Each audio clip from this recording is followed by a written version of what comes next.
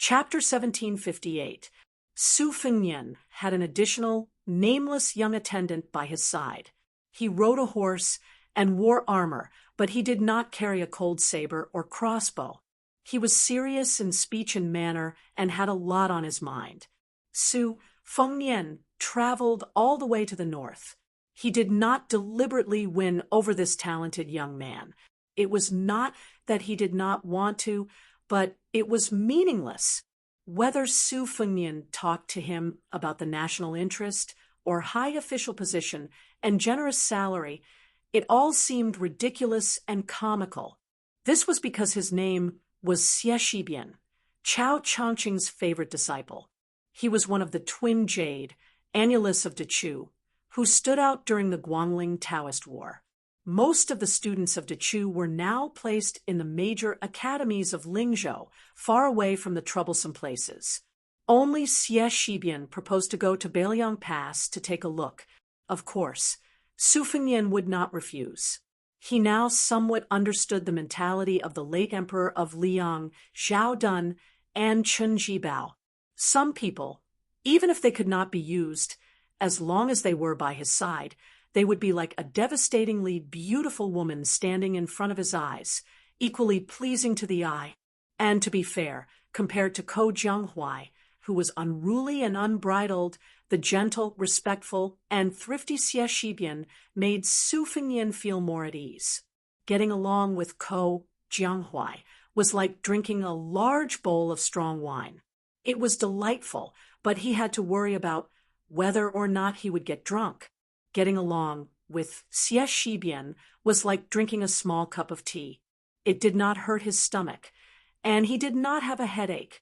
Along the way, Su Fengnian would only greet Xie Shibian when he received a spy report from the Fushui Fang. The spy reports were mostly from the higher-ups of the Liang imperial court. After Xie Shibian finished reading them, he kept them one by one.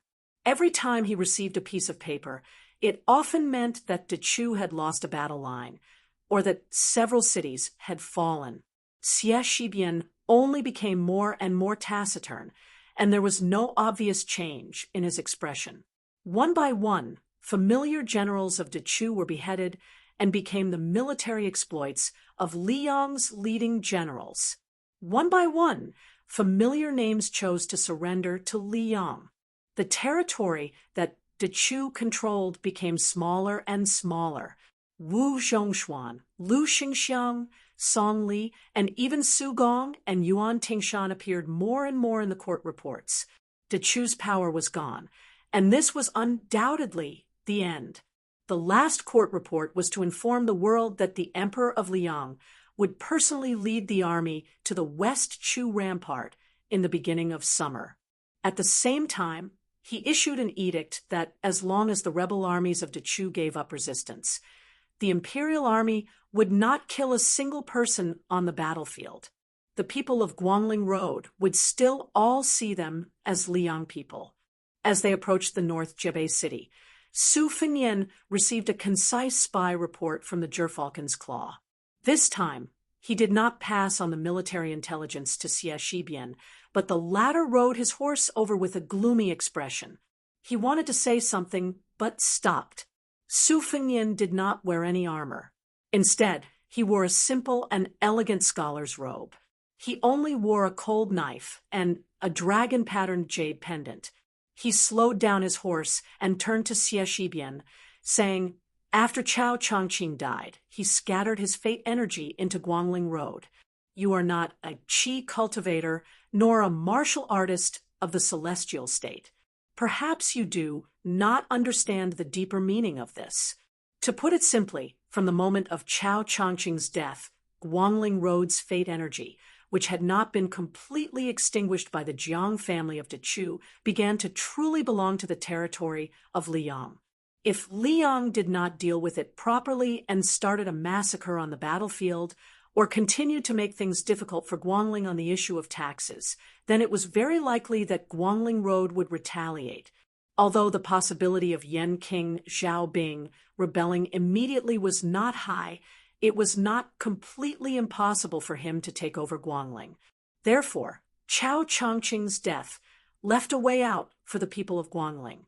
No matter who they belong to, those who succeed must treat them well.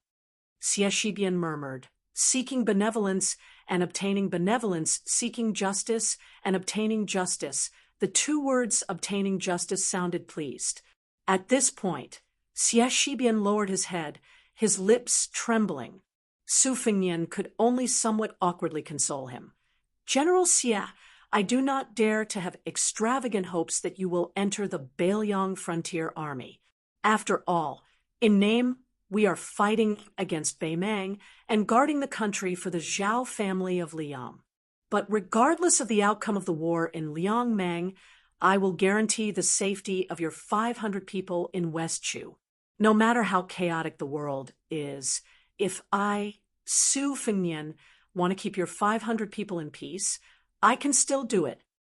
Xie Shibian turned a deaf ear to him, his face full of sorrow, muttering to himself, when I was young and studying, every time I flipped through a book and read Taibai's poetry, I read that kind of grand and magnificent writing of a flourishing age. I always had an infinite yearning. Something like, I must drink 300 cups of wine in one go.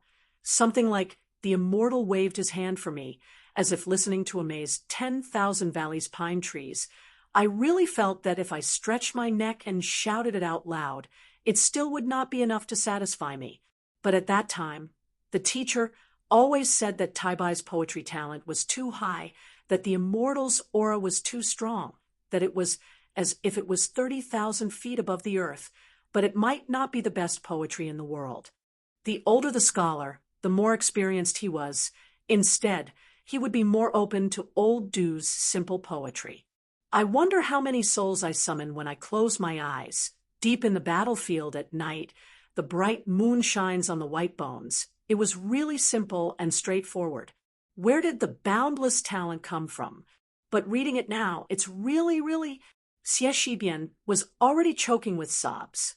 He raised his arm and wiped his cheeks with all his strength. This was perhaps the difference between Xie Shibian and Ko Jianghuai. The latter's experience of life and death was not as profound as the experience of honor and disgrace. Xie Shibian's would be depressed, while Ko Jianghuai would be full of vigor.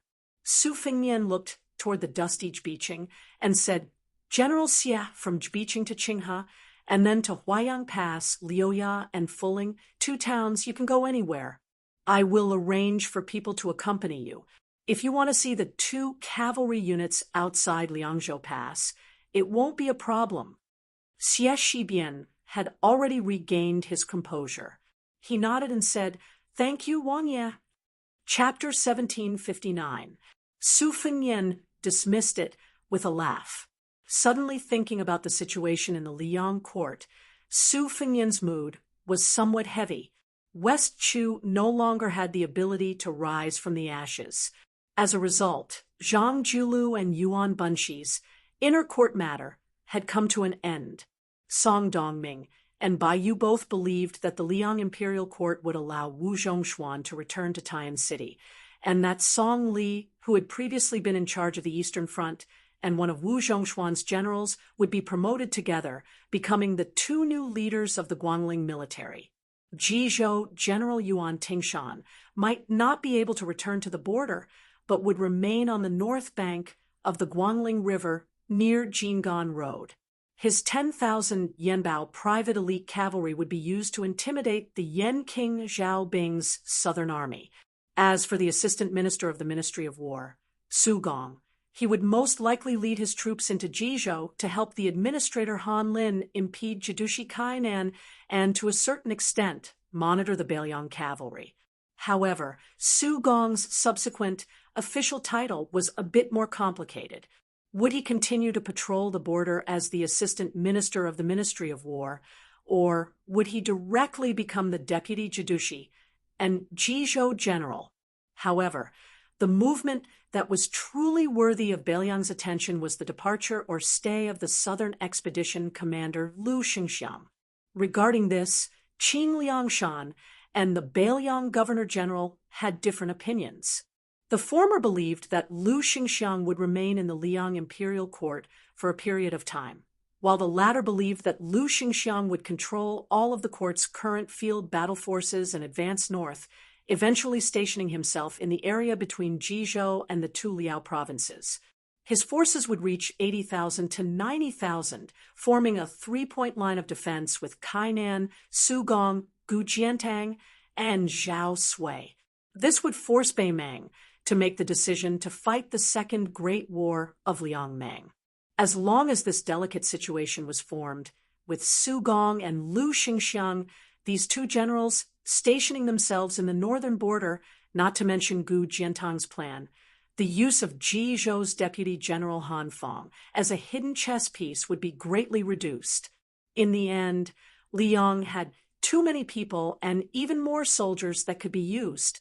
There were only two people who could influence or even change the situation in the Central Plains, the Prince of Shuqin Jibao and the Prince of Yanqi Zhaobing.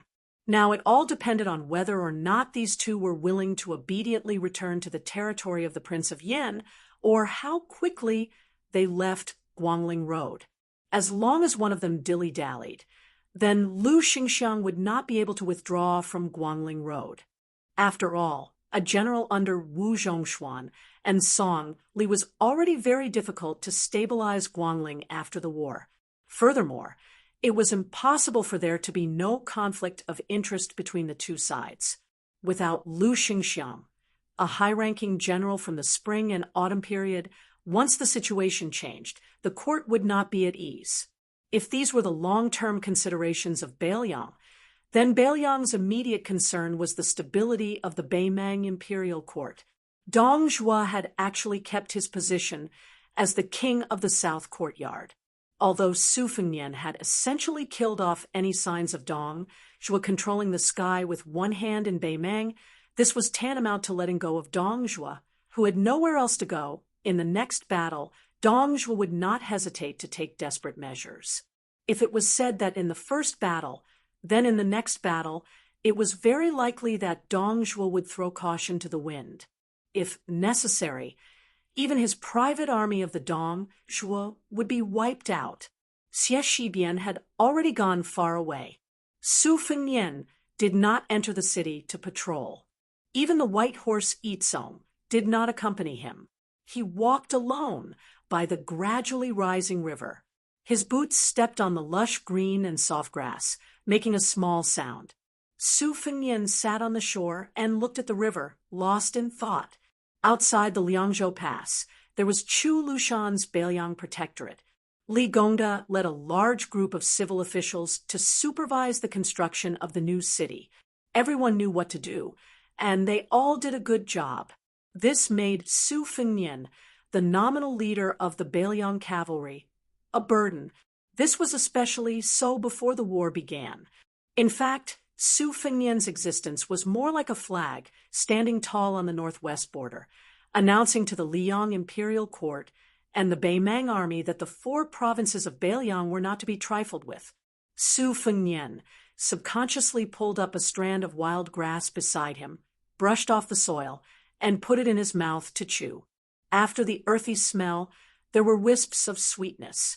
After Huang Longsher died, silently somewhere in the southeast, Miss Hehe returned to Beiliang and said a lot of strange things she heard from the top 3 grades of spring and autumn.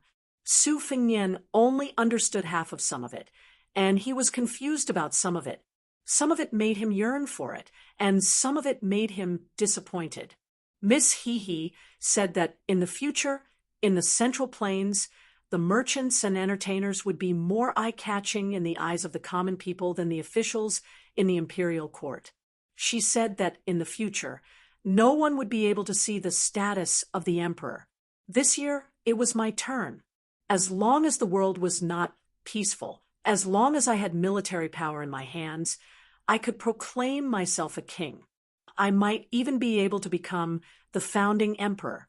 She also said that in the future, scholars would value profits more than fame, so it would be very difficult for there to be a true imperial tutor. Su Fengnian could not imagine that world. He remembered that his master, Li Yishan, used only 3 words to persuade Su Shao not to rebel and not to divide the river with Liang. Fame, words, and deeds. The meaning was very simple. If the name was not right, the words would not be right. If the words were not right, the deed would not be done. In the late spring and autumn period where Su Shao lived, the most important thing was a person's foundation. Did the emperor, the king, the general, and the minister have the guts? The answer was, of course, yes. But what was interesting was that before the Great Qin, in the era where hundreds of schools of thought contended and nomads roamed freely, the answer was no. No matter if it was saints, generals, or ministers, it did not matter one's birth. In that brilliant era, when there were generations of sages, it was as if everyone was a dragon. When nomads became gentry, and then grew into powerful families, especially after the Great Feng dynasty chose only Confucianism, the rules of the world were set firmly. The sons and grandsons of the nobility all wore yellow and purple, and the peasants spent their entire lives crawling and fighting in the fields. All of this only changed after Zhang Julu took control of the Liang court. The imperial examinations were greatly promoted, and the poor scholars who had fought for hundreds of years for the sake of rules finally took the opportunity to rise. Many scholars from poor families were like carps that jumped over the Dragon Gate. In the late days of the Great Feng dynasty, there was a system of entering the emperor's hall. The two were similar, but also very different, because the latter could only speak for the master, while the former could speak for the world. So Su Fengnian remembered very clearly that even if his master, Li Yishan, did not talk about what he knew in the first half of his life, in the latter half of his life at Tide Listening Pavilion, he was not willing to compare himself with Xiao Chongling, Yuan Bunshi, and the others. Instead, he had always paid attention to the various reforms of that blue-eyed person from Liang. Su Fengnian had unknowingly chewed up the weed and spat out the residue.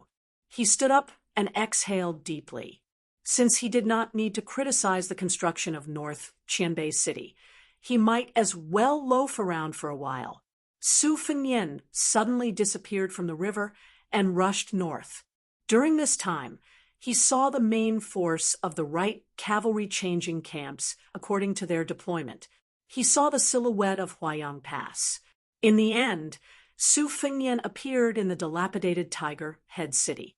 This former first city of Liang Pass had suffered great damage after Dong, which was wanton attacks for several months. Before retreating, most of the buildings in the city had been burned down. It was like a desolate tomb. The repair progress was extremely slow. Coupled with the occasional raid by Beimang's elite cavalry, even Chu Lushan, who had a special attachment to Tiger Head City, had to give up his energy. In the night, Su Fengnian sat cross-legged on the battlements of the city. He looked at the Longyan plain outside the city and closed his eyes. He could vaguely hear the whistling of giant rocks after 1,000 catapults were fired at the same time. He could vaguely hear the horse hooves of the cavalry charging to their deaths. He could vaguely hear the laughter and drinking of a large group of captains when he first entered the city, including Lu Jinu. The entire city had died in battle. Their fellow soldiers had died in the same cave. It was said that after Dong Zhuo breached the city, he did not whip the corpses of the Beimang soldiers to vent his anger. He also did not build a Jingguan temple. He only walked up to the top of the city and used his hand to lift the flag with the word Su that was already on the verge of falling. Later on, the Beimang Empress ordered Dong Zhuo to exchange Lu Jinu's corpse for Yang Yuanzhan's. Su Fengnian did not hesitate in the slightest. Not only did he agree to place Yang Yuanzhan's head and corpse in a coffin, he even handed over 5 or 6 more heads of Beimang generals. At the start, in Xiaoguang City's Yuzhou Conference Hall, there was an irascible general who was cursing on the spot. If it were not for Su Fengnian's secret letter and the young vassal king standing there, those generals probably would have cursed even if they had to lose their official status. Yan Wenwan's expression was also unsightly. She clearly thought that the king of Beiliang was showing weakness to the Beimang barbarians. How could there be a man in the world who would express goodwill to the defeated general after winning a battle? At that time, the entire Yuzhou border army was about to explode. Only after Chu Lushan sent a sternly worded secret letter to Xiaoguang City did the commotion subside. Su Fengnian opened his eyes and said softly, "Lu, Jinu, Ma, Jili, Chu Hanqing, everyone in Huda City, I'm sorry. I forgot to bring wine this time. However, I think the blood of the 300,000 Beimang soldiers is the best wine." Su Fengnian clenched his fists and placed them on his knees. He leaned forward and gazed toward the distant north. He smiled and said, Su Fengnian, promise everyone here that Beiliang will offer you 1,000,000 cups of this wine." Chapter 1760. The Huairou enclosure was famous for its beautiful scenery in the southern Beimang dynasty. It had always been the first choice of summer vacation for the people of the spring and autumn period. The A and B families all had a grassland here as a demonstration of their family's heritage. For example, the Wang family of the Southern Dynasty, which originally did not have the right to occupy a place here, obtained a vassal land here at the beginning of spring this year. Regardless of whether it was the marriage with the A family or the great-grandson of the century-old man becoming the winter abbot, the Wang family, which was once known as the Han Academy in the Central Plains for 10 generations, finally showed signs of prosperity. As summer entered, more and more large horses and embroidered clothes appeared in Huairou enclosure. That was why when a group of 30 riders appeared at the edge of the enclosure, it didn't stir up too much of a commotion. Some of the southern court's disciples who were brandishing their whips and urging their horses on gave each other a look. The carriage escorted by the riders left behind 2 long wheel tracks on the grassy ground. The carriage that was originally spacious, with 3 people inside, now seemed a bit cramped. This was all thanks to that young and robust fatty. He sat there like a small mountain, currently resting with his eyes closed, a Northern Mang border army standard, war blade, resting on his knees. The other man and woman's appearances were a bit similar, likely brother and sister, compared to the coarse young man. The woman had a bit more of a graceful and luxurious aura. Her looks couldn't be considered all that outstanding, but her figure was extremely good. As she sat there, her curves were exquisite, just like a blooming plump peony. Right now, the woman was currently reprimanding the younger brother, who avoided her many times. The latter was cowering in fear, from time to time sending a pleading look towards the robust fatty.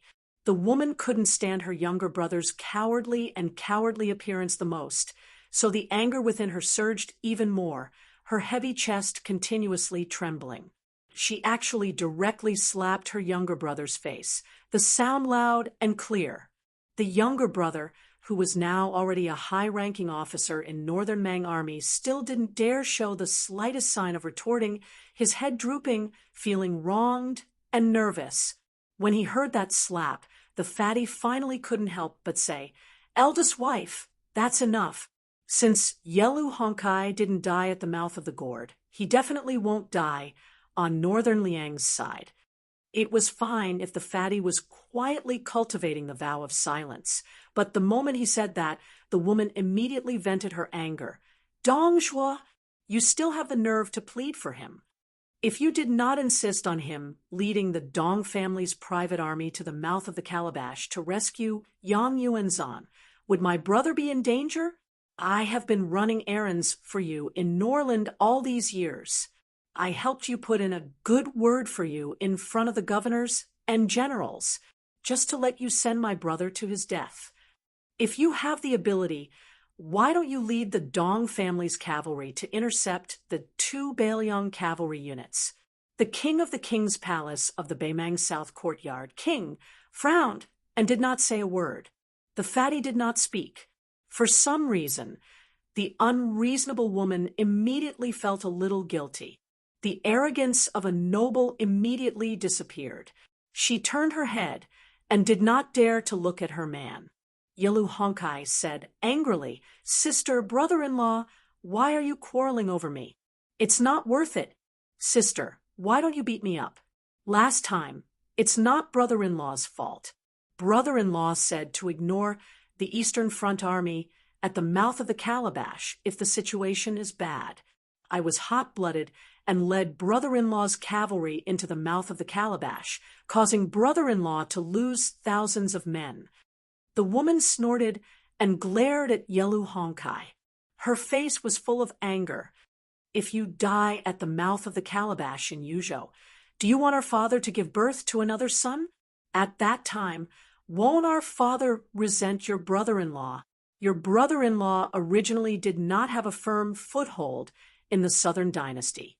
After the war went badly, not only was the crown prince ready to make a move, but he also secretly roped in the civil and military officials of the Southern dynasty led by Huang Songpu, especially those remnants of the Northern dynasty who are not familiar with him.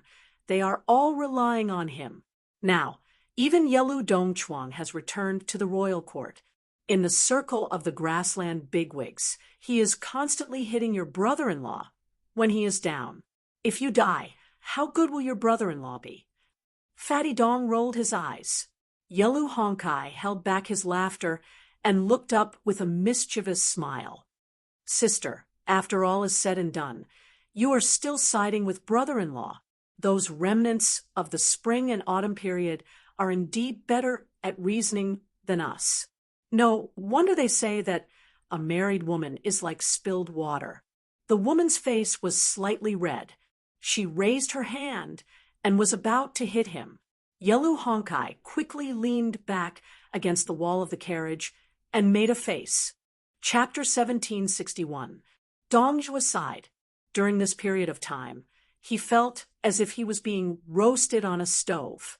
Although the emperor had magnanimously tolerated his defeat and had no intention of changing his tune, Dongzhuo was well aware that when he became the king of Shangnan Academy, he had already used up all of the affection he had accumulated over the years on the battlefield.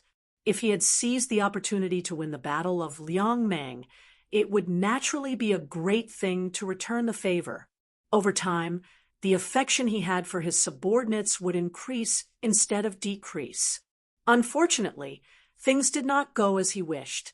Baimang had suffered a crushing defeat outside the Bailiang Pass. In truth, the Battle of Liangzhou, where he had personally mobilized his troops, had been a situation in which his side had the absolute advantage. Liuzhou had been a Pyrrhic victory for Bailiang. Moreover, with the participation of Lu Gui and Tuoba, the loss could not be considered a loss.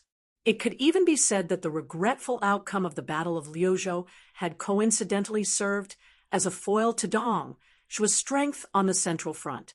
However, the Bailiang cavalry had staked everything on one throw and caused the complete annihilation of great General Yang Yuanzhan's army, which had practically wiped out all of Dongzhuo's painstaking efforts.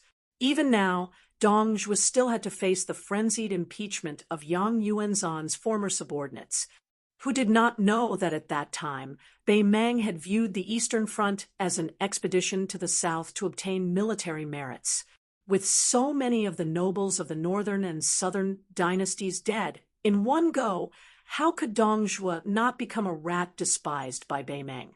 What worried Dongzhuo the most was not the nobles seeking revenge for the deaths of their juniors, but the old woman's aging and discouragement. That aging was not only the advancement of age, but also the loss of spirit. Originally, when Dongzhuo saw her, she was an old woman who still had the confidence to personally witness the annexation of the Central Plains. The last time he saw her, she had already become an old woman who no longer had the extravagant hope of seeing the Guangling River in Liang. fight Beiliang or the two Liao provinces?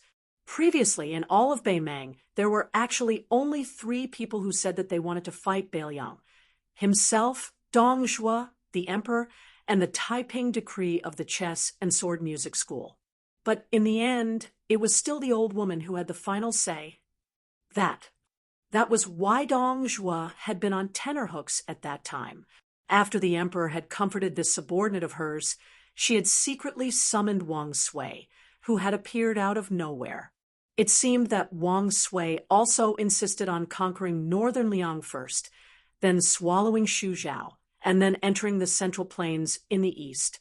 This made the emperor decide to fight a second war with northern Liang.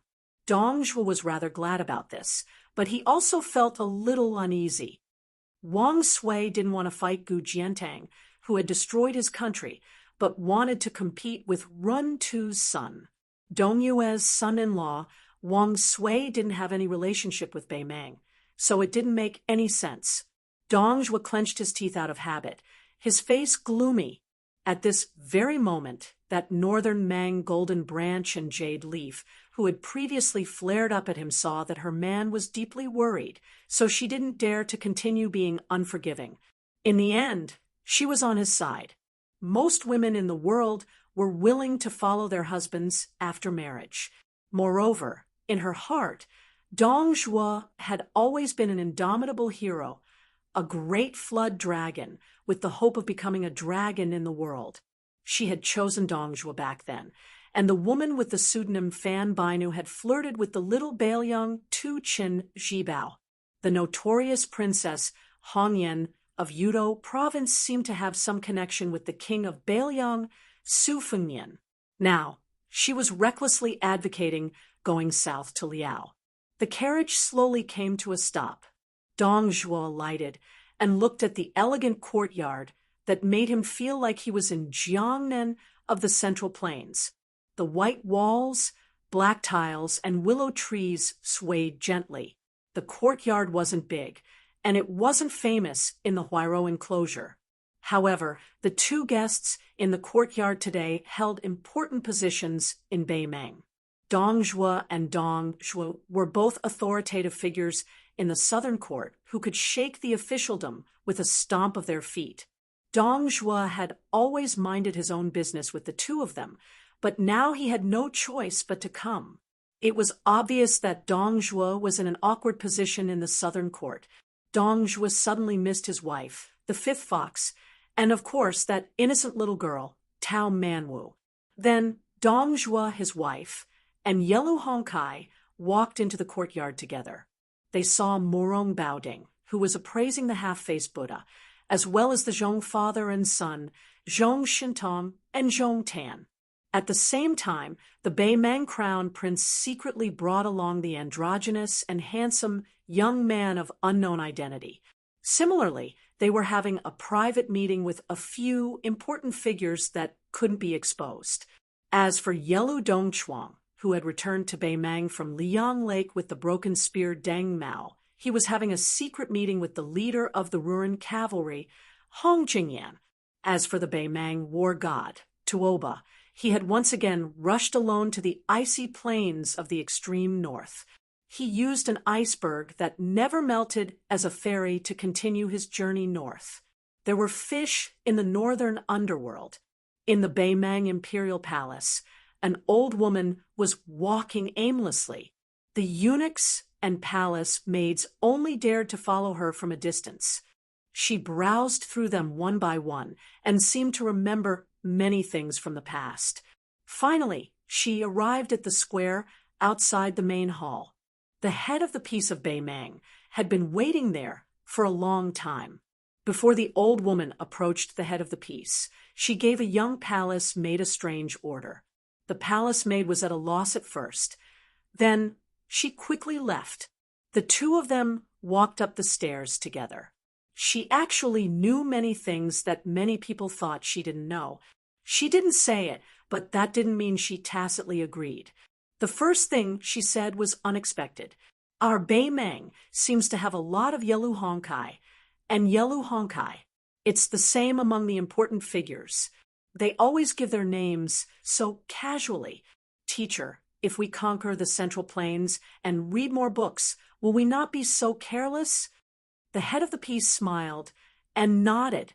After the old woman reached the top of the stairs, she turned and looked towards the south. She extended a palm and then bent her fingers one by one.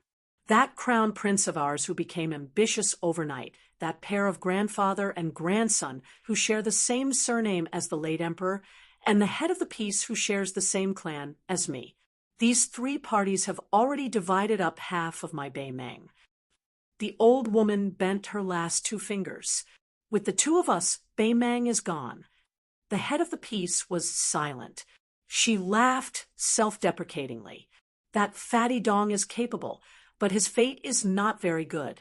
If he had helped me conquer Beimeng, nothing would have happened. As a result, I ended up in my current situation. But it can be seen that my fate is not very good. The head of the piece said treacherously, Your Majesty's fate is not very good. Otherwise, if that woman in Dunhuang City gave birth to a boy, Your Majesty would be able to rest easy. The old woman's face was full of regret, and her eyes gradually turned cold. The old woman who had half the world under her pomegranate skirt said in a low voice, Give the order to Huang Songpu. No later than autumn. The two fronts will go to war at the same time. Huang Songpu, will either walk out of the north resisting city alive or die in battle. The head of the piece was stunned, but he still nodded without questioning. After the head of the piece left, the old woman waited for a long time. Finally, the young palace maid came back. She carefully held an unknown small wild flower in her hands. After the old woman asked everyone to leave her sight, she gently pinned the wild flower into her hair bun. She looked towards the south and thought of an old friend. Suddenly, her face became ferocious. She stretched out her finger and reprimanded, Su Xiao, you make my life difficult, so I will not let you die in peace. Then she withdrew her hand. Her face suddenly calmed down, and her eyes were gentle. No one heard her whisper. Chapter 1762. Su Fengnian followed Huta City to the east, turning into the mouth of the gourd. He then heard the wind pass through Crouching Bao City, weeping and complaining. After meeting Yan Wenluan, Chen Yinshui, and the other Yuzhou generals in Xiaoguang City, he entered Tuma Pass on the border. There, in the stone arena where the two Jianghu experts had once sparred, he once again heard the children of the private school playing and laughing together after school. Su Fengnian sat on the low yellow mud wall, thinking of Lu Nerong and Wang Dashi of the Fish Dragon Gang, as well as the child Zhao Yuzong, who lived on this land and had once borrowed a knife from him. He also thought of the little girl with frostbitten hands by Zhao Yosong's side. He thought of the banquet they had held together, talking and laughing, never forgetting about it.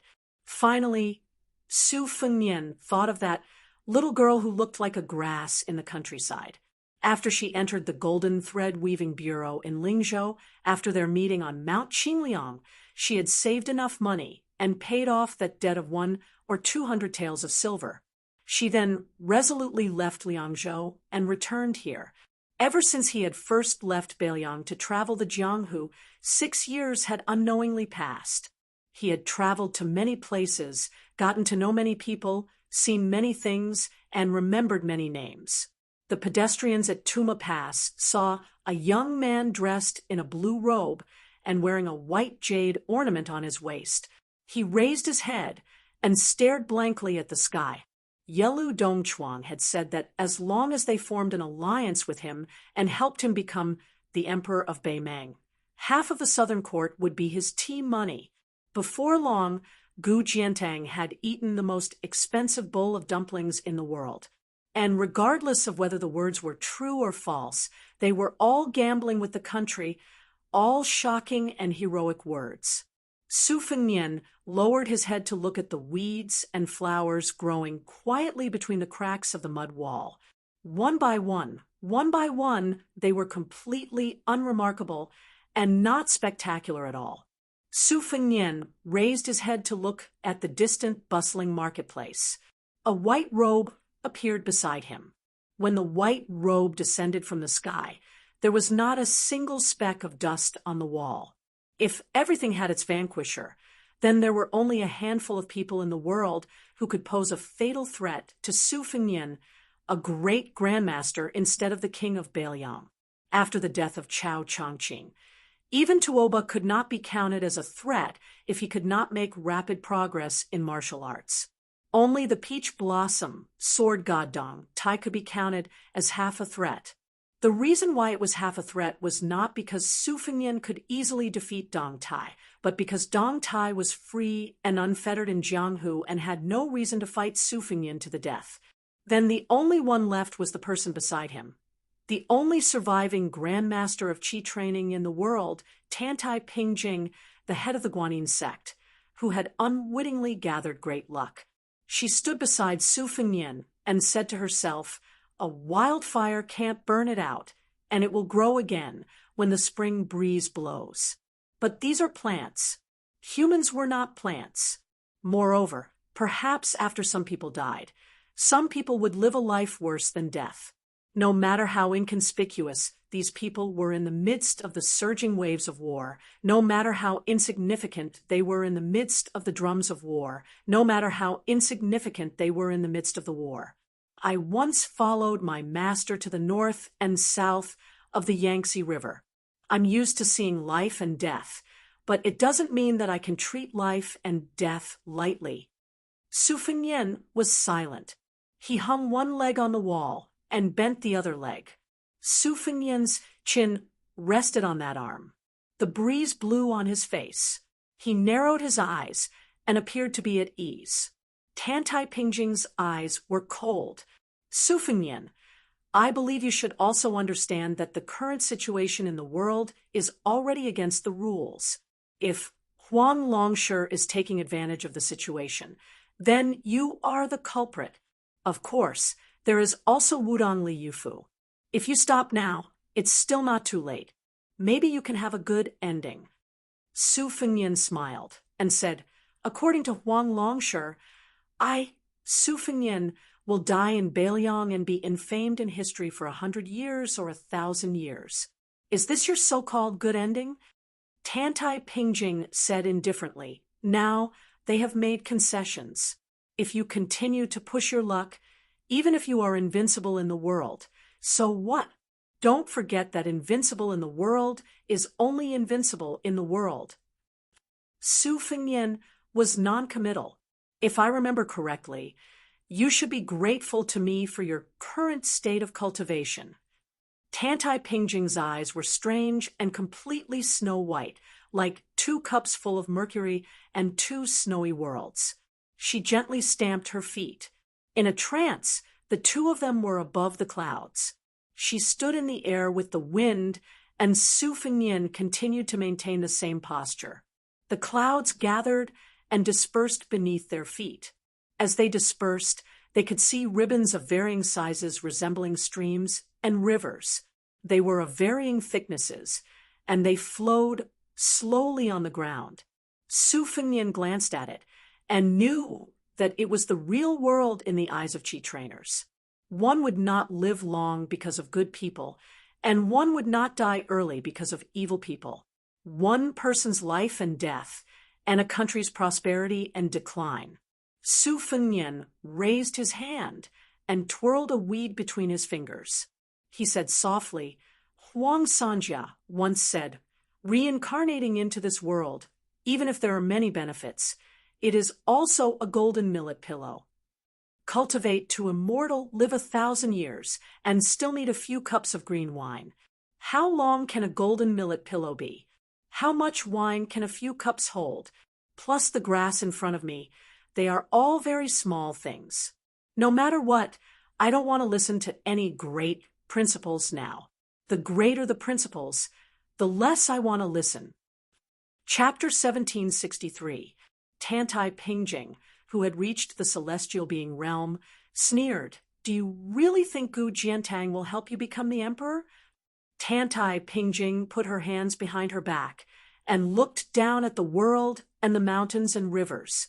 She answered her own question.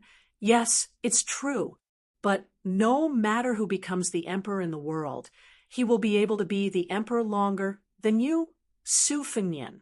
Now Gu Jiantang, who has reached the realm of Deshang and can peek into the mysteries of heaven, has seen this, so he is so kind.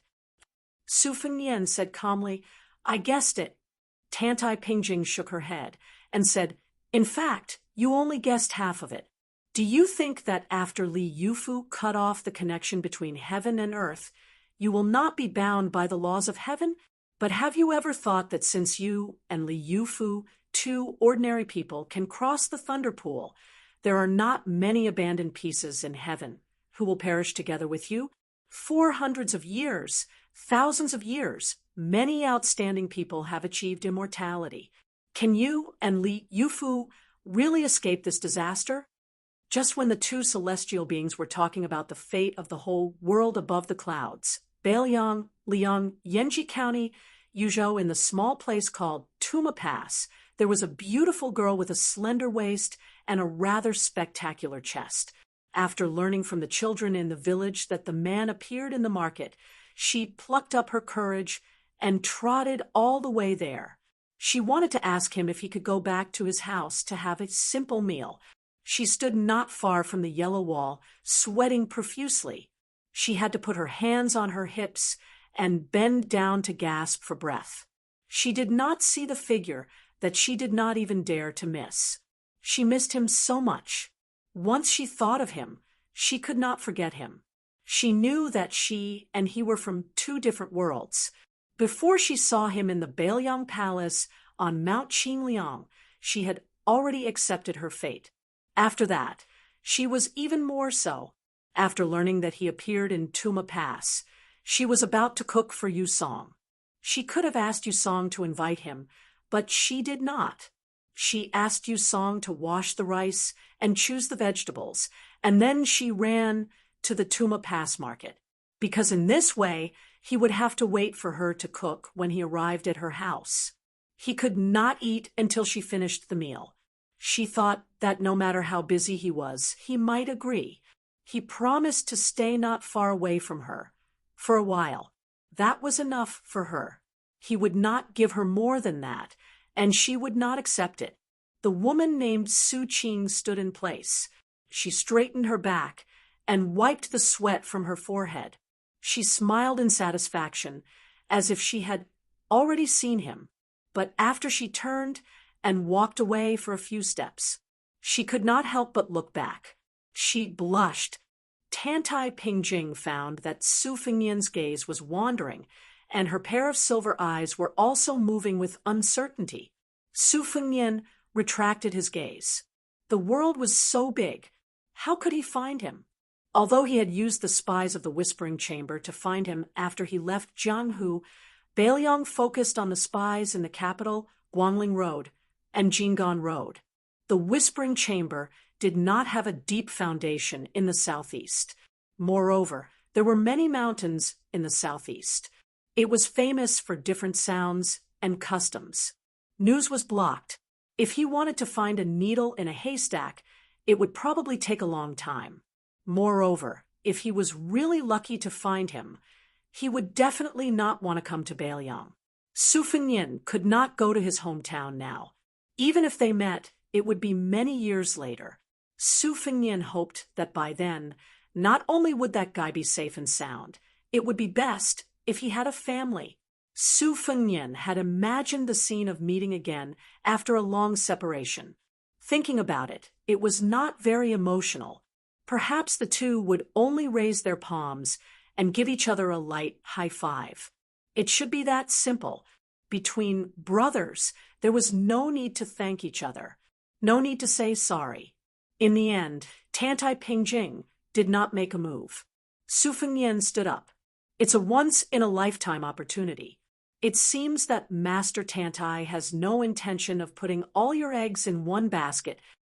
Tantai Pingjing's eyes returned to normal. Why should I jump into such an obvious trap? Su Fengnian curled his lips and turned his head. Because of her tall stature, they only needed to look at each other at eye level. Su Fengnian smiled. That's how it should be. It won't be too late for you to make a move after I and Bei Mang have a life-and-death battle. Just as Su Fengnian was about to fall into the human world, he suddenly stopped. In this kind of battle of fate that has nothing to do with physique, as long as I'm near Beiliang, your chances of winning are not high. Tantai Pingjing raised her eyebrows. You want to ruin my state of mind with just a few words. Su Fengnian dismissed it with a smile. Tantai Pingjing disappeared without a trace. Su Fengnian stood in the sky and stretched his body. At this time, Su Fengnian didn't know if it was because his vision was broadened and his mind was broadened, but he felt a sense of heroism for no reason. He just remembered that when he fought in this life, whether it was a tie or a win, he seemed to be a little aggrieved. He had never really fought to his heart's content. Bei Mang, wait and see. Let me, Su Fengnian, fight 10,000 cavalry alone. Let me fight to the death for the only time in my life without any scruples, not as the king of Beiliang, but as the great grandmaster of martial arts. Let's fight to our heart's content. Bei Mang's millions of cavalry want to enter the Central Plains, but they have to go through me, Su Fengnian. It was that simple. The figure standing between the sky and the earth, wearing a green robe and a jade pendant, hung a cold blade, like a green grass. Su Fengnian, whose sleeves fluttered like an immortal, didn't know that. It was the heroism that filled his chest. Ancestor Lu, who passed the divine gate but didn't enter, had it. Li Chungang, who floated across the Guangling River with a sword, had it. Chao Chongqing, who became the Confucian sage in the West Wall, had it. It was also called the Great Spirit. Chapter 1764. A pair of travel-worn Taoist master and disciple arrived at the estuary of Guangling River. They watched the 15th tide and escorted the dragon carp through the river into the sea. They started their journey back along the river and finally arrived at the border of Liangyu. The two could already see the magnificent scenery of Wudong's 81 peaks. In the evening, the glow of the sunset hung in the western sky. The young Taoist master carried his exhausted young disciple and walked slowly. His steps were steady. The little Taoist, who followed his master across half of Liang, was sleeping soundly. When they arrived at the foot of Wudong Mountain, the young Taoist master saw an unexpected familiar figure. He wore a green robe and had a sword at his side. He walked forward quickly. Because he was carrying his disciple, he could not bow and greet him. He could only nod his head in greeting. The young man at the foot of the mountain also nodded his head in return. Without any warm words, they climbed the mountain silently. After walking past the 4-character memorial arch written by Lu Zu himself, Hong Shixiang, or perhaps the reincarnated little Taoist Yu Fu of Lu Dongxian, suddenly opened his eyes. He lay on his master's back sleepily and turned to look at the handsome young man walking side by side with his master. For some reason, the child felt a natural closeness to him, but also an involuntary fear. At this moment, the drums of Wudong's peaks sounded at the same time. The melodious sound reverberated between the mountains. Su Fengnian, who was in a trance, came back to his senses at the sound of the drums. He turned his head and looked at the little Taoist. Speaking of which, Li Yufu was able to find this Jiangnan village child, named Yufu because of Su Fengnian's help. It was during that battle against Wang Xianji that Su Fengnian had no choice but to go on an out-of-body journey. After that, he vaguely discovered signs of the child's enlightenment. Following the clues, Li Yufu successfully brought the child back to Wudong Mountain. Su Fengnian looked at the young and tender face. Apart from the child's clear eyes, which were just like the elephant washing pond on Wudong Mountain, and the demeanor of the ox-riding martial granduncle, there seemed to be no other similarities. Su Fengnian looked at the ignorant little Taoist child, and for a moment, all sorts of feelings welled up in his heart. Su Fengnian did not have much impression of the immortal Lu Zhu and the immortal Qi Xuanjun, but how could he forget that lotus flower peak Taoist priest called Hong Shixiang? Su Fengnian could not help but reach out his hand and pinched the little Taoist boy's slightly tanned face. Probably because he used too much strength, the child grimaced and did not dare to refuse. He was just a little angry. Su deliberately said fiercely, "Before you grow up, if you dare to fall in love with someone else, I'll beat you to death." "You," the little Taoist boy said angrily, "cultivators are devoted to Taoism and do not talk about love. What are you talking about?" Su Fengnian snorted. "Is it your master who taught you this, or the old immortal Chen, Yao, who taught you this *T principle?" The little Taoist boy almost blurted out. He secretly pulled the collar of his master's Taoist robe. Li Yufu said softly, "This is our king of Baliang. I can't afford to offend him, and neither can your martial granduncle Chen." The little Taoist boy quickly said seriously, "It's the principle that I figured out. It has absolutely nothing to do with martial granduncle Chen." Su Fengnian and Li Yufu looked at each other and smiled. Then they glanced at the little Taoist boy who was carrying a small bamboo box that was crudely woven. "What's in the bamboo box?" The little Taoist hesitated for a moment, but he still answered honestly, "This little Taoist and master have traveled thousands of kilometers to the east. Along the way, master often treated patients. Many of the medicinal herbs were picked by me from the mountains, and the medicine was also brewed by me. There were some patients who insisted on paying master for his treatment, so master had no choice but to accept them. He would also give me some copper coins while he was at it, and this little Taoist saved them all up. On the way back, I bought some gifts for Grandmaster Yu and Grandmaster Chen." The little Taoist boy's charcoal-like face made his eyes brighter. Yu Fu was in a good mood because he would soon be able to see the senior Taoist priests on the mountain. He was especially happy when he thought of martial granduncle Yu and the others after receiving his gifts.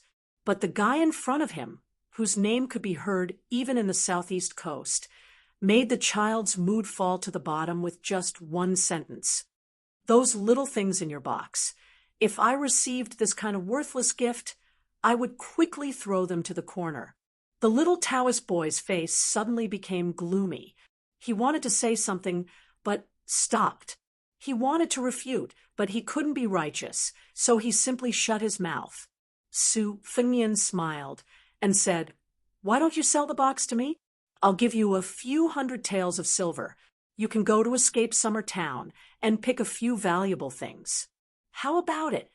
Yu Fu didn't immediately refuse or agree. Instead, he whispered to his master, "Master, what do Martial Granduncle Yu and Martial Granduncle Chen, Martial Uncle Han, and Martial Brother Qing Exine like?" Li Yufu didn't help the young king to do evil. He smiled and said, "They all like the gifts you give them." The little Taoist boy said pitifully, "But the things in my box are really worthless." Li Yufu smiled and said, "Valuable things are often only valuable. We are cultivating on the mountain. It doesn't matter whether it's valuable or not." The little Taoist boy quickly smiled and stared at Su Fengnian. Su Fengnian also stopped teasing the naive little Taoist boy. He stopped smiling and said to Li Yufu, "Teacher Li, don't you want to think about it? After all, for you, you are different from the ordinary people in the world. Even if you have regrets in this life, you can use them to make up for them in the next life. Once you do that, there is really no way back." Li Yufu smiled and asked, "Isn't the prince the same?" Chapter 1765. Su Fengnian said helplessly, "But the two of us are still different. You came from the top of the mountain. I came from the bottom of the mountain. In order to achieve my wish, I faced many obstacles, from Wang Xianji to Xia Guining to Tantai Pingjing. And in the end, I acted out of selfishness. You didn't have to do this. You could achieve immortality peacefully and become a celestial. Moreover, Wudong Mountain has always been an anomaly. As long as you are willing to ascend and accept the enlistment, I believe that the top will give you a big reward. Taking a step back, even if sect leaderly chooses to stay in the world like the Wudong ancestors, there will be a day in the future when a Wudong Taoist priest will take you as a disciple, just like how sect leader Li carried Yu Fu on his back. He will bring you up the mountain to cultivate again and continue to accumulate merit. Yu Fu Li walked up the stairs with his disciple Yu Fu on his back and said slowly, "Since Ancestor Lu set the rules, Wudong Mountain is very similar to Beiliang today. To put it bluntly, it is like a frontier town in the human world. But because there is a bottom line, we have never crossed it. That's why we can barely survive until today. After I came up the mountain, I was ashamed that I cultivated my mind more than my strength. I looked through the handwritten letters of the previous headmasters, read the history books, and even read the Buddhist scriptures. In my spare time, I occasionally went to the big and small lotus peaks to look into the distance. Over time, I had some ideas that I shouldn't have." Su Fengnian laughed involuntarily and said, "Today I know that it's not only you and me, Beiliang and Wudong are also in the same boat." Yu Fu Li joked, "Why don't you use the phrase like-minded?" Su Fengnian glanced at the little Taoist boy Yu Fu and said softly, "If I'm not wrong, the next headmaster of Wudong Mountain after you should be Han Gui from the Green Mountain Taoist Temple. The Taoist priest who was praised by the old headmaster Wang Zhonglo as righteous and sincere, the further you go. After that, it will be this guy, Wang Zhonglo, Hong Shixiang, you Han Gui Yu Fu. In just a few years, I have seen 5 headmasters of Wudong." Li Yufu said regretfully, "Unfortunately, I'm afraid I'll only be able to see His Highness, the King of Beiliang." Su Fengnian and Li Yufu were resting in a pavilion located halfway up the mountain.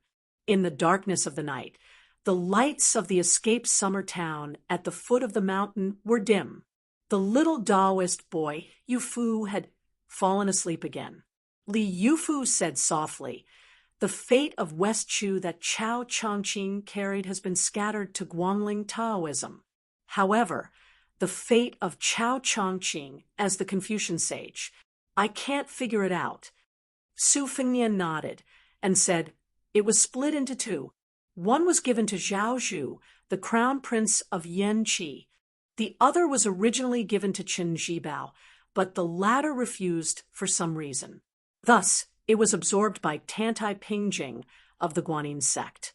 Li Yufu asked curiously, "Compared to Qin Zhibao, Chao Chongqing should be closer to you."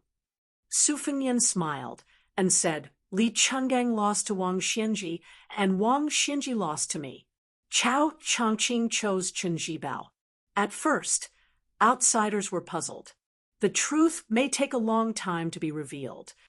Li Yufu looked into the distance and said, "The size of Jianghu depends on the fate. Huang Longshi made Jianghu enter an unprecedented year in the past 20 years. Masters came out in large numbers. If it was in the era of Gao Shulu or Lu Songtao, a Jianghu could accommodate 3 or 4 terrestrial immortals at most. In bad years, there may only be 1 or 2.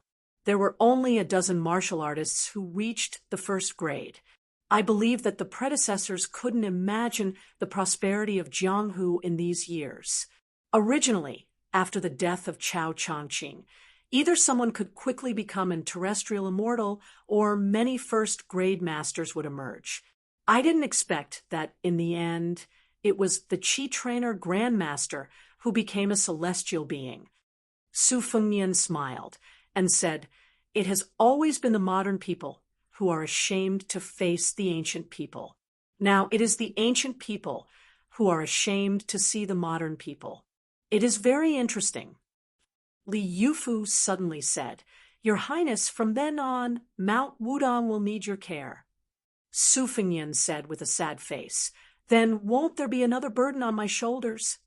Li Yufu laughed and said, "When I went down the mountain to travel, I heard an interesting saying. The lice on the rich are double eyelids. The more I think about it, the more reasonable it is. Your Highness has a big family and business, so don't refuse." Su Fengnian smiled. Then he felt a bit of sadness in his heart as he looked at this young Taoist who was destined to one day disappear from this life. Su Fengnian and Li Yufu both knew that the way of heaven was selfless. The so-called good will be rewarded with good, and evil will be punished with evil. This was only the beautiful pursuit of the world that was almost wishful thinking. In fact, as long as there were immortals and gods in the clouds, the world could not escape the fate of being a puppet. Su Fengnian wanted to cut off the karma for himself. Li Yufu wanted to cut off the karma imposed on the world by the celestial being. The battle between the celestial being and the celestial being that the two fought side by side may have been quiet from beginning to end, but it determined the grand pattern of the world for the next 1,000 years. Su Fengnian still did not know what Li Yufu was really thinking and what he wanted. However, when Su Fengnian looked at this young Taoist in a plain and clean Taoist robe, his heart was filled with respect. Li Yufu carried his disciple Yufu on his back, and the little Taoist boy carried the small bamboo box. The young leader of Wudong exhaled and said softly, "I want to say something for the world." Su Fengnian was puzzled. The young Taoist looked at the peaceful night in the distance and said with a smile, "I hope that in the world after my death, the gentleman will strive for self-improvement and the gentleman will be virtuous. I hope that thousands of years later, whether there is Jianghu or not, there will be chivalrous people who will act righteously." Su Fengnian could not help but interrupt. "Is that 2 sentences?" Li Yufu nodded and said with a smile, "Then I will say 1 more sentence." Su Fengnian was silent for a moment. "This can be—" The two stood side by side on the mountainside of Wudong. It seemed that 1,000 years had passed. Chapter 1766. In Jianghu, it was a dark and windy night to kill. On the battlefield, it was autumn when the horses were fighting. Fortunately, it was not autumn yet, and it was summer. In the temple of the Southern Dynasty in Beimang, there were many basins of ice, and it was chilly. An old woman, wearing an old yellow dragon robe made in the style of the Southern Tang Dynasty, was sitting leisurely on the steps in front of the dragon throne, instead of sitting high up on the dragon throne. There were more than 40 people standing in the spacious hall, but it was not crowded. The hall was not divided by civil and military officials. On the right side of the hall were people wearing yellow and purple official robes, no different from the officials who attended the court meeting in Liang. On the left side, most of them were wearing casual clothes, but almost all of them had Xianbei jade belts on their waists. Among them, there was the first person of the old Southern Dynasty, Huang Songpu, who had returned to command military power; Dong Zhuo, who still held the title of king of the Southern Courtyard; Helian Wuwei, who was in charge of the Heshi province; Wang Yong, who was in charge of the Aquarius province; Murong Baoding, who was in charge of the Tangerine province; General Zhong Shintong; Lu Gui, who had lost in the Battle of Lu province in Beiliang; Wang Yong, who was in charge of the Aquarius province; and Wanyan Jinliang, who was in charge of the Longguan aristocracy. Not only were these Beimang generals and heroes gathered, but there was also Beimang's only surviving minister for 3 dynasties, Yelu Hongkai, the leader of the Ruren cavalry, Hong Jingyan, and Crown Prince Yelu Hongkai. In addition, the younger generation had Tuoba Qiyun, who rose to fame in the first battle of Liangmang; Zhongtan, who was in charge of the Beimang Bo Erhui; King Jingcheng Yelu Dongchuang, and Princess Yelu Meiyu, who was once known as Fan Bainu and had the reputation of being the best player of the Beimang horse drum. and Yelu Yuhu, who had missed the title of Xia Jubo, and so on. These people were undoubtedly the most prominent figures in the northern court and the southern court. At this time, everyone was quietly looking at the old woman who rarely appeared in the southern court. It was said that the dragon robe was made by the old southern Tang weaving family of the remnants of the spring and autumn period. Back then, His Majesty liked its graceful and luxurious appearance, so he specially chose this robe from the 6 patterns of dragon robes, and it had never been changed. Today, after the old woman had gathered everyone in this splendid hall, she was not in a hurry to start the discussion. She just sat on the comfortable steps covered in a beautiful lichen with 9 golden dragons. Next to the old woman's feet was a thin, crystal-clear porcelain basin with a delicate dagger in the ice. The old woman picked up the dagger and casually fiddled with the ice. She said without reason, "I heard that Li Gongda, the Taoist administrator of Baliang, has a son who has made great military achievements. As a white horse crossbowman, he has been to the gentleman's pavilion?" Li Mibi, who had single-handedly created the Beimang spider web, said in a deep voice, "Your Majesty, there is indeed such a person. His name is Li Hanlin. After he entered the Baliang Frontier Army, he participated in more than 20 battles, big and small. In every battle, he always took the lead. Now, he has become a crossbowman lieutenant."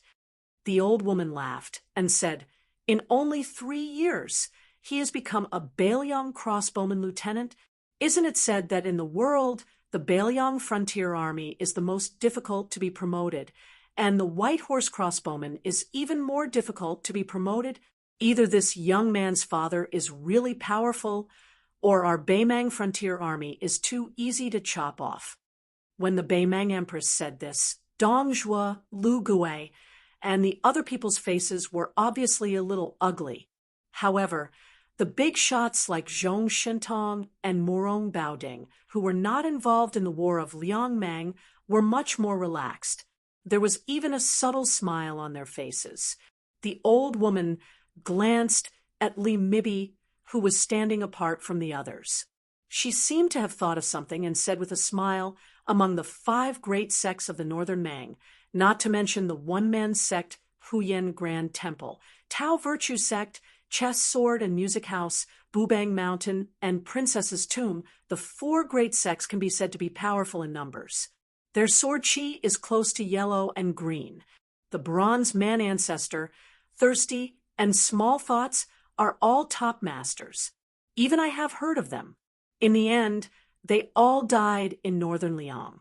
I also heard in Norland that the Liang Jianghu has always looked down on our northern Mangs, Jianghu. They said that each of them would choose 10 masters to fight in pairs.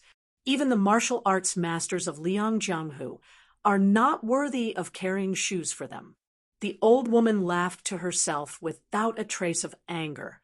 She found Hong Jingyan, who was born blind, in the crowd. She raised her head and looked at the leader of the Ruran cavalry, who had a mixed reputation. "Hong Jingyan, you were once ranked in the top 10 of the old martial arts evaluation. That demon Luo Yang can be considered your junior in the chess and sword music school.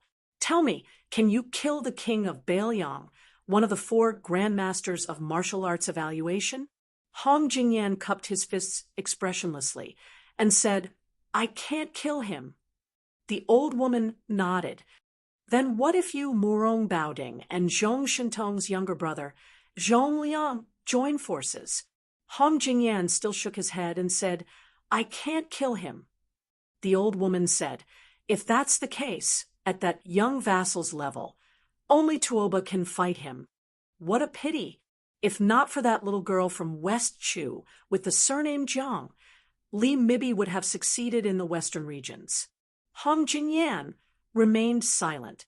In the Battle of Huluku, the entire army, including Yang Yuanzhan, had been wiped out. Only his Ruran cavalry had been lucky enough to avoid 2 of Baliang's heavy cavalry and break out of the encirclement. Although they had suffered heavy casualties, they had managed to preserve the structure of the Ruran cavalry. They did not fall to the point where they were completely wiped out. However, Hong Jingyan's reputation in Beimang had been greatly damaged because of this. If not for a group of nobles from Beiliang pleading for leniency, the Ruran cavalry would not have continued to bear the surname Hong. Afterwards, Dong Zhuo hated Hong Jingyan for avoiding battle to protect himself. He blamed the failure of the Battle of Liangmang on the Ruran cavalry's desertion of their post. If Hong Jingyan had been willing to delay the Liangzhou cavalry and wait for the Dong cavalry under his command to reinforce Heluku, even if Yang Yuanzhan's army was unable to escape, they would not have all died at Heluku. The old woman smiled. That lame Su has only been a master all his life, but he has a very promising son. No wonder he told us many years ago that when his father was drunk, he would always say that Su Xiao should not be too ambitious after growing up. In the future, his grandson will be twice as big as you. Su Xiao, Huang Songpu, Lu Gui, and the other old generals who had made outstanding contributions and were loyal and devoted had a strange and embarrassed look on their faces. Meanwhile, the young generals like Tuoba Chiyun and Zhong Ten also had an eye-opening look on their faces. After all, some of the palace rumors that had been circulating in Beimang for many years could not be taken seriously as long as the person involved did not agree to it. The old woman joked. Chao Chongqing died outside Tai and city, but other than Su Fengnian, there was also the peach blossom sword god Dong Tai. If the two of them called for 2 or 3 helpers of similar cultivation levels, such as Sui, Xie, and Gu, then wouldn't my head be the same as Su Huainan, the king of the old North Court by the Ruoshui years ago? That kid Su Fengnian took my head away just like that. I don't mind telling you that not only did the Qi cultivators of the imperial astronomer of Li Yang die, our Beimang is not much better. Now, those flying land immortals movements are not easy to grasp. If Su Fengnian suddenly appeared outside the main hall today, how would you stop him? The main hall was silent. No one could answer this tricky and heart-wrenching question. The old woman held a dagger and gently broke a piece of ice. She did not make things difficult for these high-ranking Beimang officials. She sighed softly. It is said that a martial artist in Jianghu is no match for 100 people, but a general on the battlefield is a match for 10,000 people. It is also said that a county magistrate can destroy a county governor. It seems that as long as one is an official, whether civil or military, it is more impressive than practicing martial arts. Therefore, I don't understand why Su Fengnian left His Royal Highness to wander around Jianghu and then went to Wudong Mountain to practice martial arts. I am even more curious why lame Su tolerated his eldest sons and scrupulous behavior. At that time, I only thought that Su Fengnian had no choice. He wanted to compete with Chun Jibao for the military power of the Beiliang cavalry. His military achievements and reputation would definitely be hard to match. He could only think of a way out for himself. Since he could no longer stay in the imperial court, he might as well go to Jianghu and show off while he still had some family background. Looking back, if Su Fengnian did not become a martial arts grandmaster because of him, Chun Jibao would not have left Chuliang and entered Shu. At this point, the old woman fell into a long silence. Dong Zhuo quietly sighed. Then, this fat man calmly sized up a young woman out of the corner of his eye. Princess Yelu Yuhu. Back then, if Su Fengnian naturally could not bear this great responsibility, and Chun Jibao ultimately replaced him in Beiliang, then perhaps the Great War of Liangmang would never have happened. Beimang would most likely have chosen Liaodong or Jizhou to invade from the south. The reason was very simple. On one hand, they feared the white-clothed war Saint Chun Jibao's godly ability to command troops. More importantly, Chun Jibao, through Yelu Yuhu, had secretly conveyed a certain attitude to Beimang. That was if Beimeng started a war outside of Beiliang, whether it was going south from Jizhou to the Central Plains or engaging in a decisive battle with Gu Jiantang's two Liaoning border armies, the Beiliang Frontier Army would only watch from the sidelines. However, Qin Jibao only promised that he would watch from the sidelines before Beimeng captured Great and City. He did not make any promises about his future plans. This tacit understanding naturally could not be kept on paper, but Dong Zhuo believed that Qin Jibao truly did have such plans back then. It was not completely absurd to say that it was Su Fengnian who had personally dragged Beiliang into the quagmire of war between the two countries. Of course, at the time, all of Beimeng did not believe that they would lose. They only believed that even if they captured Beiliang, there was no profit to be gained. In the end, both Beimeng and Liang were caught off guard. Now, Beimeng was riding a tiger and could not get off. Even the powerful officials of Beimeng, who had previously insisted on going down the two liaos to attack Great and City, no matter how much they rejoiced in their misfortune, did not dare to show the slightest objection. This was because despite the gentle appearance of the emperor sitting before them, everyone knew that if anyone dared to expose her shortcomings at this time, only death would await them. Chapter 1767. The old woman put away her thoughts and slowly said, "The order of peace will arrive soon." Then, right now, in this large room, pretty much all of Northern Meng's influential figures have gathered. We hope that everyone can speak freely. However, before we discuss the country's affairs, we have a small matter for you all to do. Everyone immediately acted as if they were facing a great enemy. They all put on a respectful posture and listened attentively. The old woman raised the dagger that was stained with some ice shards and pointed at Dong Zhuo and Lu Gui. Beiliang scouts wander freely in the Longyan Plains near Huda City and the northern border of Liuzhou. People say that the White Horse crossbowmen are the best scouts in the world. I don't want to believe that. Dong Zhuo, your crow pen, and Lu Gui, your black fox pen are the most elite horse pens in Beimeng. I hope that before autumn, no matter how many of you die in battle, I don't want to see even a single Beiliang crossbowman. Dong Zhuo's face was full of pain. Lu Gui wanted to say something, but stopped. The old woman didn't put away the dagger. She sneered and said, 300,000 of our men died outside Beiliang. What's the big deal about 1,000 more deaths? Throw out all the fences of crows and black foxes. The old woman's face became colder and colder. She said sternly, "Let's not talk about the imperial bulletin of the provincial governors of Liang Imperial Court. We can even get the imperial bulletin of the Jidushi and the administrator. However, the war with Beiliang is imminent, and we can't even get a single useful spy report on the specific deployment of the Beiliang Frontier Army. Not a single one. What a joke." Lu Gui bowed and said in a deep voice, "My black fox pen was willing to die before the war." Dong Zhuo had no choice but to agree. Crow's Nest is the same. At this moment, the imperial decree of peace walked into the main hall with a scroll in his hands.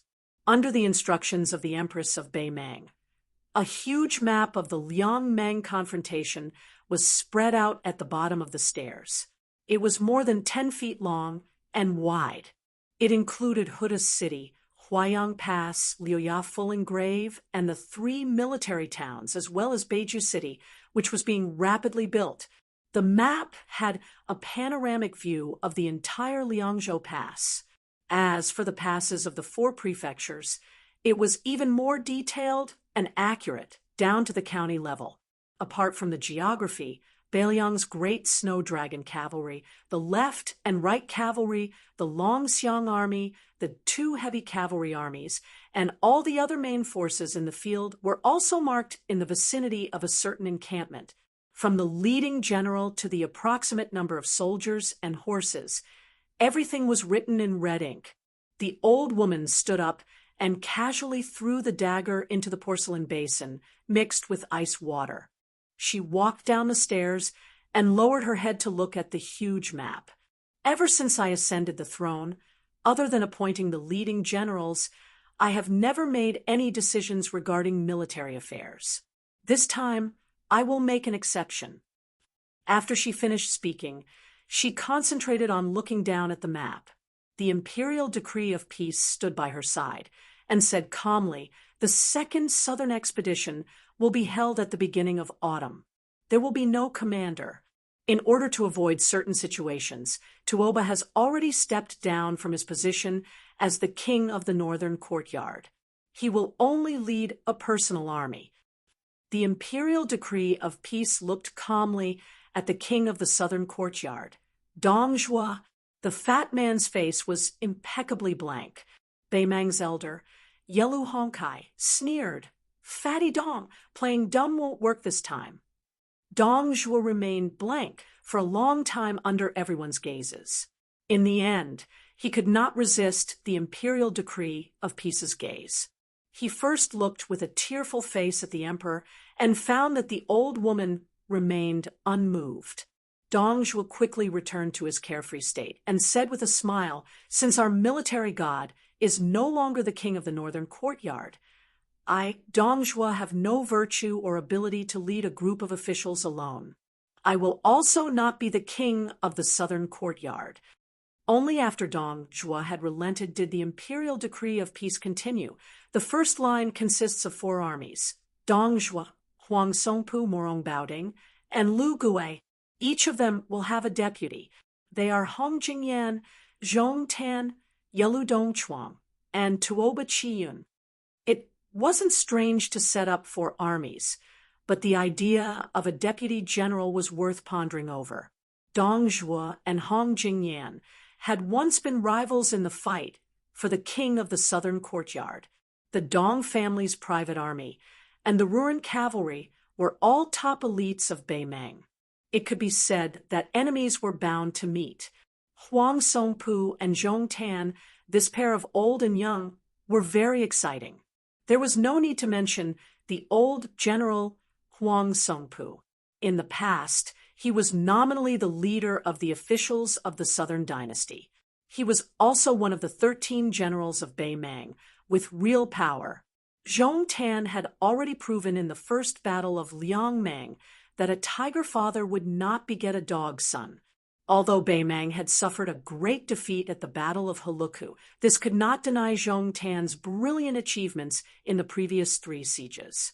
As the eldest son of General Zhong Shintong, it was already a foregone conclusion that Bei Mang would have a father-son pair of great generals in the future.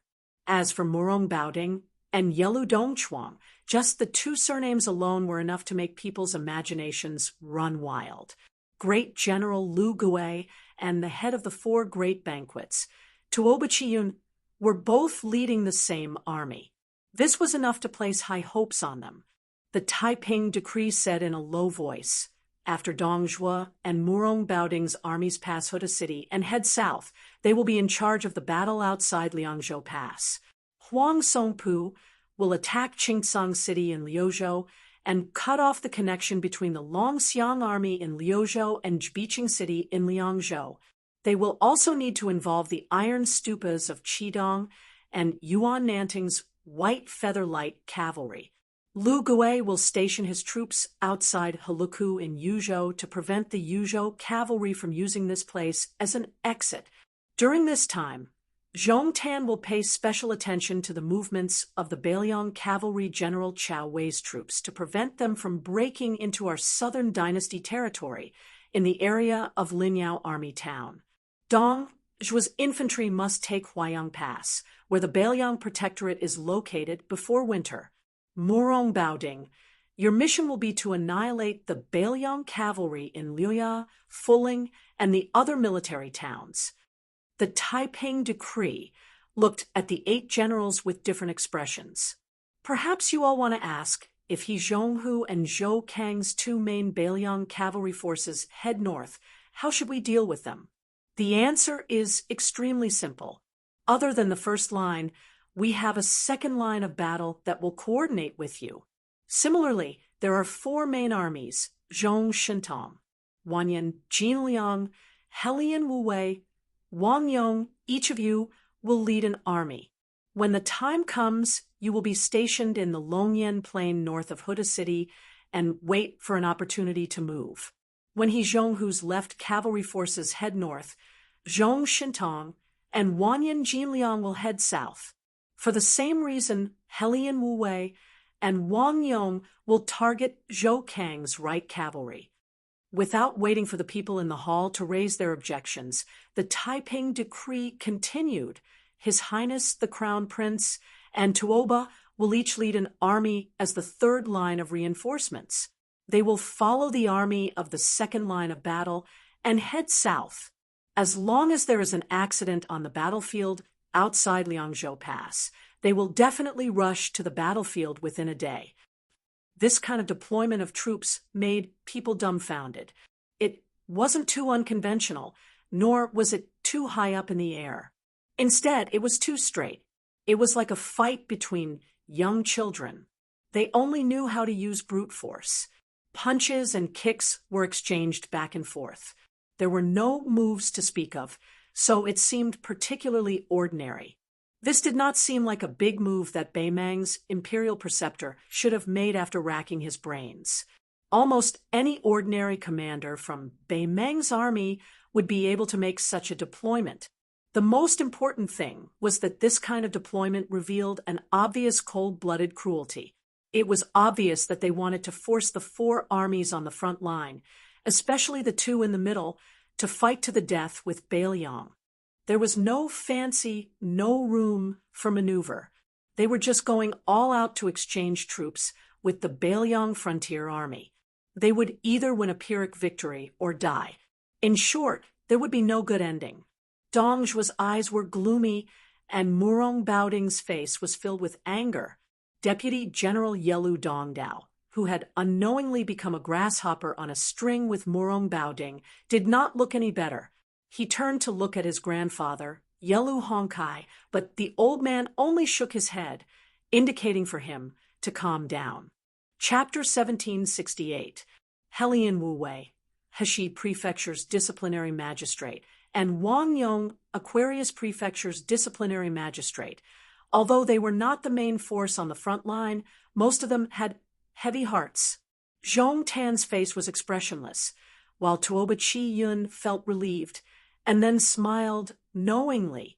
Beimang's crown prince Yelu Hongkai, who rarely showed his face in the imperial court, gave people a feeling of being completely uninvolved. The Taiping magistrate turned a blind eye to the solemn atmosphere in the imperial court. He lowered his head and shifted his line of sight to Liangyi Prefecture, Jizhou, and the other northern regions. This battle is not only fought north of Beiliang's Bibu city, but also outside of Beiliang. I have a few questions. You are all pillars of Beimang, so why don't you answer my questions? The first question is about Lianghuai Prefecture's Jidushi Kainan and Administrator Han Lin's attitude toward Beiliang. Once the battle situation in Beiliang is not favorable with Kainan's troops as the main force, will the Lianghuai border army stand by and watch them die, or will they be willing to take the risk and advance west? For the first time, Helian Wuwei, who had always been taciturn, was the first to speak. Absolutely not. Liang Imperial Court has just conferred Kai Nan with the title of Marquis. No matter what kind of thoughts Kai Nan has towards Beiliang, he certainly won't dare to send troops without authorization. Moreover, Kai Nan is an old general under Gu Jiantang. His actions can easily affect the whole situation. He is destined not to implicate Tang Tai's Huang and his group of colleagues. The Taiping magistrate nodded and said, "The second question is, after Ji Province's General Yuan Tingshan took away the Li family's Yen Castle cavalry, and now the Liang Imperial Court has already left him at Guangling Road to assist Wu Zhongshuan in cleaning up the mess together with Song Li. Under this premise, Liang will most likely send either Lu Xingxiang or Su Gong to Ji Province. Will their arrival have a decisive impact on the direction of the Huai and Huai border matters. In my view, not only will Lu Xingxiang enter the two rivers, the assistant minister of the Ministry of War, Su Gong, will also arrive at the same time. However, the use of these two people will not be of any benefit to the Battle of Beiliang. Instead, it will be of the same origin as Gu Jiantang's attack. It is just that Li Yang hopes that our Beimang Iron Cavalry will persist in attacking Beiliang. It will also prevent us from advancing to Great Peace City once Beiliang is defeated, with Kai Nan's army, and these two famous generals of Liang personally coming to the north, in addition to Gu Jiantang's two Liao armies. I believe that only then will the emperor of the Zhao family be truly at ease. Therefore, the arrival of Lu Xingxiang and Su Gong will not change the situation of the Battle of Beiliang. The Taiping magistrate smiled at this rising star, and then asked, "The third question is, previously Chao Wei of Beiliang's 10,000 cavalry hid in the western regions and attempted to take a long detour to attack the hinterland of our southern dynasty. If it were not for the emergency situation at Qingcang City and having no choice but to surface, it would have been a great disaster. Currently, the young men of Liuzhou and the tens of thousands of monk soldiers of Mount Lantua are all under Beiliang's command, and Liuzhou's military strength is increasing instead of decreasing. Furthermore, one of the twin jade, annulus of West Shu, Ko Jianghuai, is the general of Liuzhou. Both sides and the Longxiang army are in a tripartite balance of power. Do you have any countermeasures?" Zhong Ten said passively, "Naturally, we cannot touch the young men of Liuzhou, but that Mount Lantua is not impossible to instigate a rebellion. The reason why Mount Lantua is leaning towards Beiliang is because of the king of Beiliang, Su Fengyan's goodwill towards the Buddhist sects of the world, and also because of that female bodhisattva. We can work on both fronts. If we cannot kill Su Fengyan, we can try to assassinate that six-jeweled guru. At the same time, we can also make contact with the other powers of Mount Lantua. It is true that our Beimang wants to exterminate Buddhism, but there is no harm in making the eminent monk of Mount Lantua our imperial teacher. However, this will require an imperial decree from your majesty." The Taiping magistrate nodded and said, "The imperial decree has been prepared." Zhong Tan was not surprised. He cupped his fists and said, "This general is willing to personally go to Mount Lantua in the western regions."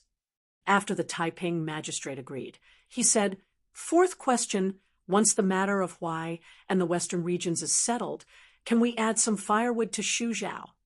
Li Mixi smiled and said, "That prince surnamed Zhao of Nanzhao, who caused the people under his jurisdiction to complain everywhere, has actually been our Beimang spy for a long time. In the western Shu Dao, there is also an important personage who has been carefully instigated by me to rebel, an official with the rank of administrator. If we say that these two people are helping to lead the troops to cross the border to attack Beiliang, then we are overestimating them. It's just that our Beimang is not enough to deal with major matters, but we have more than enough to deal with Liang. When the time comes, we can use them as sacrificial pawns and let the king of Beiliang, Su Fengyan, thoroughly turn into a notorious traitor of Liang. First, the great snow dragon cavalry left the territory of the prince of Beiliang without permission. Then, there are two people who used the Beiliang banner to rebel. I believe that the intelligent people of Liang will understand, but the common people of the Central Plains will probably believe it to be true. Probably only when the Beiliang frontier army is wiped out and Su Fengyan is killed in battle will they suddenly realize that, oh, that guy surnamed Su actually did not rebel. Wanyan Jinliang snorted disdainfully. Helian Wu Wei furrowed his brows. Not to mention the usefulness of this kind of sneaky trick. In the end, it was the same as Li Mixi's identity. It could not see the light of day, and it was also difficult for it to be displayed in the halls of elegance. The prefect of peace smiled and said, The true meaning of this move is not to win the hearts of the people of the Central Plains, but to give the Liang imperial court an excellent reason to righteously and confidently restrict the supply of grain. In the hinterland of the Central Plains of Liang, from the king of Jing and Zhao Sun to the administrator Wen Tai to the deputy provincial governor Ma Zhongxian, they have all accumulated grievances with Su Fengnian for a long time. I believe that they will be happy to see this happen. Even if Great Peace City eventually convinces the young emperor of the Zhao family to open up the supply of grain, it is still a good thing to slow them down a step and cause the Beiliang frontier army to lose thousands or even tens of thousands of people. The Empress of Beimang, who had been looking down at the map at her feet, suddenly raised her head and asked, "I have a fifth question. That Beiliang claims to have 300,000 cavalry that is the best in the world, and the generals under Su Fengnian are said to be enough to make my Beimang and Liang feel ashamed of their inferiority. Then I would like to ask everyone one thing. Chu Lushan, Yan Wenluan, Yuan Zuozong, Qinyan Shui, Ancestor Gu, Hizhonghu, Zhou Kong, and the others. Just Beiliang has so many famous generals of this generation, so many great heads. So why don't my Beimang's million-strong army take them?" The old woman suddenly took several steps forward and stepped heavily on the map. She said in a clear voice, "I don't need you to answer the fifth question. I have a sixth question. Everyone in the hall who is willing to open up new territory and be conferred the title of king." Everyone in the hall felt their hearts tremble. The old woman laughed loudly. "Listen well. Liang has 30 provinces.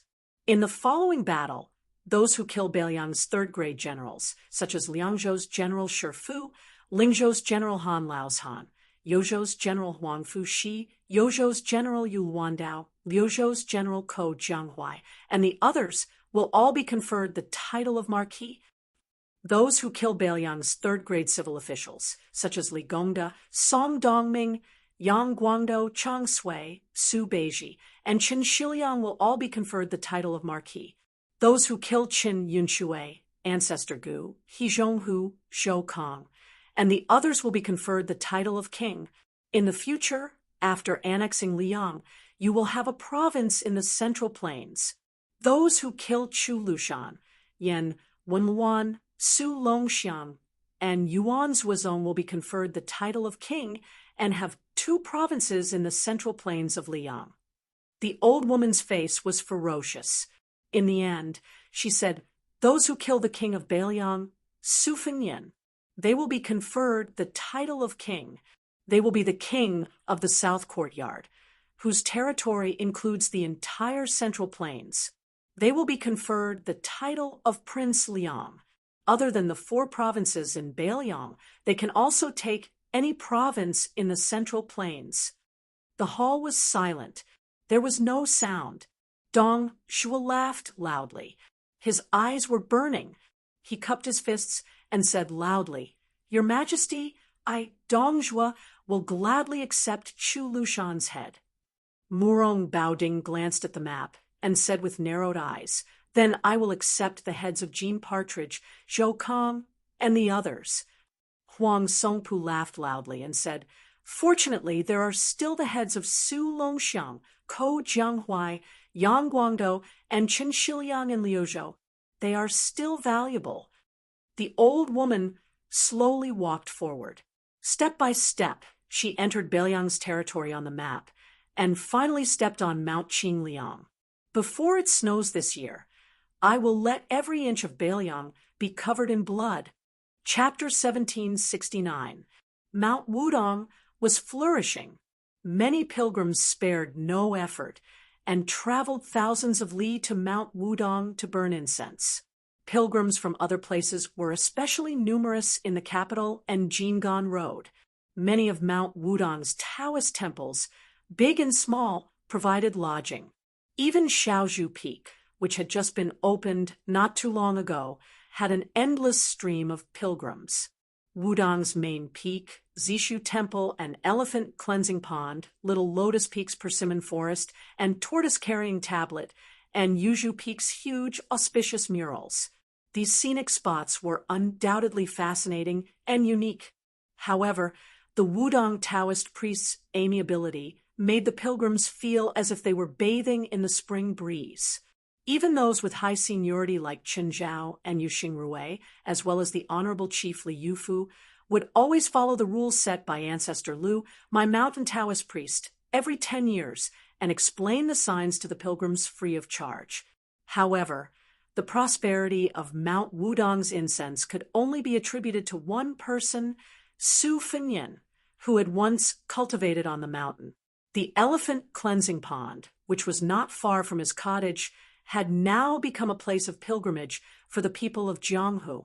It had also attracted countless female pilgrims to Mount Wudong because of its reputation. Burning incense was true, as was their admiration for the northern Su. That young man was really too legendary. As a vassal with a different surname, he was an extremely high official, and in his hands he controlled Beiliang's 300,000-strong cavalry. As a martial artist, he was ranked among the 4 great grandmasters of wushu. Moreover, it was said that he was handsome and handsome. Word of mouth spread that he was even known as a banished immortal. His style was not inferior to that of West Chu's Chao Chongqing. As a result, an extremely interesting scene appeared on Mount Wudong. Unlike other temples and Taoist temples, Mount Wudong had more and more female pilgrims, and most of them were young women who came with their companions. When Su Fengnian, Li Yufu, and Yu Fu parted ways in the twilight, the master and disciple continued to climb the mountain towards Mount Wudong, while Su Fengnian went to the thatched cottage. Unexpectedly, he was met with a closed door. Looking from a distance, there was clearly a faint light in the house, but when he approached, the light suddenly went out, and then he knocked on the door. Su Fengnian was somewhat baffled, and only thought that she was embarrassed and did not have the face to live in the same room with him. This made Su Fengnian laugh involuntarily. In fact, when she carried the books up the mountain, the two of them lived together, but it had nothing to do with sharing a bed. He slept on the small bed, and she could only pitifully sleep on the floor in the corner of the room. At that time, His Royal Highness did not have protective feelings for the fairer sex, and the little clay figurine absolutely would not accept his kindness. If Su Fengnian really suggested that she sleep on the floor, she would not be able to sleep soundly, and would only think that His Royal Highness had bad intentions. From this, it could be seen that at that time, the little clay figurine of Mount Qingliang was really badly bullied by His Royal Highness. 2 thin wooden doors, just like that, blocked the young lord who had even forced his way into the imperial astronomer's house. Su Fengnian turned around and saw a small bamboo chair that she had probably forgotten to take back into the house. Su Fengnian sat on the chair. He had woven himself when he was riding a bull, his hands tucked into his sleeves as he looked up at the bright, starry sky. The night sky was as cold as water, but unfortunately there was no Qing Luo to chase away the fireflies with her little fan. Su Fengnian sat alone for a while, but he was really bored, so under the starlight he went to the vegetable garden adjacent to the hut.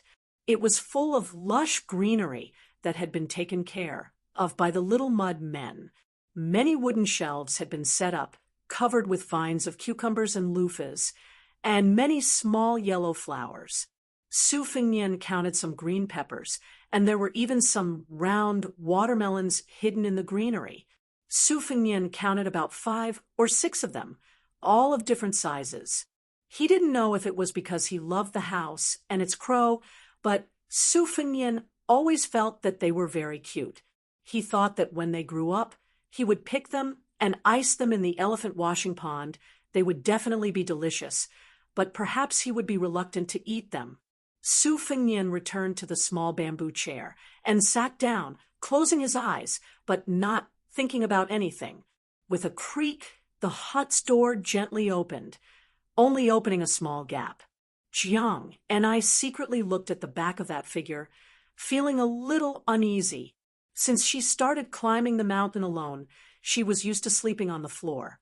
Later, she gathered her courage and spread the bamboo mat on the small bed. These days, she had a good sleep. Previously, when she heard Su Fingyan's familiar footsteps, the first thing she did was to jump off the bed barefooted, close the door, and throw the bamboo mat on the floor. She lay on the mat and pretended to sleep, covering her ears and pretending to be dead. This series of actions was done in one breath, very much like a master's style. After waiting for a long time, when he got up and left, she returned to sit down. And then there was nothing else. Instead, Jiang and I began to feel apprehensive, not because of her conscience, but because she was afraid that the person who liked to hold grudges the most would come to settle the score. She was in a dilemma for a long time before she gathered her courage and opened the door. In the end, she saw that person sitting quietly outside without any intention to argue with her. Suddenly, a clear voice sounded, and Jiang and I was like a cat whose tail was stepped on.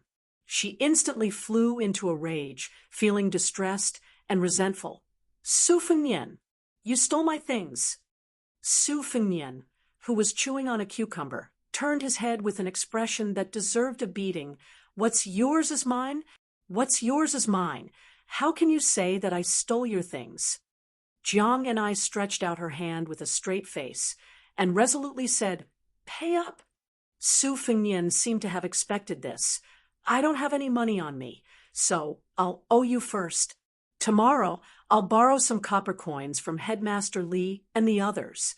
How many copper coins do you charge me for a cucumber? 1 copper coin or 2 copper coins? Jiang and I hesitated for a moment and confidently said, 2 copper coins. Su Fingyan smiled gently, biting on the cucumber, and vaguely said, You don't know how to bid 3 copper coins. Jiang and I was stunned at first, and then became angry out of humiliation. If you say 2 copper coins, then 2 copper coins. She quickly added, But it can't be the 2 copper coins of the eternal emblem Tongbao. It must be the 2 copper coins of the auspicious talisman Tongbao. Su Fingyan joked, Oh, you've collected Hongjia and the eternal emblem 16 big and small springs. Today, you're planning to collect the auspicious talisman money. Little Mudman, your ambition isn't small, huh? Jiang and I angrily said, Why do you care? Su Fingyan turned his head and remained silent. Jiang and I came to his side and warned Su Fingyan as if guarding against a thief. The watermelon is still small, you can't steal it. Su Fingyan grunted. He didn't know why, but he thought of Wutangin on Mount Qingliang. The second-class maids had cucumber, green ant, white wine, and so on. The first-class maids had sweet potato and bluebird. Some were still there, and some were no longer there. Jiang and I went back to the house and moved a small chair to sit slightly away from him. She used the corner of her eyes to watch him slowly eat the cucumber, as if he was eating her copper coins. 2 copper coins. Chapter 1770. Su Fingyan stopped chewing, holding the remaining half of the cucumber. He said softly, Xie Shibian, and the others are doing well? You don't have to worry. The Song family has become the leader of the local officials of the new Guangling Dao. The emperor of the Zhao family has specially summoned Song Maolin to the capital to become a scholar of the Hanlin Academy. The former Guangling Dao administrator Wang Xiongui has been able to return to the capital. The new Guangling Dao administrator Wang Xiongui is one of the favorite students of the old Gangnam-do, Yu Jiankong. He is naturally close to the scholars of the Guangling Dao. Once he arrived at the Guangling Dao, he did not immediately go to the Yamen to take up a post. Instead, he held a large banquet and called for hundreds of famous scholars of Jiangnan to chat. Additionally, he invited more than 20 Jishang from the Shangyin Academy. It can be said to be a rare literary event. Song Li, one of the main generals of the Guangling Dao, immediately married a woman from a powerful family of the Guangling Dao. All these signs indicate that Tian City does not wish for the Guangling Dao to have any more waves. Jiang and I did not speak. Su Fengnian turned his head to look. Looking at that beautiful face, he said softly, "In this world, there are some things where no one is indispensable. Your luck has always been good. You are also within this usually." Jiang and I said lightly, "There is no need to comfort me. I have never felt that West Chu needs me that much." Su Fengnian smiled and said, "I am relieved that you can think this way." Jiang and I suddenly asked, "Then what about Bailiang? Is it impossible without you?" Su Fengnian met her gaze and said seriously, "Of course it is impossible without me." Jiang and I rolled her eyes. Su Fengnian smiled and started eating the cucumber again. If Su Xiao did not die, if my master Li Yishan was still alive, if Qin Jibao was willing to assist me in becoming the king of Beimang, if the court did not restrict the northwest border, if the Murong and Yelu families of Beimang had internal strife, if the Bailiang frontier army was not 300,000 but 500,000, it is a pity that there are not so many ifs in the world, so I appear very important. Jiang and I tilted her head. "Are you complaining to me?" Su Fengnian rolled his eyes at her. "I am not bitter. I am clearly showing off to you. Do you still remember? Back then, when I told you that I was such a talented martial arts genius, I only needed 2 or 3 years of practice to become invincible under the heavens. My life was as lonely as an avalanche. What did you think of me then, at that time? And now?" Jiang and I did not refute with words, but showed a disdainful look, as if he had stepped on dog shit, and it was a big dog shithole. Su Fengnian raised his hand and threw the cucumber, but high, his face full of pride. "I have taken 3 disciples. If there is a martial arts evaluation in Jianghu in the future, then Wang Sheng Yu Dilong and Lu Yunchang will definitely be in the top 20. That little bastard Yu Dilong is even expected to be the first." Jiang and I said, "Yu Dilong? The child who was a scout in the Yuzhou cavalry?" Su Fengnian nodded. He did not expect that the power of Jiang Ni's next sentence was no different from a flying sword taking a head.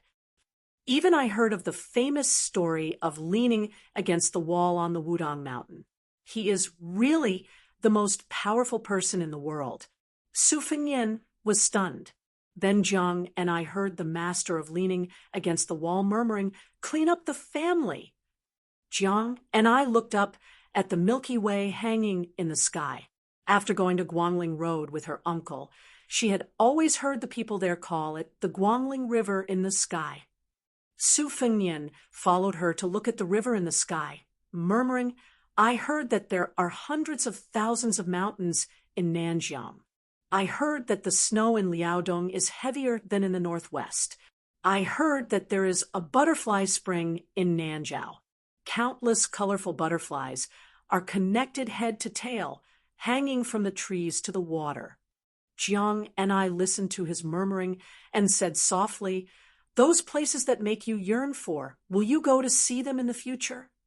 Su Fengnian narrowed his eyes. "Of course." Jiang and I withdrew her gaze. "Tomorrow I want to go to the Purple Void Temple on the top of the mountain to burn incense." Su Fengnian wondered, pray for blessings and make a wish, or ask for a lot from someone? Jiang and I said, "Unhappily, it's none of your business." Su Fengnian dismissed it with a laugh. "If I remember correctly, tomorrow there will be Wudong Taoist Master Chen Yao personally interpreting the lot. No matter how late you sleep in, I can have the old Taoist immediately interpret the lot for you. Who told me to be Wudong Mountain's heavenly great pilgrim? How could they dare to neglect me?"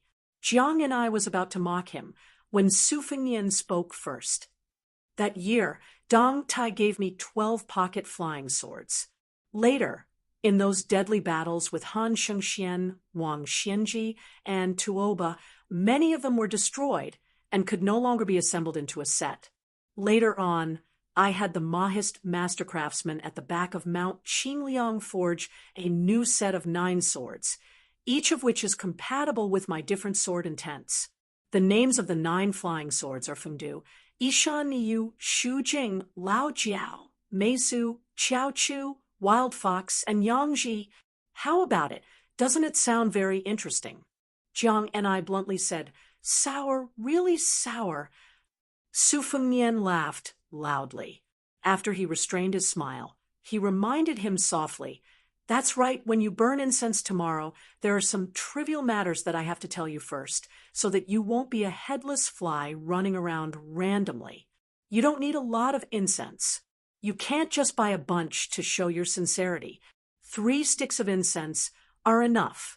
Moreover, the copper coins for the incense must be paid by the person making the wish and cannot be borrowed. In Wudong, there is a difference between burning incense in the temple and burning incense in the altar. The former pays particular attention to the fact that the incense does not exceed an inch, and the latter is best with sandalwood incense.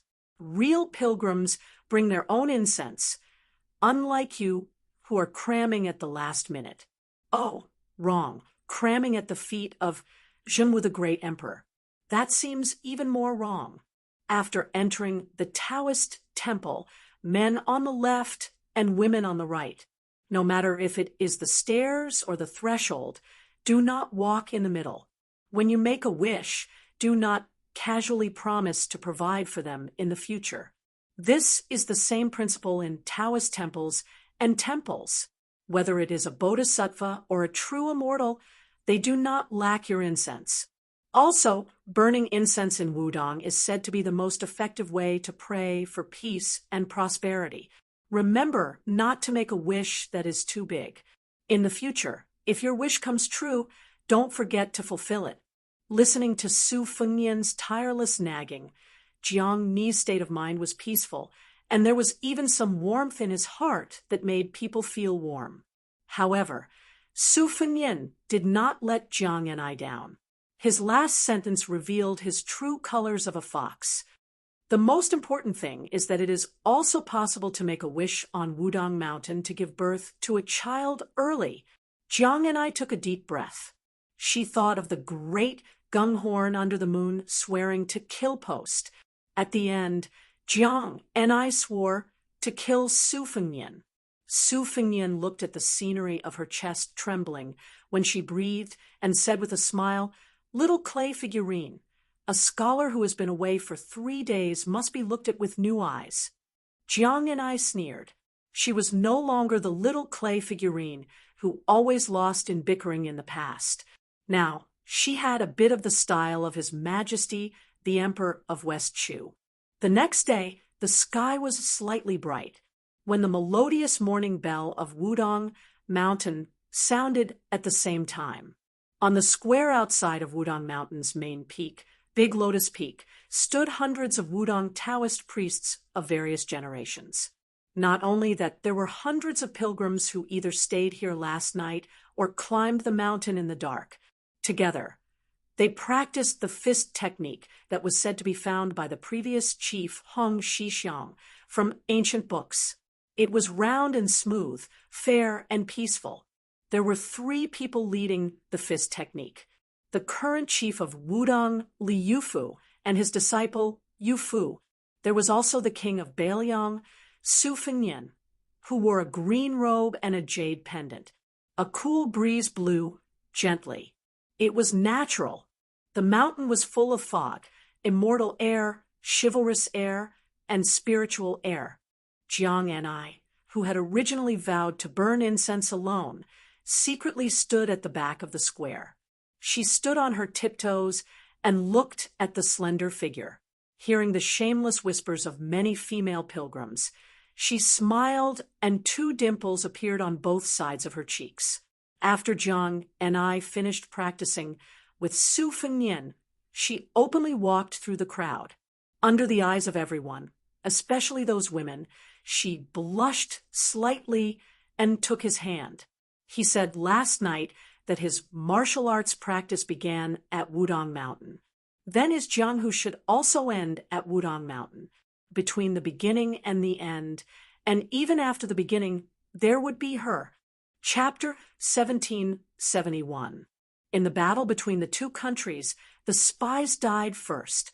In the battle between the two countries, the scouts died first. In the battle of Liangmeng, the spies and scouts all died. In the second year of Liang Xiangfu, in the heat of the summer, the battle had not yet officially begun, but outside the Northwest Pass there was already an atmosphere of impending mountain rain. Unlike the spies on both sides of the border who were wandering around and watching each other, after the furious Empress of Beimang issued an order, groups of Beiliang crossbowmen and Beimang cavalry began to exchange lives with each other, almost fighting to the death when they saw each other. In a short period of 20 days, more than 40 battles, big and small, the Beiliang's white horse crossbowmen had already suffered more than 800 casualties. Dong Zhuo's Black Crow cavalry and Lu Gui's Black Fox cavalry were the main force of Beimang's scouts, and they had lost more than 1,000 cavalry. As for the mixed cavalry from the southern dynasty's Longguan border army, they were even more numerous.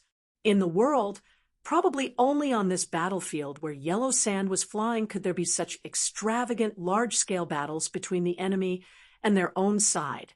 It should be known that in the history of the Central Plains, there was no lack of records of a few hundred roving bandits being able to plunder several provinces, so much so that the capital was shaken. From this, it could be seen that whether it was the scouts at the front line, the light cavalry in the field, or the heavy cavalry used to make the final decision, Liangmeng had reached the peak of cavalry battle strength that would make later generations gasp in amazement. As the situation of the scouts on the border around Huda City became more and more desperate, this also meant that their military strength was even greater than the previous Beimang army, and they were about to stake everything on one throw and move out in full force.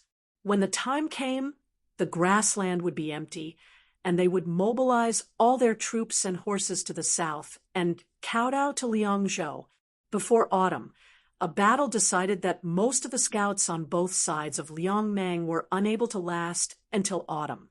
Yelu Chukai, the brother-in-law of the previous southern courtyard great King Dongzhuo, the commander of the Black Fox Bars, and Lin Fu, the trusted aide and favorite general of the great General Lu Gui, the commander of the Black Fox Bars, used 200 Qilong Pass horse bars to lure the enemy deep into the Dragon Eye Plains, with a total of 1,400 elite cavalry. They lured Sun Ji, one of the 3 captains of the Liangzhou White Horse Crossbowmen, into charging alone into the hinterland of the Dragon Eye Plains, about 160 li north of the Huda City. Captain Sun Ji died on the spot, while the other 3 captains died on the way to the rear. Only 120 crossbowmen managed to break out of the siege and retreated to the southern end of the Dragon Eye Plains. All of them were wounded, but they were still cut off by Lin Fu's 200 Black Fox Bars. At this time, the cavalry under Lin Fu's command was between more than 100 Beiliang crossbowmen and Huda City. Behind him, the silhouette of the former most majestic city at the border of the Liang dynasty could be faintly seen. After Dong Zhuo broke into the city, he had climbed up the city wall and personally broken a flag with the word Su. Lin Fu was wearing light armor and riding an extraordinarily handsome rouge horse. He was a remnant of the spring and autumn period who had personally experienced Lu Gui's journey to the north. Originally, Lu Gui had used his military exploits to become the main force of Lu Gui's army. Logically speaking, he didn't need to personally lead the army and participate in this scout battle. However, the Black Fox Bars were old generals' blood, sweat, and tears. Furthermore, Lin Fu, whose ancestors were from a prominent family in the central plains of Qing province, also had an old score to settle with the Su family. Thus, he wanted to collect some interest first.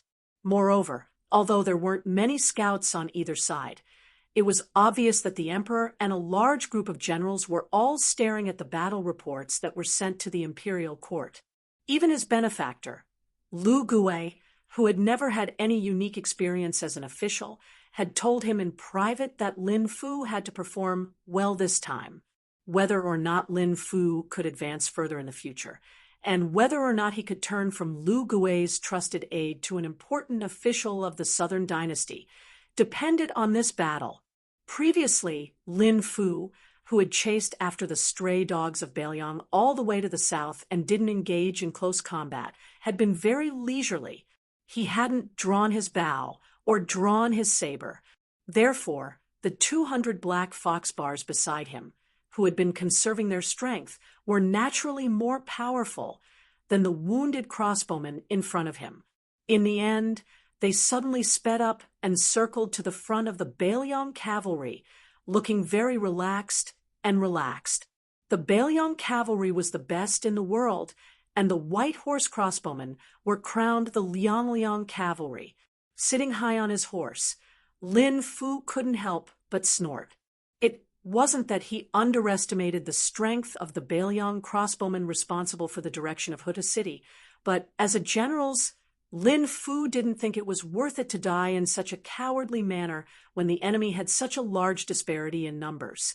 At the same time, Lin Fu also felt that it wasn't enough to fight to his heart's content. There were 3 groups of cavalry outside of Liangzhou's pass. The veteran Captain Sun Ji was in the middle. Wei Tumu was stationed at the border of Liangzhou's Liangyu region, where the 2 heavy cavalry groups of Bailiang had quietly exited the pass, and the new young captain Li Hanlin's 600 cavalry mainly roamed to the north of the Qingyuan military town in Liangzhou's west gate. This time, in order to take down all of Sun Ji's crossbowmen, in one go, Lin Fu had no choice but to invite the royal descendant Yelu Chutsai's crowbars to participate in this hunt.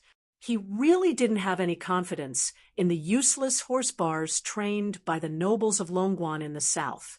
They were practically a disgrace to the name of Beimang's horse bars. In a battle of equal numbers, they had no chance of victory against the Bailiang's white horse cavalry. No wonder they were laughed at by the Bailiang frontier army as donkey bars. Chapter 1772.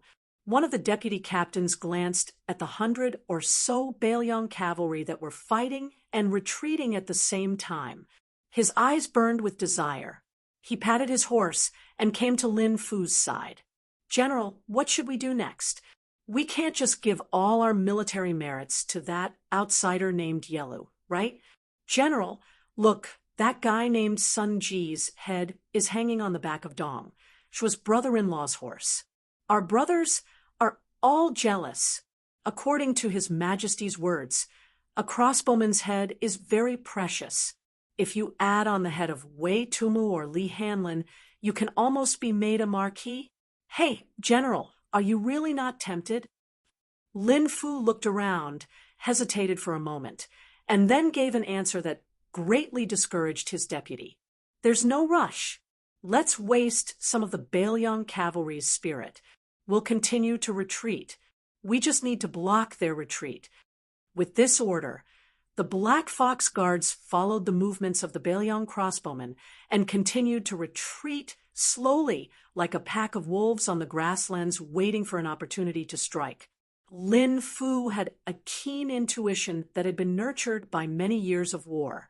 Sun Ji, who had taken the bait and lost his life, was of course a big fish. However, there might not be only one big fish that took the bait. If he pulled the rod too early, the fishing line would break. Yelu Chukai, who was leading the chase, suddenly tilted his head slightly and easily dodged a crossbow bolt. Behind him, the crow rider was frightened and broke out in a cold sweat, but he still used his bow arm to deflect the bolt. This crow rider, who used to be a horse catcher, was furious. He whipped his horse and spun the lasso, accurately wrapping it around the neck of a white horse crossbowman at the back of the enemy cavalry. With a strong pull, he pulled the crossbowman off the horse. The Baelyang rider, who fell heavily to the ground, tried to stand up, but the Crow rider had already bent down and slid his blade across the neck. Just as the head was about to fall into his hands, another Crow rider extended his blade and stabbed the head. He brushed past the head and laughed loudly, skillfully hanging the head on the side of his saddle. The Crow rider who had been riding earlier couldn't help but curse. However, when he lowered his head and saw the 4 or 5 heads on both sides of his saddle, he didn't care anymore. Yellow Chukai grinned. The most valuable head of the Baelyang crossbowman was hanging on the side of his horse. After a long chase, it no longer looked like it was dripping with blood. The blood where the head had been severed had dried up. With a distance of about 50 paces, the arrows from both sides flew back and forth. Crow riders and Baelyang crossbowmen constantly fell off their horses after being shot. Most of them died from being shot in the face. However, after dying in battle, all of the Baelyang cavalry had their heads chopped off. There were even some Baemang horsemen in the rear who didn't gain much battle merit, who would vent their anger by shooting a few arrows at the headless corpses. Otherwise, they would directly drive their horses over the corpses on the ground. Crow riders and Longguan scouts, who had the absolute advantage, slowed down and sped up through tacit understanding. They constantly rotated. Many of the horsemen roamed around the Baelyang crossbowmen's flanks and shot at them. Some of the horsemen even waved their blades and shouted loudly, showing off their might. In particular, when someone used the fancy method of hiding in the belly of a horse to avoid the Baelyang crossbowmen's arrows, it even drew the strange cries of a large group of horsemen. Their momentum was like a rainbow. Yelu Chukai suddenly felt a bit dispirited because the number of Baelyang crossbowmen decreased as he killed more and more. There were less than 100 of them left. More importantly, the 2 groups of people in charge of breaking out of the enemy's encirclement and bringing up the rear, these 2 groups of cavalry who would definitely die in front of their fellow soldiers, seemed to always be the most important figures among the crossbowmen. From Lieutenant Sun Ji to the 3 senior captains and several deputy captains, to the few remaining crossbowmen's captains, they were all like this. Yelu Chukai narrowed his eyes as he looked at these elite soldiers of the Baelyang Frontier Army who, from beginning to end, had fought silently and died silently. A wave of anger rose in his chest for no reason. This valiant general who had participated in the first battle of Liangmang's Great War had a gloomy expression. He squeezed his horse's belly and charged forward, quickly passing by a few crows' fences. In an instant, the distance between the enemy and his war horses was shortened to less than 10 paces. The crossbowman who turned his head and saw this scene silently threw away his light crossbow and pulled out his cold blade. Blood flowed from his arm. Before he could kill the enemy, the blade in his hand was already dyed red. The large rouge horse under Yelu Chukai was already running neck and neck with the enemy. Without waiting for the crossbowman to swing his blade, Yelu Chukai viciously sliced off the head of the crossbowman. With a flick of his wrist, the head was lifted high into the air. Then it was shot through by an arrow from a crow-riding soldier with sharp eyes. The head that rolled on the ground was then stabbed by a soldier behind Baemang with his blade, becoming a battle achievement. The scouts of both sides were running all over the long border. For a cavalry of more than 1,000 to move without anyone noticing was as difficult as ascending to the heavens. Only the elite cavalry under Dong's command, like the crow-riding soldiers, could move hundreds of cavalry without making a sound. More accurately speaking, they had enough strength to clear out all the nearby spies. Not only did they win the Battle of Contact, they also had to completely cut off the small groups of crossbowmen's transmission of military intelligence, causing them to be paralyzed on the battlefield. If one looked down from the sky at the southern end of the Longyan Plains, the 2 cavalry forces were like a moving carpet. It was just that on the carpet there was blood constantly sputtering. Chapter 1773. Sun Ji's White Horse Crossbowmen, who had been invincible outside the pass for more than 10 years, were now left with only 60 or so riders. Blocking the path ahead were 200 black fox bars under Lin Fu's command. For some reason, there were also 200 black fox bars further away that had yet to show their faces. They were merely moving about in a concealed manner. Chasing behind them were 300 Crow Lanzi and 400 Longguan Horse Lanzi. This was actually all the Beimang border Horse Lanzi had. Of course, if the second and third-rate Beimang Horse Lanzi were included, the overall strength could be doubled. 20 years ago, Northern Liang Border Army's crossbowmen numbered more than 2,600 cavalry. After this battle, if Sun Ji's troops were completely wiped out, then only Li Hanlin and Wei Tumu, these two officers, would be left with just over 1,000 cavalry troops. Suddenly, just as Lin Fu's black Fox Lanzi had unknowingly arrived at the edge of the Longyan Plains, the 60 or so white horse crossbowmen all turned their horses around. They did not continue to try to break out of the encirclement, but turned their backs to Huda City, to Liangzhou, and to Beiliang.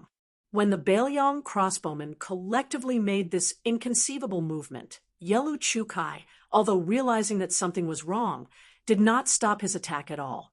He took the lead and charged over. In his view, even if something unexpected happened, as long as he could swallow up these remnants, there was nothing wrong with it. Brother-in-law Dong Zhuo had a catchphrase, saying that the good things in the world were only truly good things when they were in one's pocket. Otherwise, no matter how good something was, as long as it was not in one's hands, it was useless. In a close-distance cavalry battle, the Liangmang cavalry all drew their blades in tacit understanding. At this time, 2 bugle horns sounded from different places, vigorous and solemn. It was as if they were paying tribute to the dead, to the comrades who had lost their heads. In a battle of scouts, the bugle horn should not have appeared on the battlefield. Lin Fu and Yelu Chukai, the 2 commanders of the Horse Lanzi, followed the sudden bugle horn and looked in different directions. Lin Fu looked into the distance to the right, where a cavalry troop covered in blood was charging over.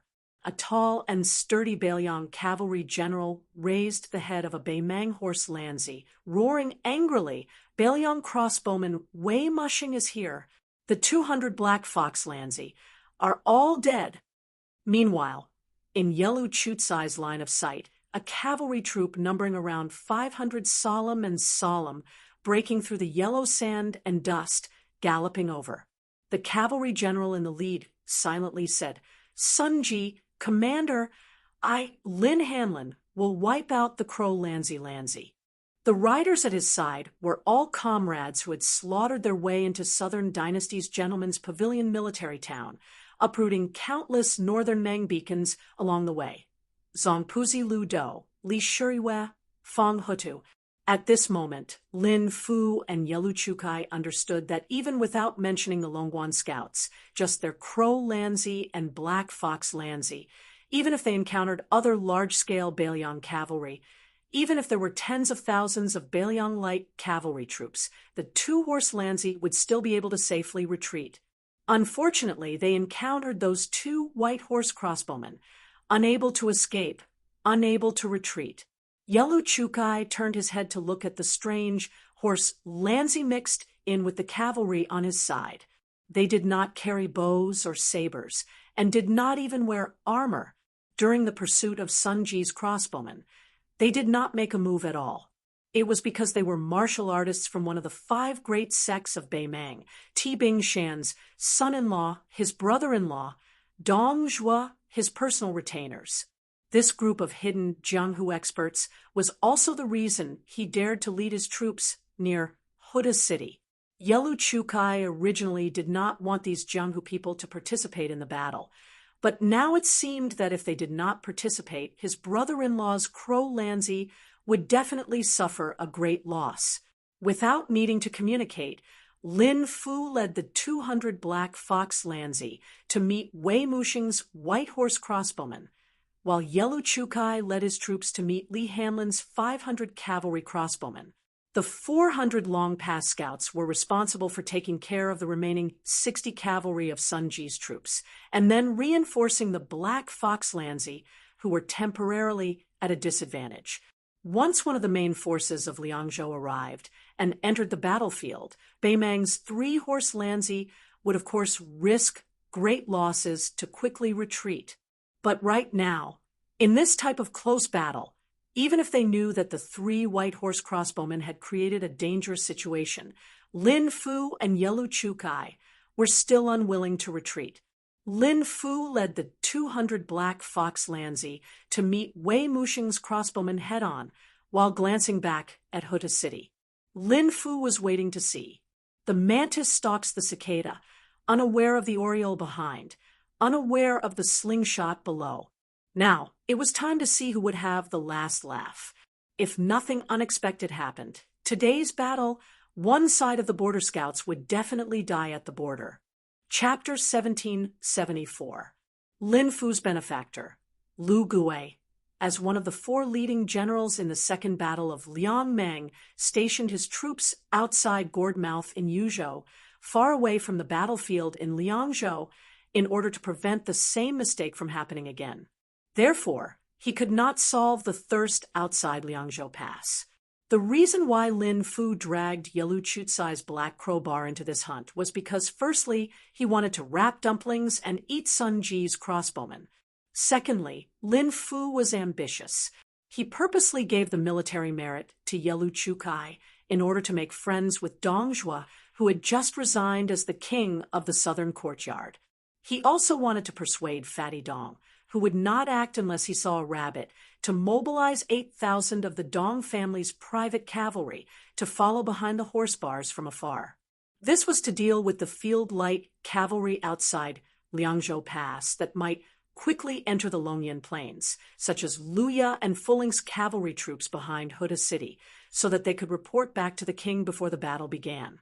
This was why Lin Fu had no choice but to hand over the head of Beiliang's Sun Ji, with both hands in the previous battle.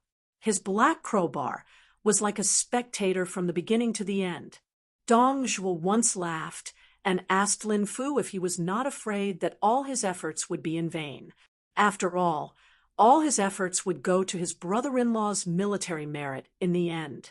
Lin Fu did not mince his words. Since both sides of Liangmeng wanted to wipe out the enemy scouts in one fell swoop, completely blinding the enemy, Lin Fu believed in his own intuition. He believed that the Liangzhou border army, whose resources were not as deep as his own, would definitely not allow several hundred crossbowmen to die in front of their eyes. Once the main force of Beiliang's cavalry entered the battlefield, the military merit would be enormous. However, Lin Fu felt that it was a pity. Only Dong Zhuo was willing to accompany him to the gambling table.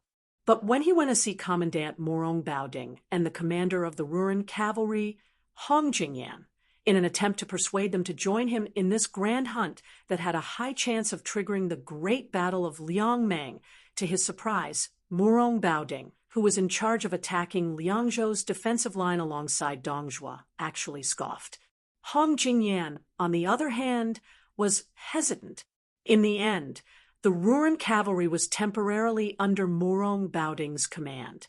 Without a military order, the Ruren cavalry could not be mobilized on their own accord. As the Black Fox Guards and the White Horse crossbowmen drew closer and closer, Lin Fu suddenly saw a comical sight. Beside Lieutenant Wei Muxing's horse was a child who could barely be called a youth. Riding on a large horse, he looked like a large horse carrying a small piece of charcoal. The child was not wearing the Beiliang standard light armor of the crossbowmen. Instead of a sword, he carried a cold saber on his back. It looked very absurd. Of course, Lin Fu did not believe that the Beiliang cavalry was lacking in soldiers to such an extent. This was because in the first great battle of Liangmeng, It was said that a young rider had followed the king of Baelyang, Su Fengnian, to battle outside Gourdmouth of Yuzhou. He killed people like scything wheat, using his 2 fists to kill 100 people. Lin Fu suddenly understood. It was no wonder that not a single person from the Black Fox Guards had survived to report back. There was an 80 to 90% chance that they had been killed by this person. Lin Fu did not dare to lower his guard in the slightest. As if he was facing a great enemy, he intentionally or unintentionally avoided the saber-carrying child in his charge. On Yellow Chutsai's side of the battlefield, a group of 50 or so Tibing Mountain Wufu led the charge and killed the crossbowman Lieutenant Li Hanlin in one fell swoop. Li Hanlin did not change his route and continued forward in a straight line. In the past, the young man who was cursed together with His Royal Highness Yan Qiji and Kong Wuqi as one of the 4 evils of Baelyang, the one who thought that he would spend the rest of his life fooling around among the flowers. His face was still as handsome as ever, but it was no longer sickly white. Instead, it was slightly tanned and angular. In these 3 years, he had risen from the lowest level of crossbowman outside Liangzhou Pass to squad leader, squad leader, squad leader, vice captain, and commandant. Step by step, he had become the lieutenant of today, the commander of the world's most invincible 800 White Horse crossbowmen. His fellow soldiers, his old squad leaders, and commandants had all died in battle before the eyes of this young man, whose father was the Baelyang prefect of Taoism. The only familiar faces who had joined the army at the beginning were Lu Do, Li Shiyue, and Fang Hutu. Li Hanlin remembered the first time he met Brother Nian, who had returned from Liangjiang Lake to Mount Qingliang. At that time, Li Hanlin was still very much looking forward to Jianghu. He listened to Su Fengnian talk about the anecdotes of the Wulin world, about the strength of heroes, the charm of fairies, and the style of grandmasters. Li Hanlin considered the fact that he had never experienced Jianghu as his greatest regret. Later, he left the rich Lingzhou in Jiangnan and came alone to the unfamiliar Liangzhou Pass. As far as his eyes could see, there were only military forts, yellow sand that blotted out the sky and covered the earth, the boiling hot Gobi Desert, the stubborn vegetation that was hard to see, and the unbearably smelly horse dung. Beside him, there were only 3 things he could rely on. Li Hanlin exhaled heavily. Lu Do. The heavy-eyed Lu Do nodded. Expressionlessly, he led the charge out of the cavalry formation. At the same time, a rider followed him out on a fast horse. It was a young female swordsman who did not fit in with this group of white horse crossbowmen. She was full of heroic spirit, the type of girl whose beauty was not too outstanding, but could still make people's eyes light up. The young girl carried many swords on her back. Ever since she became the personal retainer of Captain Li Hanlin, she naturally attracted a lot of attention.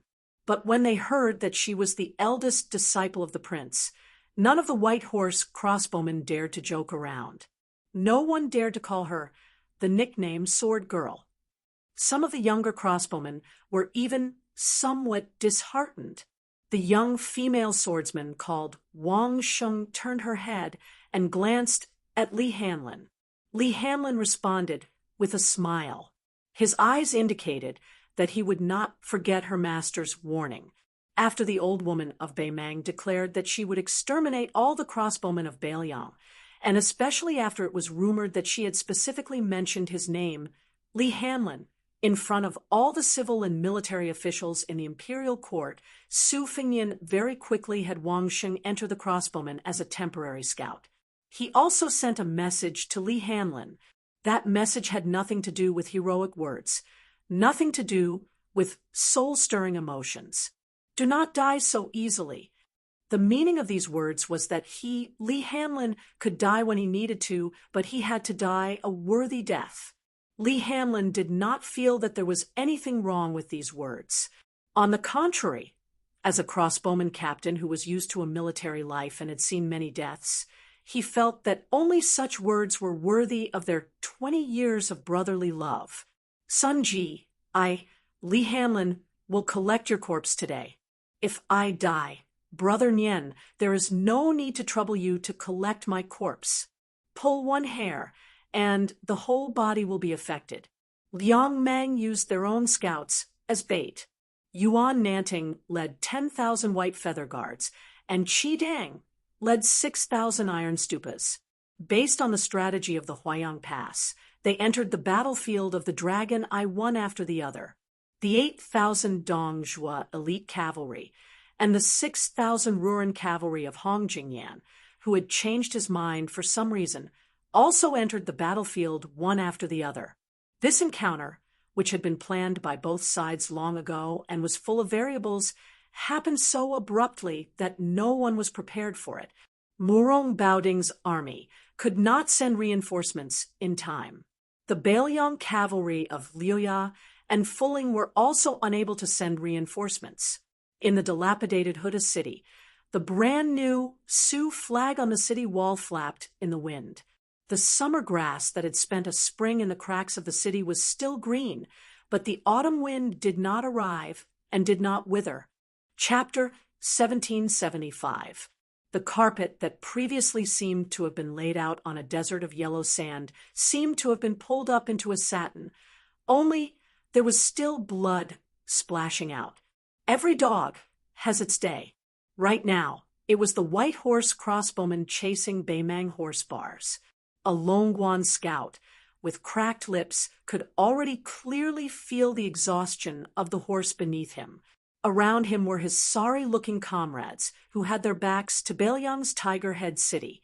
Even further ahead were the Crow and Black Fox elite cavalry that had pulled some distance away from them. Great General Lu Gui's trusted aide and favorite General Lin Fu and Dong, Shua's brother-in-law Yelu Chukai, were both on their way north. The former had a ghastly bloody wound on his face during the battle, his skin and flesh lacerated. The latter wasn't much better off.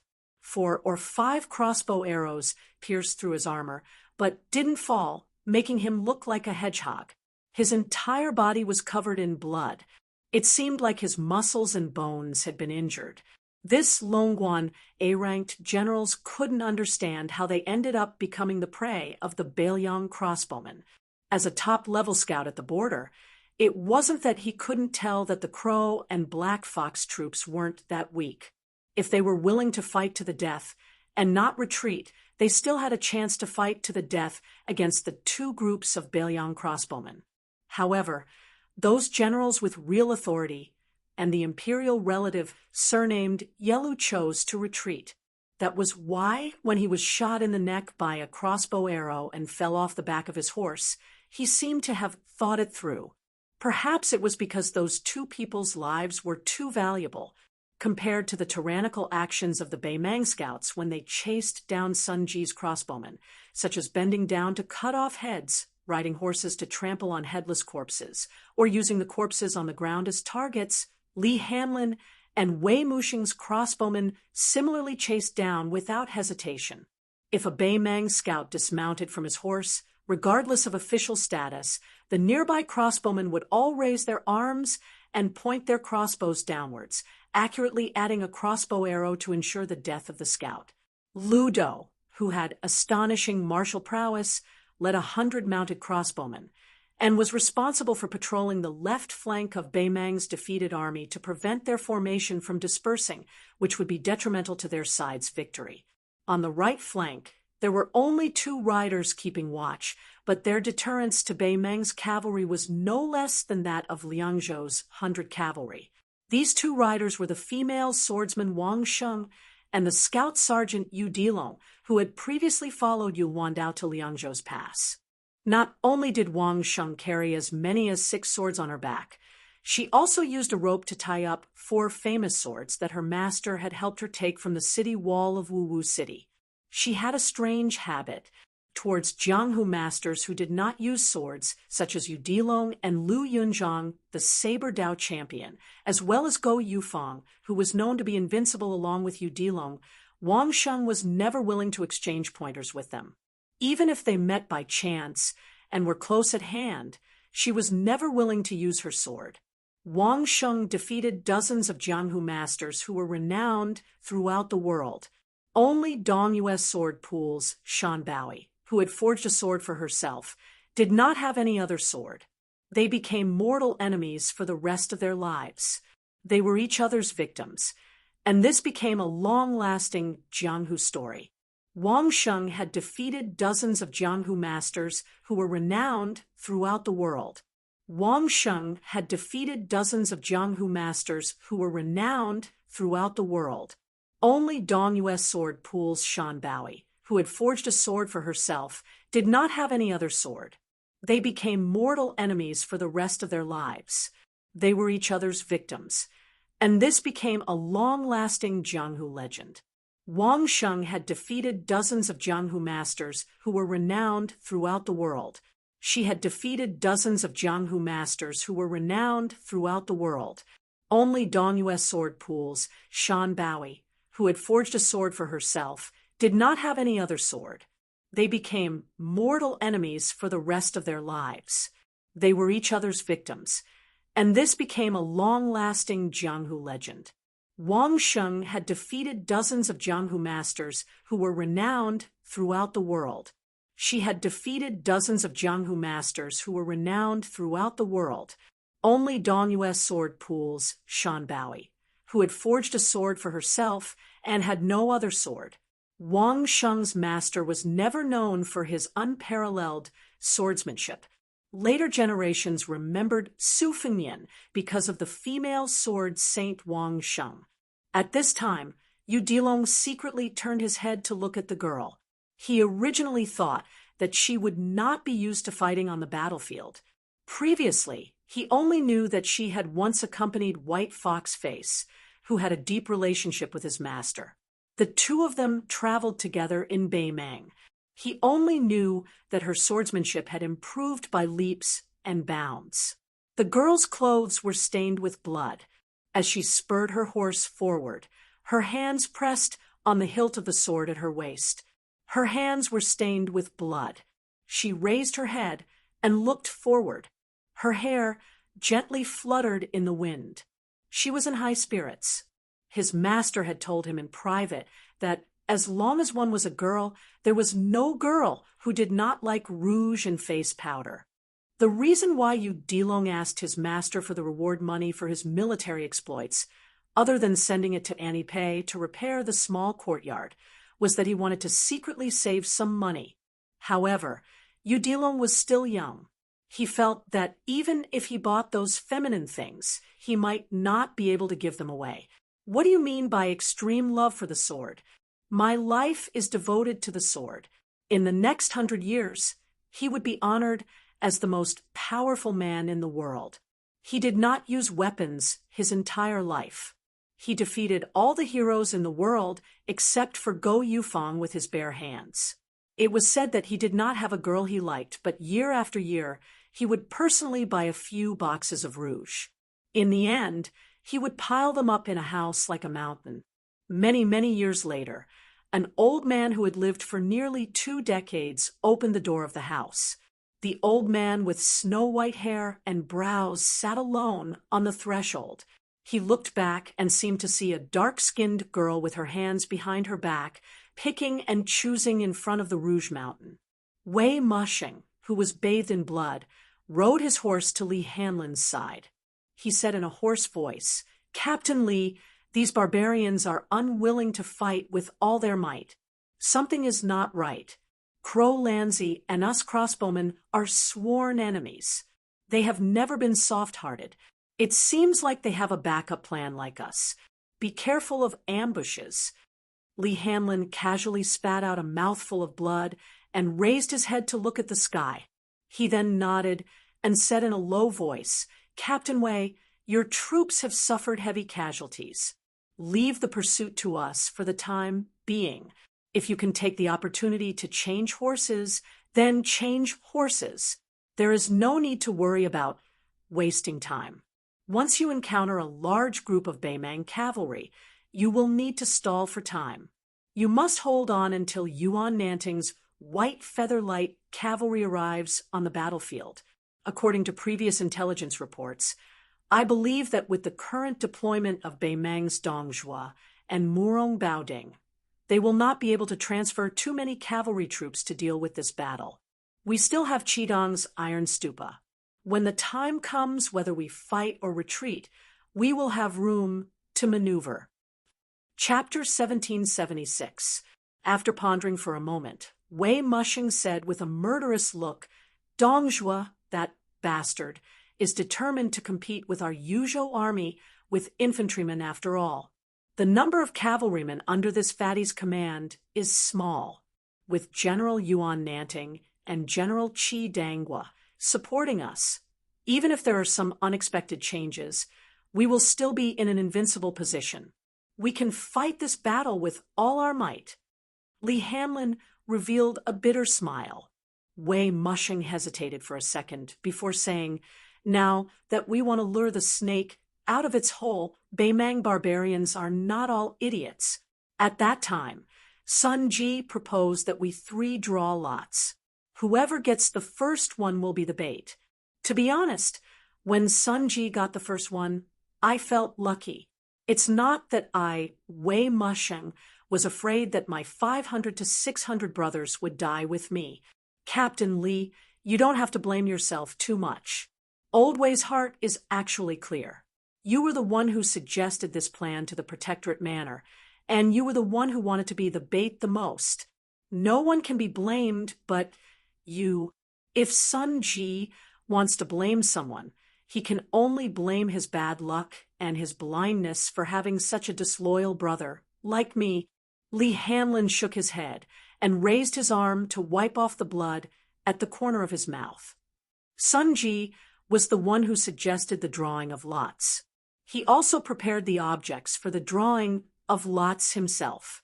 In the end, Sun Ji was the first to draw the lot. Lieutenant Wei, do you really not understand? Wei Mushing stared blankly for a moment before he smiled sadly. What a good general, Sun Ji. What a good general, Sun Mingho. He fought countless fierce battles in his life, but he didn't even get injured that many times. So in the end, he just returned his good fortune to the heavens. Li Hanlin wanted to say something, but stopped on second thought. In the end, he didn't say it out. Sun Ji and Wei Mushing were from the same hometown of Yanji Prefecture in Yuzhou. When they were young, they looked down on the local Yuzhou infantry and joined the Liangzhou border army together. They were both once low-level soldiers in the Torch Battalion, the predecessor of Beiliang's crossbowmen, and were highly valued by Hukuei. Later on, the 2 brothers' advancement was roughly the same. Eventually, they both became crossbowmen captains and became the 2 most glorious captains among the dozens of captains in the Beiliang Frontier Army.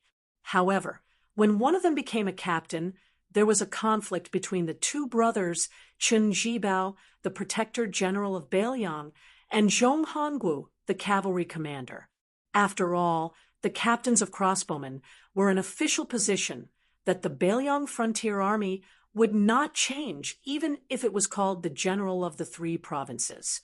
It was not simply a special position that could be explained by the words high official and generous salary.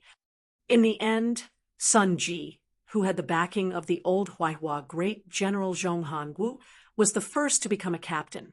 When Zhong Hongwu had yet to retire in a fit of anger, his power in the frontier army was at its peak. As a result, Wei Mushing, who had a slightly better military exploits, continued to hold the position of captain for 2 more years. As a result, one of the 2 brothers went to his hometown in Yuzhou to celebrate the new year, while the other stayed in the frontier army. After Li Hanlin had drawn lots at Fuling military town, he and Sun Ji walked together on the street. The 2 people who were not familiar with each other did not talk much. Sun Ji had always been a ruffian in the Beiliang Frontier Army, but he was also popular. He dared to throw a tantrum at General Su Xiao and ask for horses and money, and also dared to joke around with veteran generals like Yan Wenluan and He Zhonghu. Even Lu Jinu of Huta City was willing to call Sun Ji his brother. In contrast, the taciturn Wei Mushing was much inferior, especially after his backer Chen Jibao betrayed Beiliang in the past. As for Li Hanlin, the son of Administrator Li Gongda, his meteoric rise to become a crossbowman captain, many of the generals of the frontier army speculated that ultimately it was because the new Liang prince was not at ease with the white horse crossbowmen in Beiliang. During the conversation on the street of Fuling military town, Li Hanlin had told Sun Ji why he had become a crossbowman in the frontier army. He was very open and honest, and Sun Ji did not feel that it was a matter of 300 taels of silver being hidden here. Sun Ji talked about Hu Kuei and Zhong Hangu, these two important people in the officialdom. He also talked about his old brother, Wei Musheng, who was gradually drifting away. He talked about the old and new Liang princes, and he talked about Lu Jinu, who had died in battle at Huta City, and whose corpse had been exchanged by Su Fengnian for the heads of Yang Yuanzhan and several others. In the end, Sun Ji said something that was very appropriate for the hot summer. He made fun of Li Hanlin, the son of one of the few officials in Beiliang.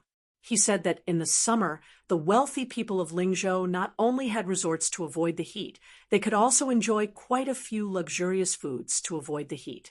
He said that in the early years of his life, he had always had a dream, which was that in the future, when he could no longer fight, he would bring his family to Lingzhou to retire.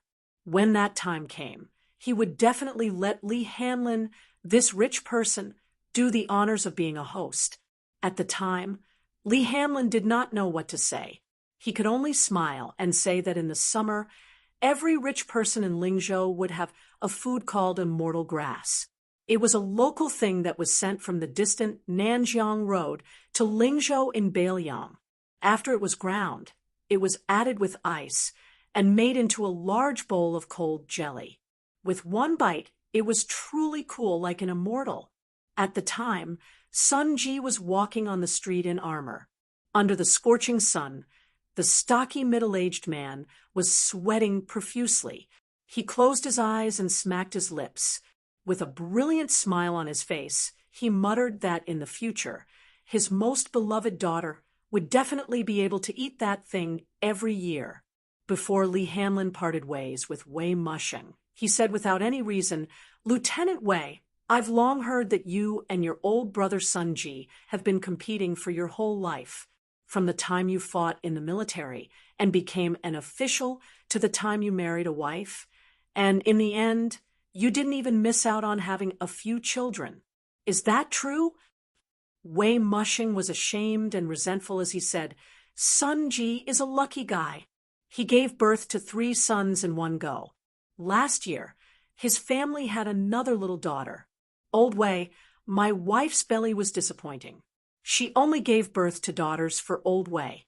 Up until now, there hasn't been a single child. I've never lost to Sun Ji in anything in my life. Only this matter. I have no choice but to accept it." Li Hanlin smiled and said, "Old brother Wei, if you don't blame me for being meddlesome, then I'll have to say a few more words. If sister-in-law gives birth to a son for you in the future, why don't you arrange a child marriage with Sun Ji's youngest daughter? A girl 3 years older than your son is a golden brick. Don't despise the girl for being older than your son. Knowing how to dote on others is better than anything else." The burly man who was called Old Brother Wei by Li Hanlin and not Lieutenant Wei was in a daze. No one knew what he was thinking. In the end, Wei Musheng laughed loudly and said, "This matter, I think it's fine. Later on, if I don't die on the battlefield, I'll personally ask Sun Ji. If that old fellow doesn't say anything, then I'll take it that he agrees to this child marriage." He was already dead. How could he open his mouth to speak? In that case, this impromptu betrothal was most likely set in stone. In the second year of Xiangfu, the Great Summer, Beiliang's white horse crossbowman Lieutenant Sun Ji and Wei Mushing successively died in battle on the Longyan Plains outside the border. On this day, Beimang's Yelu Hongkai also died in battle. Old Liang's prince, Su Zhao's adopted son, Qi Dang, also died in battle, and that seemingly inconspicuous child marriage on the battlefield of the border, where iron hooves were like thunder, did not happen in the end. Chapter 1777. Beimang's various horse bars that belonged to different factions had already been routed to the previously set-up ambush. Ballista Colonel Sun Ji had died in battle here. The white horse ballista soldiers chased after them like a hot knife through butter. Their casualties were extremely low. Occasionally, a rider would be injured by an arrow and unable to continue fighting. They would dismount and search for the headless corpses of their fellow soldiers who had died in the retreat and place them on the back of their horses. Along the way, many of the Beimang horse bars' ownerless mounts paced back and forth around the corpses lying in pools of blood on the ground. From time to time, they would lower their heads to lightly touch the corpses in an attempt to wake up the Beiliang Frontier Army soldiers who had fallen off their horses after being shot down by the Beimang cavalry. Meanwhile, most of these war horses had one or two heads of Sun Ji's ballista soldiers hanging near their saddles. Li Hanlin and Wei Mushing's two wounded ballista soldiers silently turned around and headed south. Along the way, they collected the corpses and retrieved the heads. They continuously gathered up the lonely Beiliang war horses that were scattered all over the place. If there were war horses that were still breathing, the ballista soldiers wouldn't ignore them either. They would squat down and pat their heads, and then quickly stab their blades into the horses' necks to give them a quick death. The Beiliang Frontier Army Iron Cavalry. Almost everyone believed that the war horses that they viewed as their wives in this life would definitely be reincarnated as humans in the next life and become part of the Beiliang Frontier Army. Like them, they would be able to fight side by side again. In operas, it was always said that a jar cannot escape breaking by the well, and a general will not leave the battlefield until he dies. However, no matter how soul-stirring an opera was, it would never be able to express the sorrow of the battle on the battlefield. Crow Ballista Commander Yelu Chukai and Black Fox Ballista Commander Lin Fu rode side by side. Behind the two, there were no longer any Longguan scouts in sight. Most of the ballista soldiers had already died under the ballista and cold blades of the white horse ballista soldiers. Lin Fu, who had a bloody groove on his face, was gasping for air. Every time he breathed, he would pull at the wound that was so deep that his bones could be seen. Yelu Chukai casually broke a crossbow bolt that was nailed into his shoulder. Looking back, he saw that all of the Longguan ballista soldiers had fallen on the Longyan Plains. Crow and Black Fox ballista's fighting strength was also less than 40%. Yelu Chukai suddenly frowned. Why are the ballista soldiers behind us slowing down their horses? Could it be that Li and Wei Mushing have begun to realize our intentions? As long as they advance another 30 miles to the north, my brother-in-law's 8,000 cavalry will be able to form an encirclement. Lin Fu, this time, whether or not we can wipe out Beiliang's 3 ballista soldiers will depend on whether or not the Beiliang is willing to let us continue the 30-li journey. You have any ideas? Lin Fu endured the pain and laughed. How could I not have any ideas? Just kill them. It depends on whether or not you, Yelu Chukai, are willing to pay the price. Although Yelu Chukai had always been scolded by Dong Zhuo as an idiot, he was, after all, an experienced commander. But Lin Fu didn't want to expose him, so he still had a compassionate heart. Yelu Chukai took a deep breath and made a hand gesture, summoning one of the crow ballista soldiers. Without needing Yelu Chukai to say anything, the valiant lieutenant who had fought alongside Dong Zhuo since his youth grinned at Yelu Chukai. He didn't say anything and simply nodded. He turned his horse around and shouted a few words. Then he led the 80 or so elite Crow ballista soldiers to slow down and quickly fell behind. At the same time, Lin Fu's Black Fox ballista soldiers also did the same. Both sides were determined to completely cut off the pursuit of the ballista soldiers. When Li Hanlin's men, who were in charge of the pursuit, slowed down, Wei Mushing immediately rushed to Li Hanlin's side. With a hint of condemnation, he asked anxiously, "Lieutenant Li, if your men are tired and unable to pursue, just let me know in advance, and let my men kill the enemy instead. Why did you let the enemy escape?" Li Hanlin stared at the signs of the Northern Mang horse bars. When he saw the movements of the 140 Northern Mang barbarians' elite cavalry, he raised the war blade in his hand and pointed forward. With a sunken voice, he said, "From the looks of it, it has already been confirmed that there is an ambush in Northern Mang. Moreover, the enemy's cavalry army definitely isn't too far away.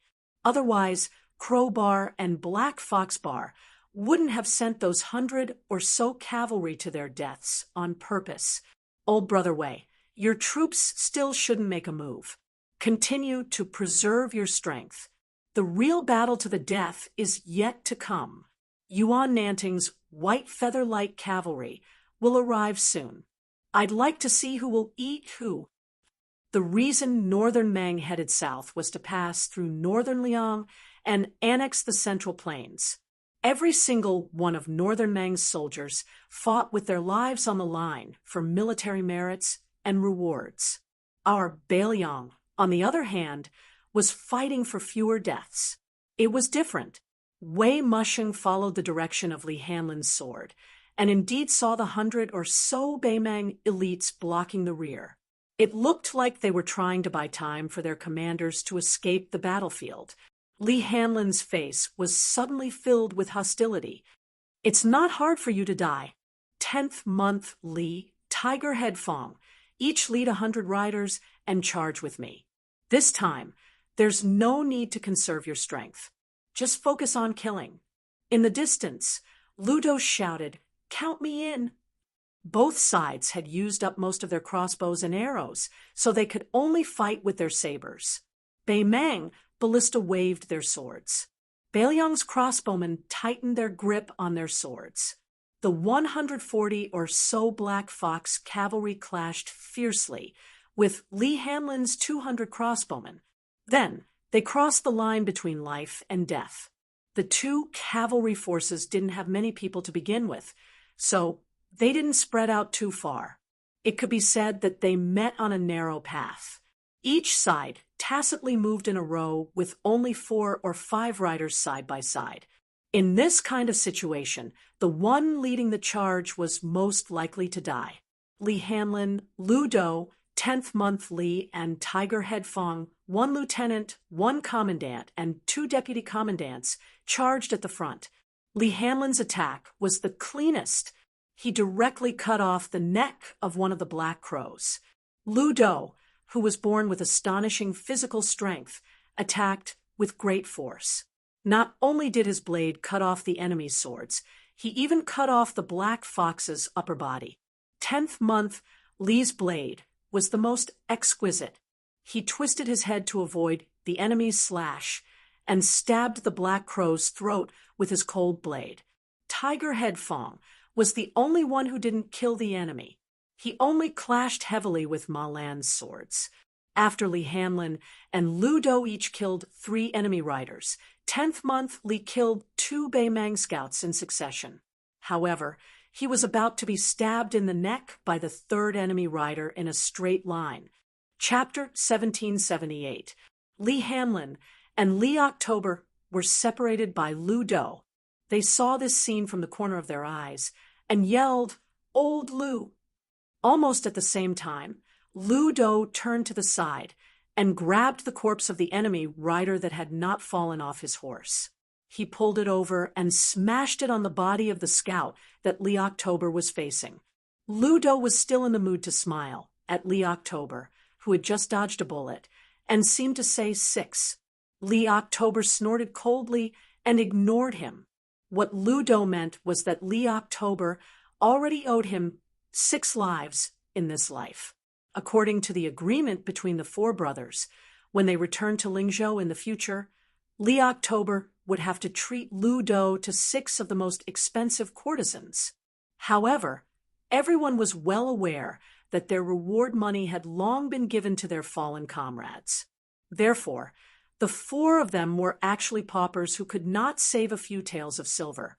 When the 2 cavalry forces were about to clash, Fang Hutu was chopped off his horse by an enemy rider and was about to be trampled on by the next horse.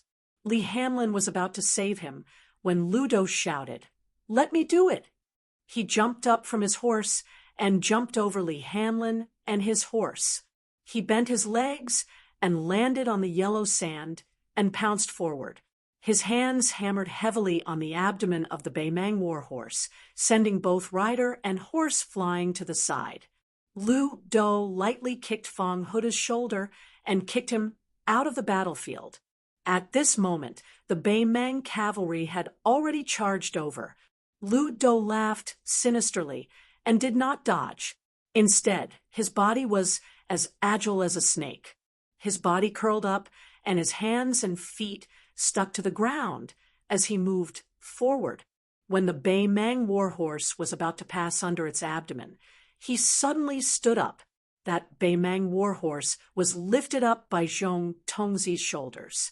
Ma Lanzi, who was on the back of the horse, was caught off guard and lost his balance. His head was cut off by a crossbowman who brushed past him. Li Hanlin couldn't care about anything else and could only focus on killing the enemy. When he realized that Li October, the only one left beside him, hadn't appeared from the corner of his eye, he took a moment to look back. He saw that Li October, who had fallen behind a dozen steps behind him, had just killed a Beimang barbarian, and his face was covered in blood. Li October, the son of a wealthy official, happened to see Li Hanlin looking back. He smiled brightly and nodded in greeting, telling Li Hanlin not to worry about him. Li Hanlin smiled knowingly and turned back to continue fighting.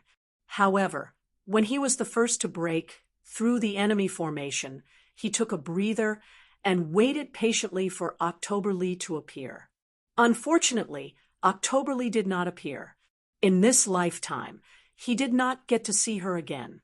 At that time, Li Hanlin's eyes were red. He turned his horse around like a madman and rushed away. Finally, when the 140 Beimang elite scouts were all dead and the crossbowmen under Li Hanlin's command continued their pursuit, Li Hanlin finally found Li October. He lay in a pool of blood, staring at the sky with his eyes wide open. October Li's breathing gradually weakened. Li Hanlin sat on the ground and hugged him gently. Lu Do and Fang Hutu, who were covered in blood, sat across from Li Hanlin in a daze. Among the 4 of them, Fang Hutu, who was burly but had the most gentle personality, suddenly hugged his head and wailed, "It's all my fault. If I wasn't useless, old Lu wouldn't have had to save me." As long as old Lu kept an eye on October Li October wouldn't have had to die. "It's all my fault." A man who had suffered more than 30 wounds on the battlefield, but had never shed a tear, was sobbing uncontrollably. October Li's lips quivered, as if he wanted to say something, but also as if he wanted to shake his head. The pale Li Hanlin looked up and said softly to Fang Hutu, "Hutu, don't say such things if you're a brother. Do you want October Li to die? Uneasy?" Fang Hutu struggled to stop crying. He raised his arm to cover his mouth and looked at October Li with tears all over his face. Lu Do hurriedly wiped off the blood on his face. As a result, his face was now covered with blood. Lu Do gently held October Li's hand and said, "In Qingzhou province, we're very particular about keeping accounts with our brothers. It's natural for us to repay our debts. You, October Li, owe me 6 lives. Don't try to deny it. Even if you can't pay it back in this life, you'll have to pay it back in the next life. Therefore, let's continue to be brothers." Lee Hanlon's lips trembled, but he didn't cry out like Fong Hutu.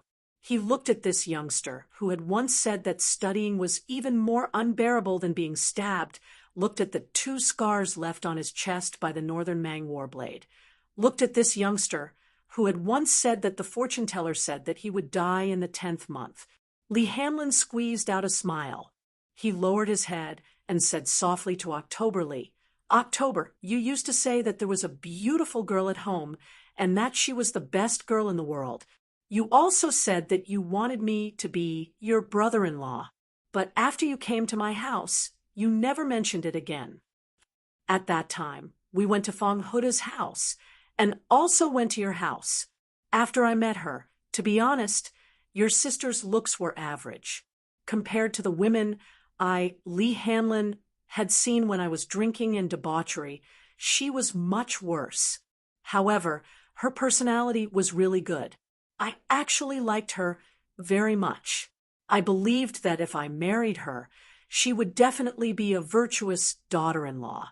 But when I thought of calling you brother-in-law, I couldn't open my mouth.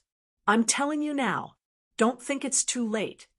Octoberly slowly closed his eyes. Lee Hanlon rubbed his eyes and exhaled softly.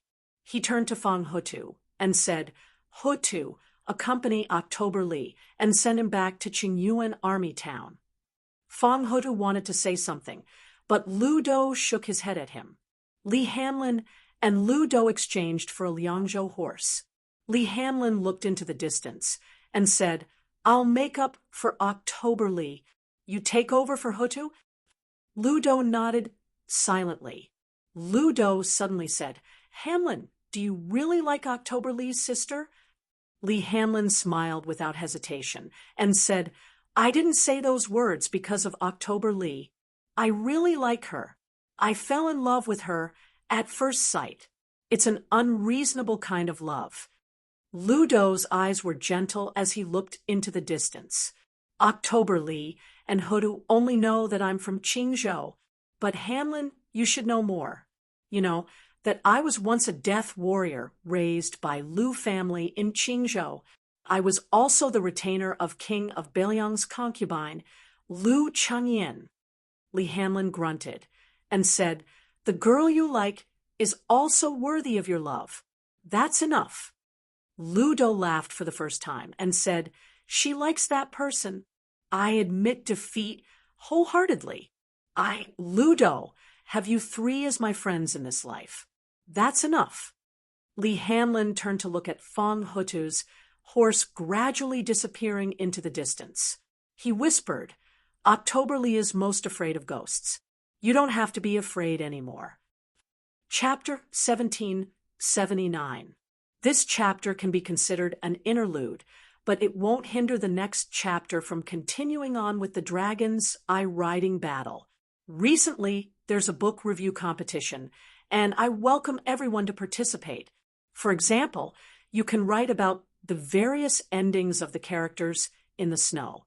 If it's written well, I can even directly move it into the book.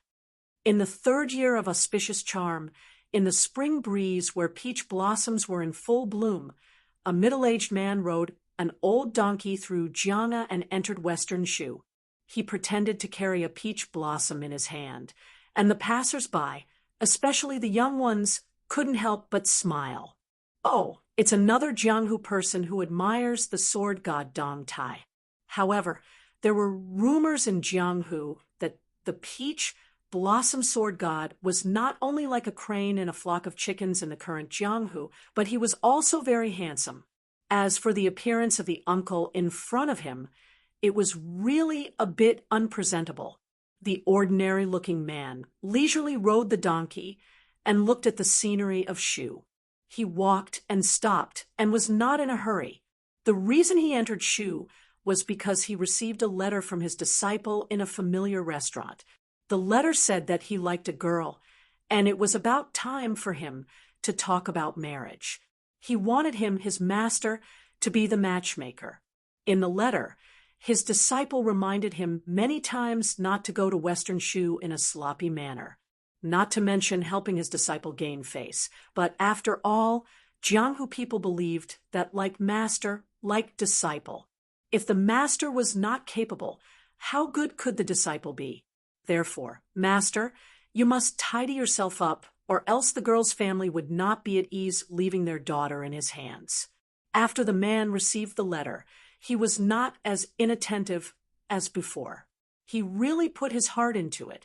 He borrowed 30 taels of silver from the manager of the restaurant and bought 2 sets of new clothes. Only then did he travel from the distant Jianzhou to western Shu.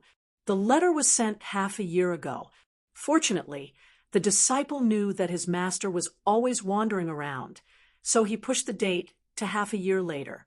At the end of the letter, the disciple vowed that if he saw the letter late, it was fine. He, as the disciple, could wait patiently for his master. This man, who had used and forged swords before, but had never carried a sword, was hesitating on whether he should buy a sword and hang it on his waist.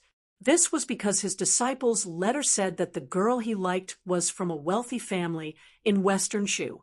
Everyone in the gang, from the leader to the odd-job disciples, used swords. Even the names of the swords were very charming. The leader's sword was called Huazhu, and the chief consecrator's sword was called Mandrel, which was on the great weapon list. Even the outer disciples, who were familiar with each other, named their swords grandly. Most importantly, the leader's daughter, who was the girl his disciple liked, happened to have a sword named Peach Blossom. It was fate. When the middle-aged man arrived at E Province, he only needed to ask for directions in the provincial capital before he found the famous sect of Western Shu Path, the Sword Rain Pavilion. It was said that every time there was a grand occasion, all 300 swordsmen of the Sword Rain Pavilion would climb up the 6-story main building together and throw their swords out at the same time. The swords would fall like rain. Although the rain of swords the pavilion was not well known in the entire Liang Lake. It was not as famous as the Spring Invitation Cottage that had a beauty critic. However, it was indeed one of the top sects in the territory of West Shu. There was a saying that the West Shu Sword Pavilion came out of the Rain Pavilion. Back in the days, the West Shu Sword Emperor, who later swore to guard the city gate in front of the Su family's cavalry, had gone to the main pavilion many times and personally commented on the sword skills of the outstanding disciples in the Sword Rain Pavilion. On the highest floor, there were portraits of the Jianghu sword grandmasters that were established by the sect. They were used to encourage the disciples to persevere and sharpen their sword hearts. For example, there was the great Feng sword deity Ji Xinding, who was in the same generation as Gao Shulu, the great demon Lu Songtao from 100 years ago. In recent years, there were portraits of Jian Zhihuang, Song Nianqing, Qi Jiajia, and Chai Qingshan. Of course, Li Chungang was a lofty mountain that all the swordsmen in the world could not avoid. The Sword Rain Pavilion especially admired this spring and autumn sword armor and hung his portrait in the middle of the hall beside Lu Zhu. When the gatekeeper of the Sword Rain Pavilion heard that the guest from afar was looking for the young man, the old gatekeeper, who was already displeased with him for riding a donkey and hanging a peach branch, disliked him even more. In the old man's opinion, the young man was not bad. His sword skills were average, but his judgment was not bad. He was lucky enough to win the literary battle with the high officials. However, if he wanted to marry the only daughter of the Sword Rain Pavilion's master, who did not have a prominent family background or a solid cultivation base, what else could it be but a fool's dream? It was not that the master was purposely making things difficult for the young man from afar. The entire Western Shu Dao pugilistic world knew that their master had already said that he only had one daughter. As long as he did not ascend to the 1st grade, no one could become his son-in-law. After all, the old man was a kind person. When he heard that the middle-aged man had walked for thousands of miles, he told him the truth. He also pointed the way for the middle-aged man, saying that the young man shamelessly rented a small courtyard on a nearby street. Every few days, he would come to the Sword Rain Pavilion's entrance. At the end of last winter, there was a rare snowfall in western Shu. That young man used a broom to sweep the snow before dawn and almost got beaten up. It was snowing. This was a rare occurrence in western Shu. Everyone wanted to see the snow piled up like a mountain. In the end, when he swept the snow, many disciples who hurried out to admire the snow on the street were completely dumbfounded. The entire street was so clean that it made one's hair stand on end. When the gatekeeper said this, he did not know whether to laugh or cry. He said angrily that even though the young man was a fool, he did not act like a hooligan in the streets. Otherwise, he would have beaten him up. The middle-aged man, who came from afar, listened to the old man's long-winded chatter.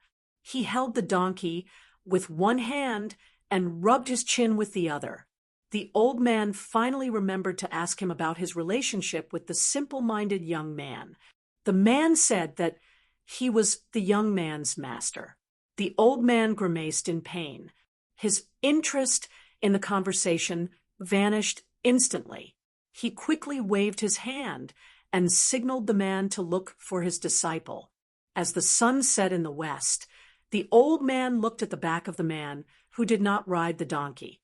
His back gradually elongated on the street. The old man felt that this pair of master and disciple were both strange people. However, when he thought about it carefully, he could not tell what was so strange about them.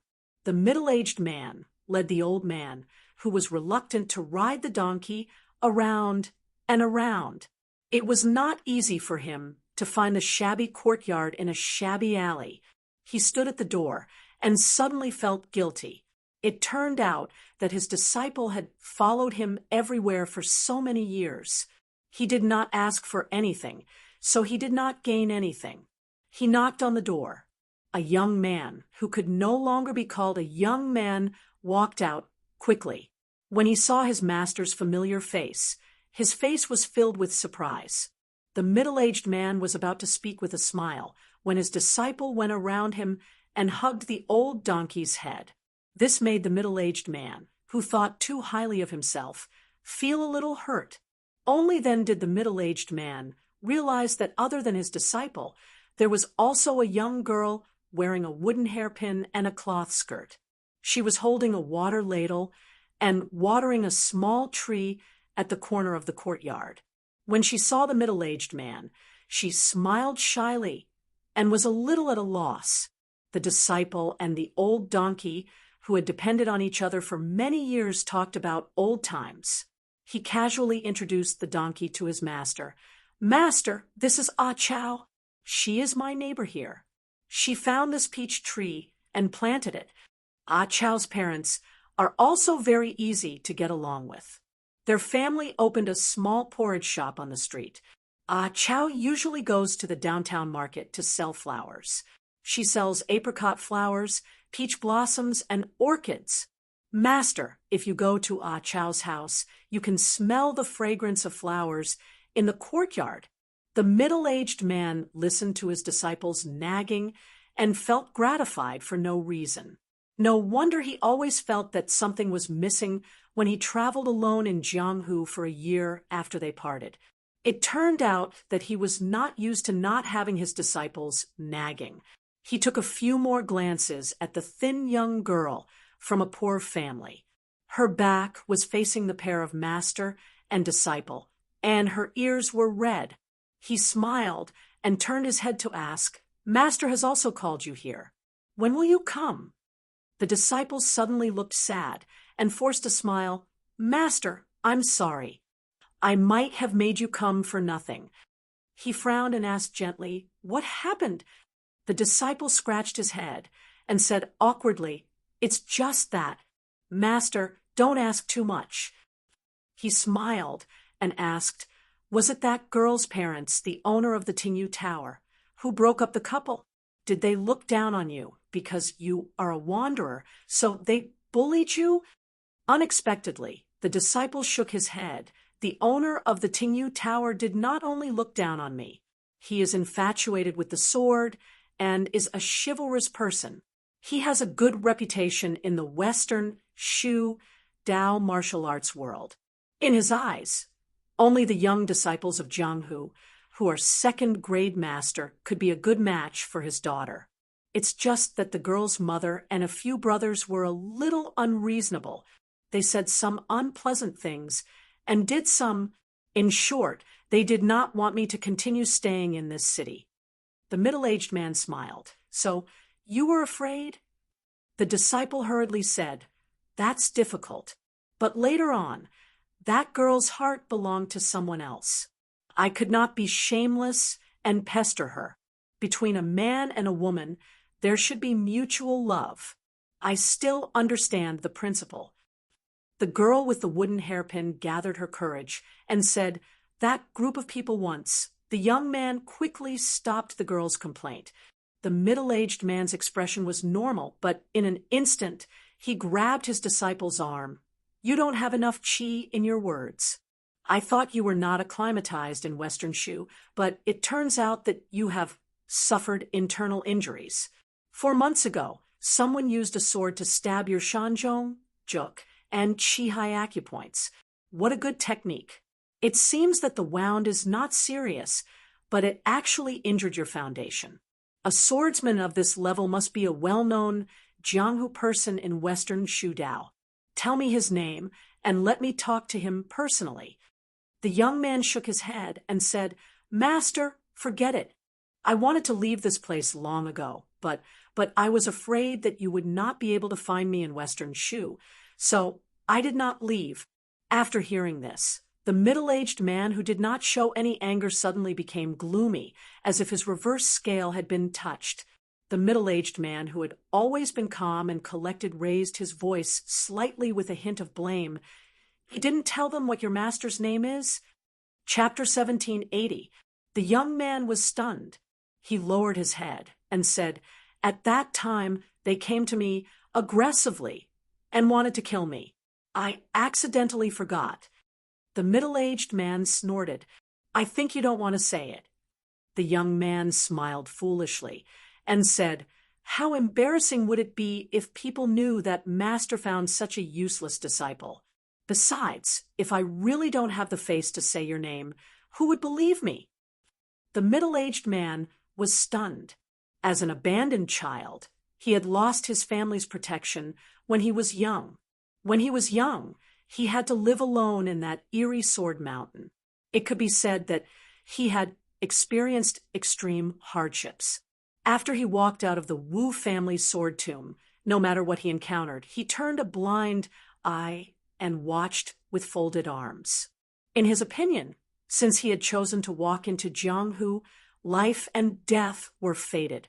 If he encountered injustice and was unable to voice it, he could not blame the heavens and blame others. If he wanted to blame someone, he should blame himself for being inferior. That was why Wang Xianji, from the martial emperor city, said that this person's sword heart was naive. It was the best fit for heaven. It didn't matter whether he had a sword or not. He suddenly remembered many things. This disciple always complained that he didn't have the demeanor of a master and didn't have the demeanor of an immortal. He always told him to pay more attention to his style. He was always angry that his name was suppressed by someone. He wanted the whole Liang to know that his master was worthy of the title of number 1 in the world. However, this young man seemed to have never thought of letting the world know that his master had taken in a disciple.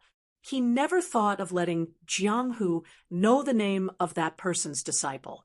No one in Jianghu knew the name of the young man with the donkey.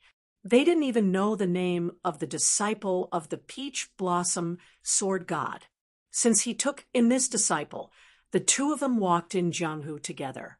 When they saw injustice on the road, he had to help because of his disciple. Every time he saved someone and was about to leave impatiently, his disciple would dawdle and say to the person he saved with a smile, My master is the peach blossom sword god Dong Tai. Don't forget, your master is the peach blossom sword god Dong Tai. Then who is my disciple, Dong Tai? The middle-aged man took a deep breath and looked at the young face with some stubble. He then turned to the flower girl and said with a smile, "Little girl, my name is Dong Tai. My disciple is Li Huanyang." The confused girl said with a red face, "Uncle Deng, I know Brother Li's name." Dong Tai asked himself and said sadly in a voice that only he could hear, "But this son of a B** TCH in Jianghu doesn't know." That day, in the twilight, Dong Tai and his disciple Li Huanyang went to the girl Akao's house as guests. Dong Tai even took the initiative to pick a few gifts under his disciple's shocked gaze. They were not too expensive, but in the eyes of a small family, they were items that would give them face. This made the girl's parents beam with joy, especially when they heard that this man was Li Huanyang's only elder in this world. They couldn't stop smiling. The girl became more and more shy. Dong Tai's disciple was a little slow to realize, but after understanding the meaning and thinking about how they had been together for half a year, he felt that the conditions were right. He didn't think that his master was randomly setting up a couple. Dong Tai, who rarely drank, and Akao's father drank more than 2 liters of wine each. Dong Tai decided to get straight to the point and frankly said that his disciple had a pure and kind personality.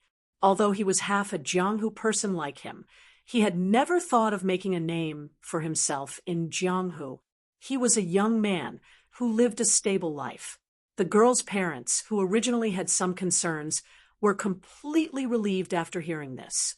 That night, Dong Tai, who reeked of alcohol, walked slowly in an alley with his disciple Li Huanyang. Dong Tai suddenly said, "Buying a pig to look after the pen, getting a daughter-in-law to look after the mother. From what you said, the girl from Tingyu House is obviously not suitable for you. Akao, on the other hand, is a girl who can accompany you for the rest of your life." Li Huanyang laughed. Dong Tai patted his disciple's shoulder and said without any reason, "Master has never done anything for you in his life." Li Huanyang wanted to say something but stopped. Dong Tai waved his hand and interrupted what his disciple wanted to say. He continued, "It's your business whether you want to or not. I don't care. Since you are most likely going to settle down in Shishu, I have to try my best to prevent this place from falling into turmoil and chaos. In addition, I originally wanted to go to Bailiang. You don't have to worry. In today's world, whether it is Liangtaian City or the border of Liangmeng, as long as I want to go, no one can stop me." The young man whispered, "Master, if I get married and start a family, I'm afraid it will be difficult for me to travel Jianghu with you in the future." Dong Tai smiled and said, "In the future, I will often come to Shishu to visit you." The young man hesitated and asked, "Master, I'm not like Su Fengnian. I'm sorry that I can't let you have a disciple who won't disgrace your reputation." Dong Tai shook his head seriously and said, "You're wrong. It's already the best to have you as my disciple. Liang Jianghu has Chao Chongqing and Su Fengnian. Of course, it's good, but I, Dong Tai, have a disciple like you. It's the best.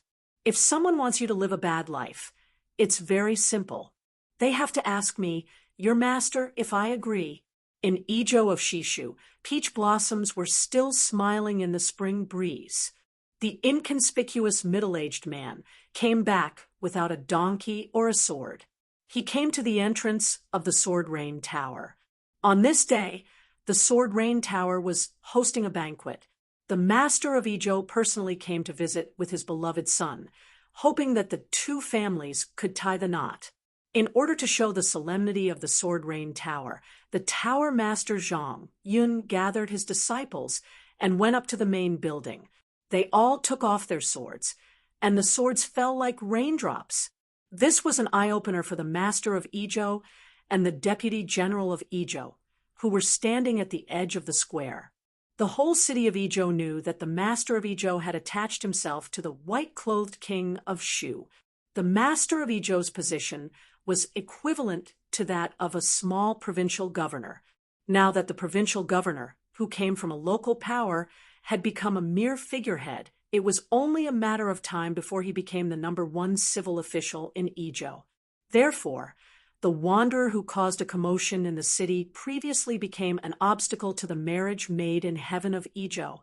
No one thought that Zhang Yun's beloved daughter had fallen in love with the master of Ijo.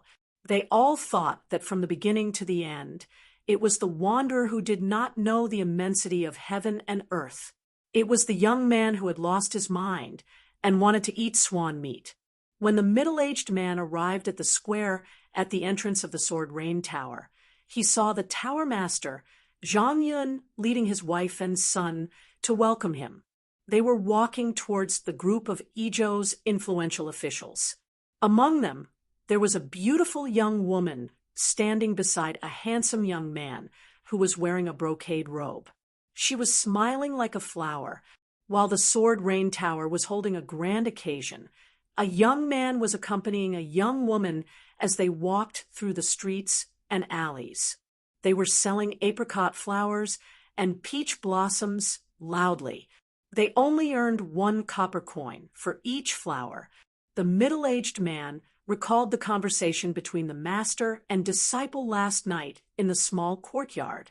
At the end of the conversation, his disciple told him not to be calculative with the Sword Rain Tower.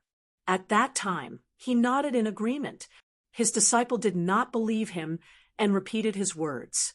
He laughed and said that if his disciple was so easy to talk to, how bad could he be as his master? In fact, Dong Tai did not say that his master had never been easy to talk to. He was like this to the Wu family's sword tomb, and also to the Jianghu. Therefore, having such a meddlesome and soft-hearted disciple was Dong Tai's greatest trouble in his life, other than his success in swordsmanship. It was also his greatest pride. Dong Tai smiled to himself. Just now, he was stopped by the old gatekeeper. When the old gatekeeper heard that he was going to challenge the Sword Rain Tower, the old gatekeeper put on a funny and annoyed expression and asked him, "Since we are going to spar with swords, where is your sword?"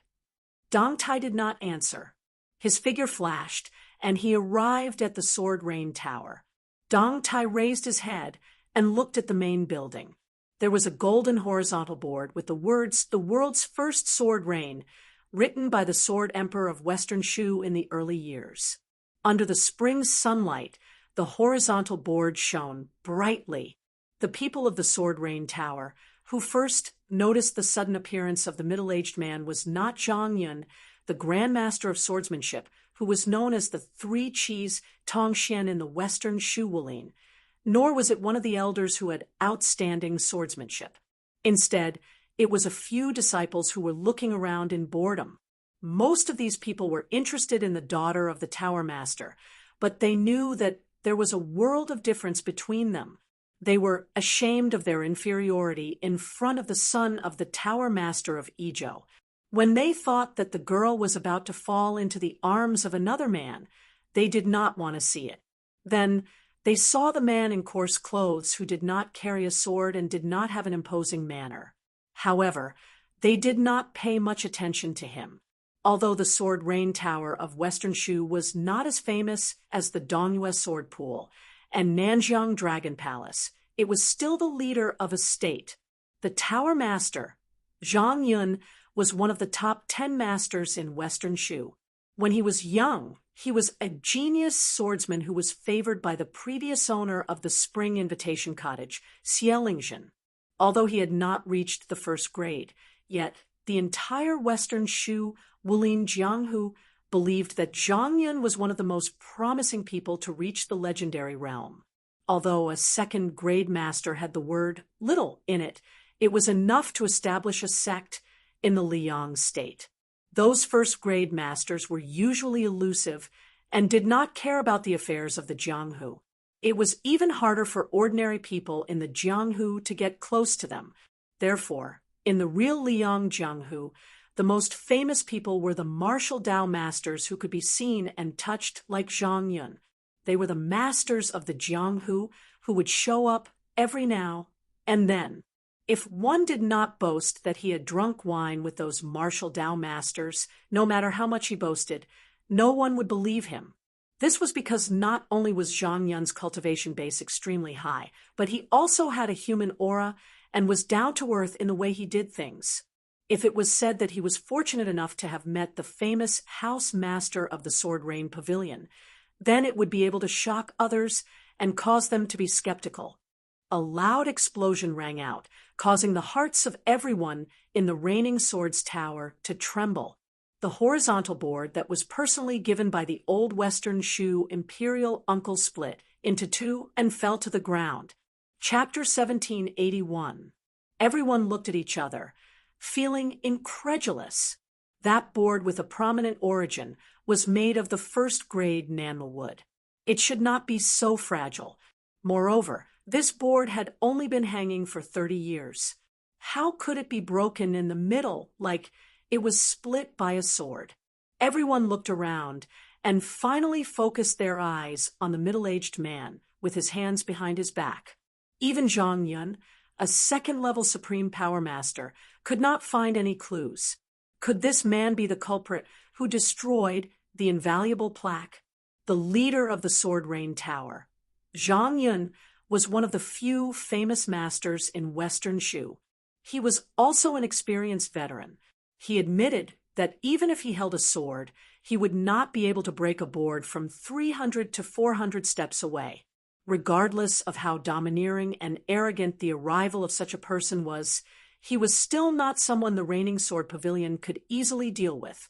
The reason why the Wu family's sword tomb had been in the top 3 of the Jianghu sect for hundreds of years was because it was said that even a child in the sword tomb could control a sword and fly away like a butterfly.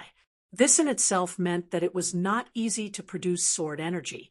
How could a sword energy not be weakened after a few hundred steps and still be able to break such a huge board? One of the worshippers hurriedly flew away. He stood at the entrance of the main building and looked carefully. He then flew back to Zhang Yun's side and whispered with a pale face. Zhang Yun felt as if he was struck by lightning. It was caused by the sword energy. Furthermore, after the sword qi broke through the signboard, it also split apart the main building. There was a saying in the Liang Jianghu. Ever since Su Mao, a relative of the emperor, died outside the imperial city and Huang Jinta died at the Donghai city, there were no more capable swordsmen in Western Shu. This also showed the predicament of the Western Shu martial arts circle. Especially after Xie Lingjin of the Spring Invitation Cottage died for no reason at the Quick Snow Mountain Villa, her successor, Yanji Beauty Xie, only used her beauty to amaze people and did not use her martial arts to convince people. Therefore, people thought that there were no grandmasters in the Shu martial arts circle. The middle-aged man walked forward slowly and stopped when he was 30 to 40 steps away from Zhang Yun. He finally said, "My disciple has already explained the reason. If you don't listen, then I don't need to reason with you today." Zhang Yun wanted to cry, but had no tears. "How would I know who your disciple is? You are the disciple of a divine connection sword grandmaster. Our Reigning Swords Pavilion can't wait to worship him like a bodhisattva. How can you not listen to reason with us?" Zhang Yun's mind raced. Judging from the man's appearance, he looked to be in his 30s or 40s and had a grudge against the Sword Rain Tower, so he was most likely not from Western Shu's Jianghu. Otherwise, he would at least show some respect to Zhang Yun. However, the Sword Rain Tower's influence had always been limited to Western Shu's territory. Their disciples were considered introverted in their actions, and they rarely made any enemies in the Jianghu. Even the few outstanding disciples who were ordered to leave Western Shu and travel the Jianghu to spread the name of the Sword Rain Tower had never had any great grudges with the major sects in Liang. To be honest, if they really wanted to offend those top grandmasters in Liang, the Sword Rain Tower's disciples would need to have the ability to do so, right? At the same time, Zhang Yun was puzzled. The man in front of him did not have any obvious qi activity, and he did not have any momentum at all. He did not seem like the person who would make a move. Could it be that there was a real unworldly expert hiding in the dark? The middle-aged man's gaze swept across the people from the Sword Rain Tower. He saw the young lady who wished for the world to be in chaos, and the woman who looked 60 to 70% similar to her. Her expression was gloomy, as if she was weighing the pros and cons. She was hesitating whether she should use the government's influence to intimidate the enemy. The few consecrators from the Sword Rain Tower looked as if they were facing a great enemy. Obviously, they knew the severity of the situation better than the woman. There were some things that the government could suppress, but there were some things that they might not be able to suppress. Zhang Yun had a scholarly appearance. He had the famous Western shoe sword, Hua Zhu, by his waist. It was extremely rare for him to perform the etiquette of a junior. He bowed respectfully and said, "May I know who your disciple is, senior? If my Sword Rain Tower has indeed offended your disciple, Zhang Yun, will definitely give you an explanation." The middle-aged man didn't answer his question.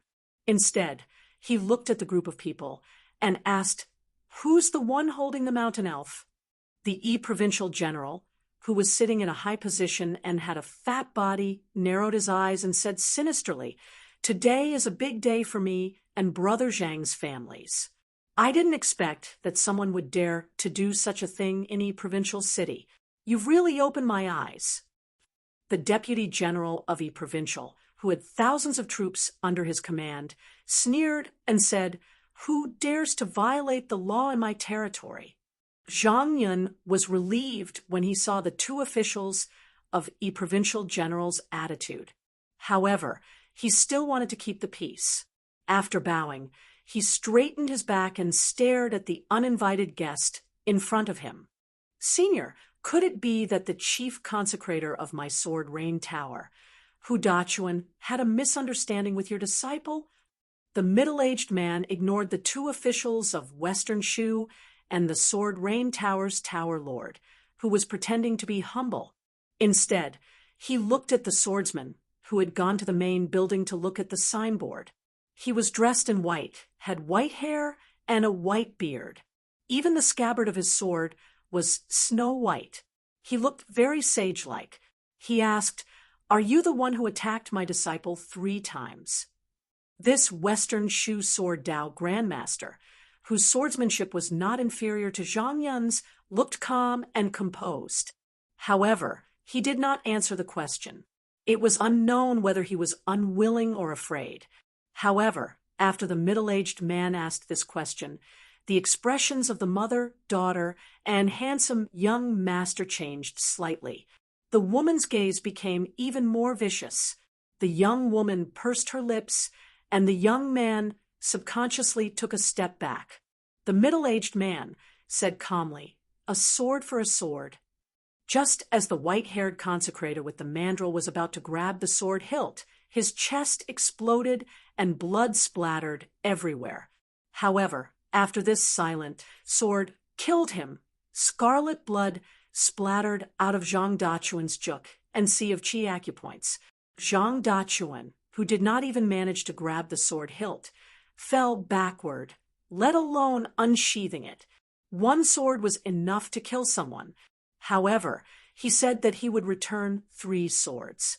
In everyone's eyes, the middle-aged man had his hands behind his back. Zhang Yun was even more certain that this person did not have any qi ripples at all. Zhang Yun, whose hands and feet were cold, could not care less about his bearing as a grandmaster. He raised his head and looked around as if he was trying to find the peerless expert hiding behind the scenes. There was a hint of unconcealable fear in his voice. Junior Zhang Yun of the Sword Rain House sincerely requests Senior to come out and have a chat.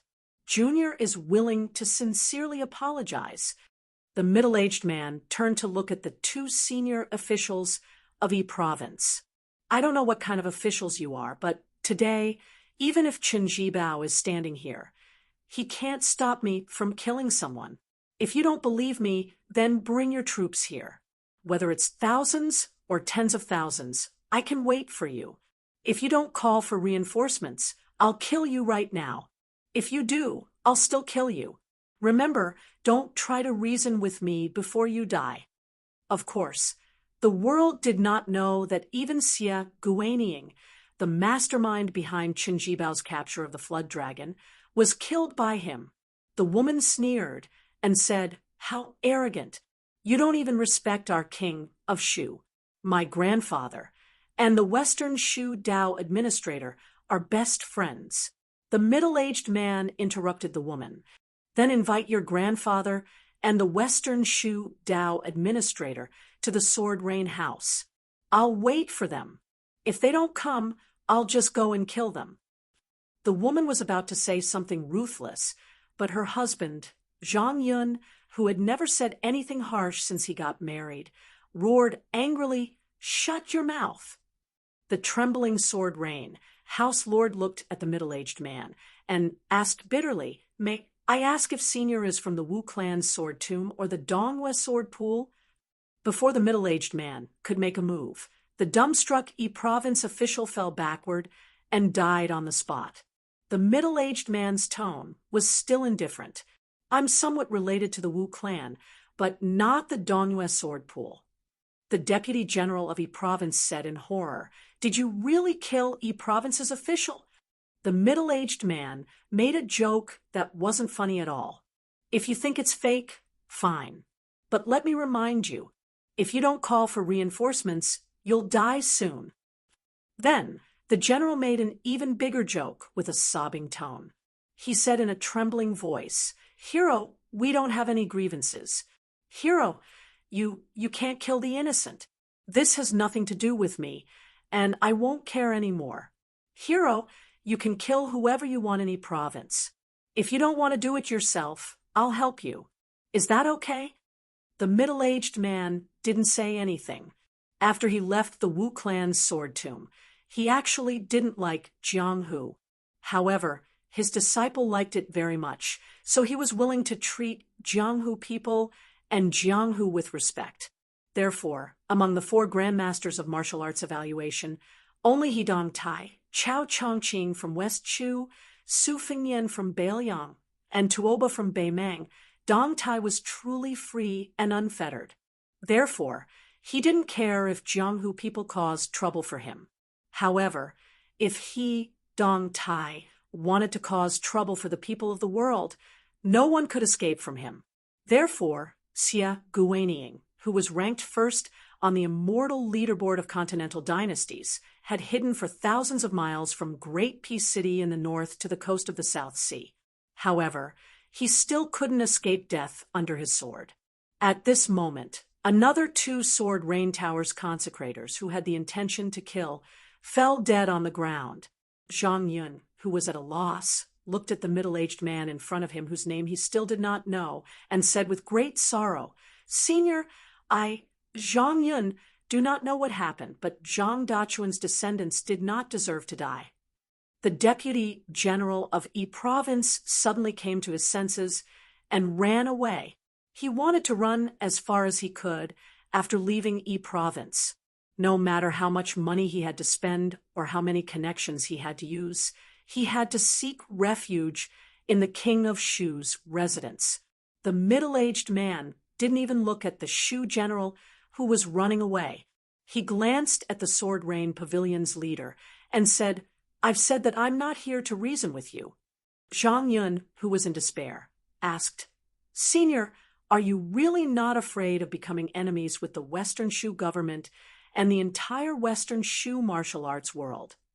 The middle-aged man, who killed people as he pleased, smiled and said, "If Qin Jibao was here, he definitely wouldn't say such a thing." Zhang Yun smiled bitterly and held the hilt of his fiery candle sword. "I know that I'm not Senior's opponent, but whether it's for the Sword Rain Pavilion's hundreds of years of reputation or for the lives of my wife and child, I have to be brave enough to fight Senior." Chapter 1782.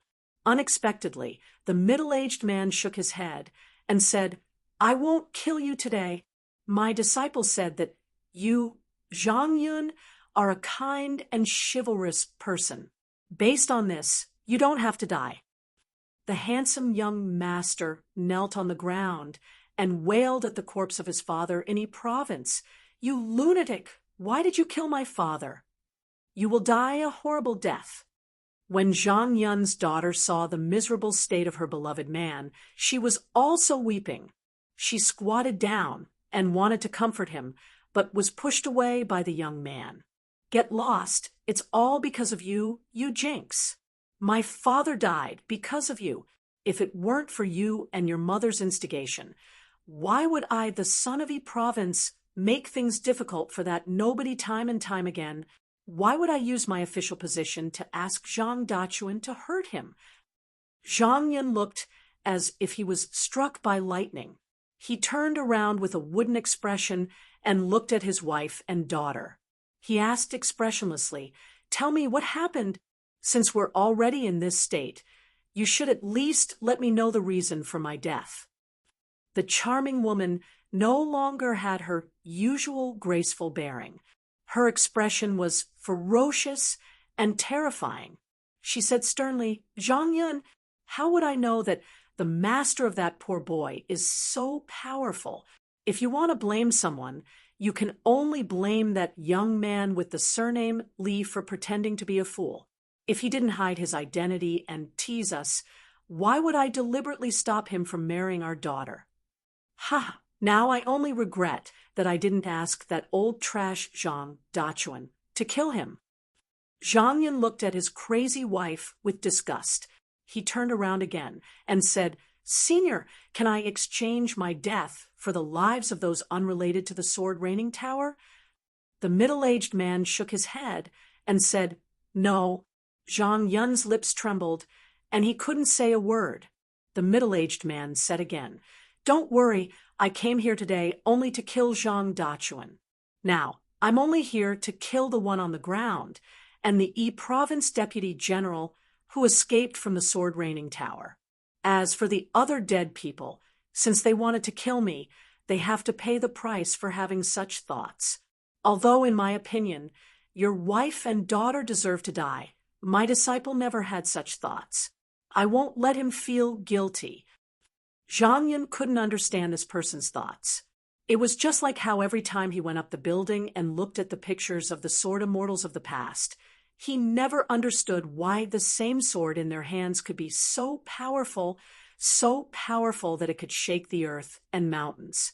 However, the middle-aged man continued, "From today onwards, your sword rain house shouldn't be open for business anymore." "What do you mean by the rain of swords is a great spectacle?" "That is an insult to the swords in your hands. I believe that any sword in the world, as long as it is in the hands of a true swordsman, will disdain to be associated with other people's swords.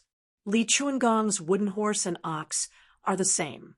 Therefore, if the people who hung the portraits on the top floor were still alive, they would probably have laughed themselves to death. When a sword is in its sheath, it will only cry out for injustice. When the sword is unsheathed, it must have a clear conscience. How can it be used for outsiders to admire the scenery and applaud?" Zhang Yun smiled miserably, and then his gaze became firm as he said in a low voice, "What Senior said makes a lot of sense. However, the Rainstorm Sword Pavilion is the result of the painstaking efforts of my Zhang clan's ancestors for a few hundred years after all.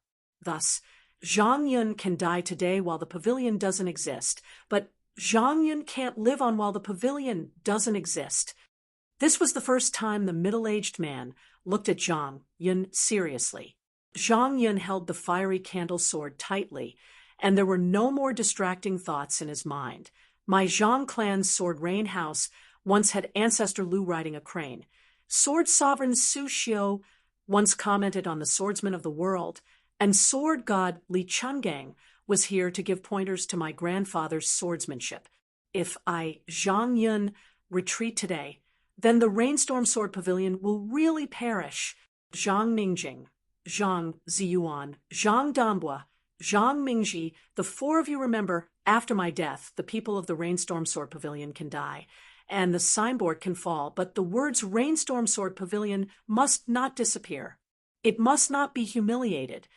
Zhang Yun pulled out the fiery candle sword and welcomed death with a smile. Before I die, I would like to thank Senior for allowing me to pull out the sword. As for Senior's disciple, that young man called Li Huanyan, Zhang Yun, would like to say a few words from the bottom of my heart before I die. In fact, I have a good impression of Li Huanyan, not because his aptitude is not outstanding, but because his understanding of swordsmanship is extremely high. It is because when I saw this young man, I was reminded of my own high-spirited youth, and I was willing to disregard everything for the person I admired. My original intention was to let him suffer a few more rejections, just like how I suffered when I was young. However, for some reason, my daughter suddenly changed her mind. At that time, I felt a little regretful, but I didn't think too much about it. Zhang Yun then turned his head and looked at the beautiful woman with wrinkles at the corner of her eyes, and said gently, "You weren't like this in the past." The woman was at a loss. The middle-aged man no longer had his hands behind his back. He looked at the house master of the Sword Rain Tower, who was holding the sword in his hand, and smiled. "Go ahead and attack. I know what I'm doing. I'll let you die when your strength is exhausted." The Sword Rain Tower of Western Shu claimed to have collected more than 1,000 exquisite sword moves in the world. In fact, most of the sword moves were the moves of the house masters and the outstanding disciples of the Sword Rain Tower. They were not considered outstanding in the world, but they were the foundation that had been accumulated for hundreds of years. Some of the moves were indeed first-class swordsmanship. It was a pity that Zhang Yun also knew that many of the sword moves were exquisite, but he did not know the true meaning behind them. After all, there were too many sword masters who had their own merits, and their sword wills were scattered and mixed. There were even some contradictions between them. Zhang Yun had not reached the realm of returning to one's original state. The middle-aged man had one hand behind his back, and the other hand stretched out. Zhang Yun's sword moves were magnificent. Sometimes it was majestic like the sun rising from the east, sometimes it was soft and continuous like the rain in Jiangnan, sometimes it was thick and heavy like the snow in midwinter, and sometimes it was light and ethereal like a sparrow flying on a branch. What was even rarer was that Zhang Yun's sword wills were tightly connected and did not appear abrupt or stiff. The first sentence of the Sword Rain Tower's motto was clear.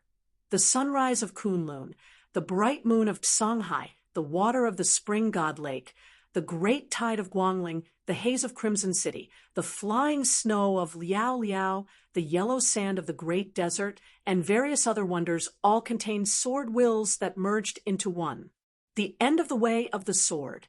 However, no matter how Zhang Yun attacked, the middle-aged man would gently flick the tip of the candlestick sword away with his finger.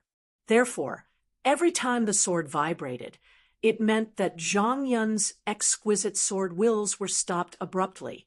This absurd scene was like a distinguished scholar reciting a famous poem from the ancient times, but he was interrupted by a vulgar villager with the word fart.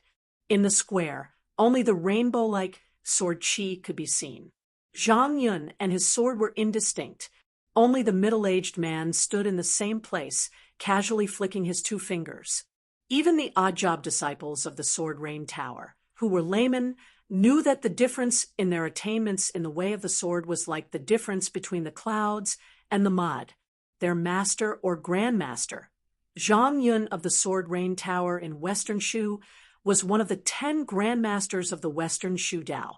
Even Lu Weiwei, who was the chief consecrator of the Spring Invitation Cottage, did not dare to say that she could defeat Zhang Yun, who was attacking with all his might with just 2 fingers, let alone when his body was as immovable as a mountain. The appearance of this middle-aged man not only shocked everyone with his mysterious cultivation base, which was akin to that of an immortal on the land, but also unknowingly opened up a grand and magnificent martial arts picture scroll for many disciples of the Sword Rain Tower who wanted to reach the peak of the way of the sword. Everyone present had complicated feelings.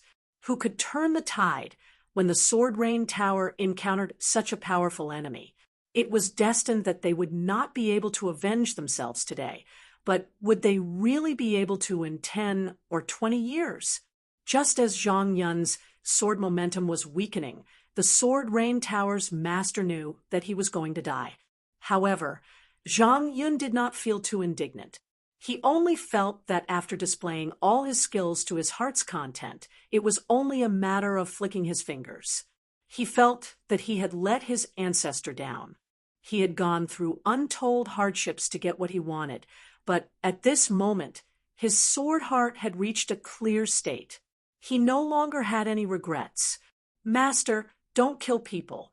Killing people is against the law. Suddenly, an anxious voice sounded from afar. The familiar voice fell into the ears of the disciples of the Sword Rain Tower. In the past, they only felt that it was laughable and disgusting. Now, it was no different from the sound of nature. As for the content of the words, no one found it funny anymore. The middle-aged man flicked Zhang Yun and his sword away with 2 fingers, forcing Zhang Yun to retreat dozens of steps. He turned his head and laughed angrily at his disciple who rushed over. Since when is killing not against the law? The young man ran to his side and said softly, "Let's not talk about whether it's against the law first. You kill people in front of so many people. If word gets out, it won't sound good. The Peach Blossom Sword God killed people in Western Shu's Sword Rain Tower. It will damage your reputation." The old gatekeeper who ran to the streets to look for the young man did not know that he had saved the Sword Rain Tower's life. The middle-aged man said helplessly, "Since when have I cared about my reputation?" The young man said confidently, "As your disciple, I care very much." The middle-aged man laughed it off. Zhang Yun, who was drenched in sweat, kept his sword back into its sheath. He cupped his fists and smiled, sincerely. He bowed deeply and said, "I already know your identity. Because of you, the Sword Rain Tower's name has been removed from Western Shu. Zhang Yun has no regrets in this life. The Sword Rain Tower has no regrets." As soon as these words were spoken, all of the reigning Swords Pavilion's guest elders and disciples, including Zhang Yun, were shocked. In the Jianghu, a person's reputation was extremely important to all righteous people. As for the reputation of the sect that they belonged to, it was even more important. Zhang Yun's shocking statement implied that the ordinary-looking middle-aged man in front of him was like the Wu family's master who used the Sword Tomb's prestige to talk about flying swords, or Chai Qingshan, who represented the Donghua sword pool, to talk about forging swords.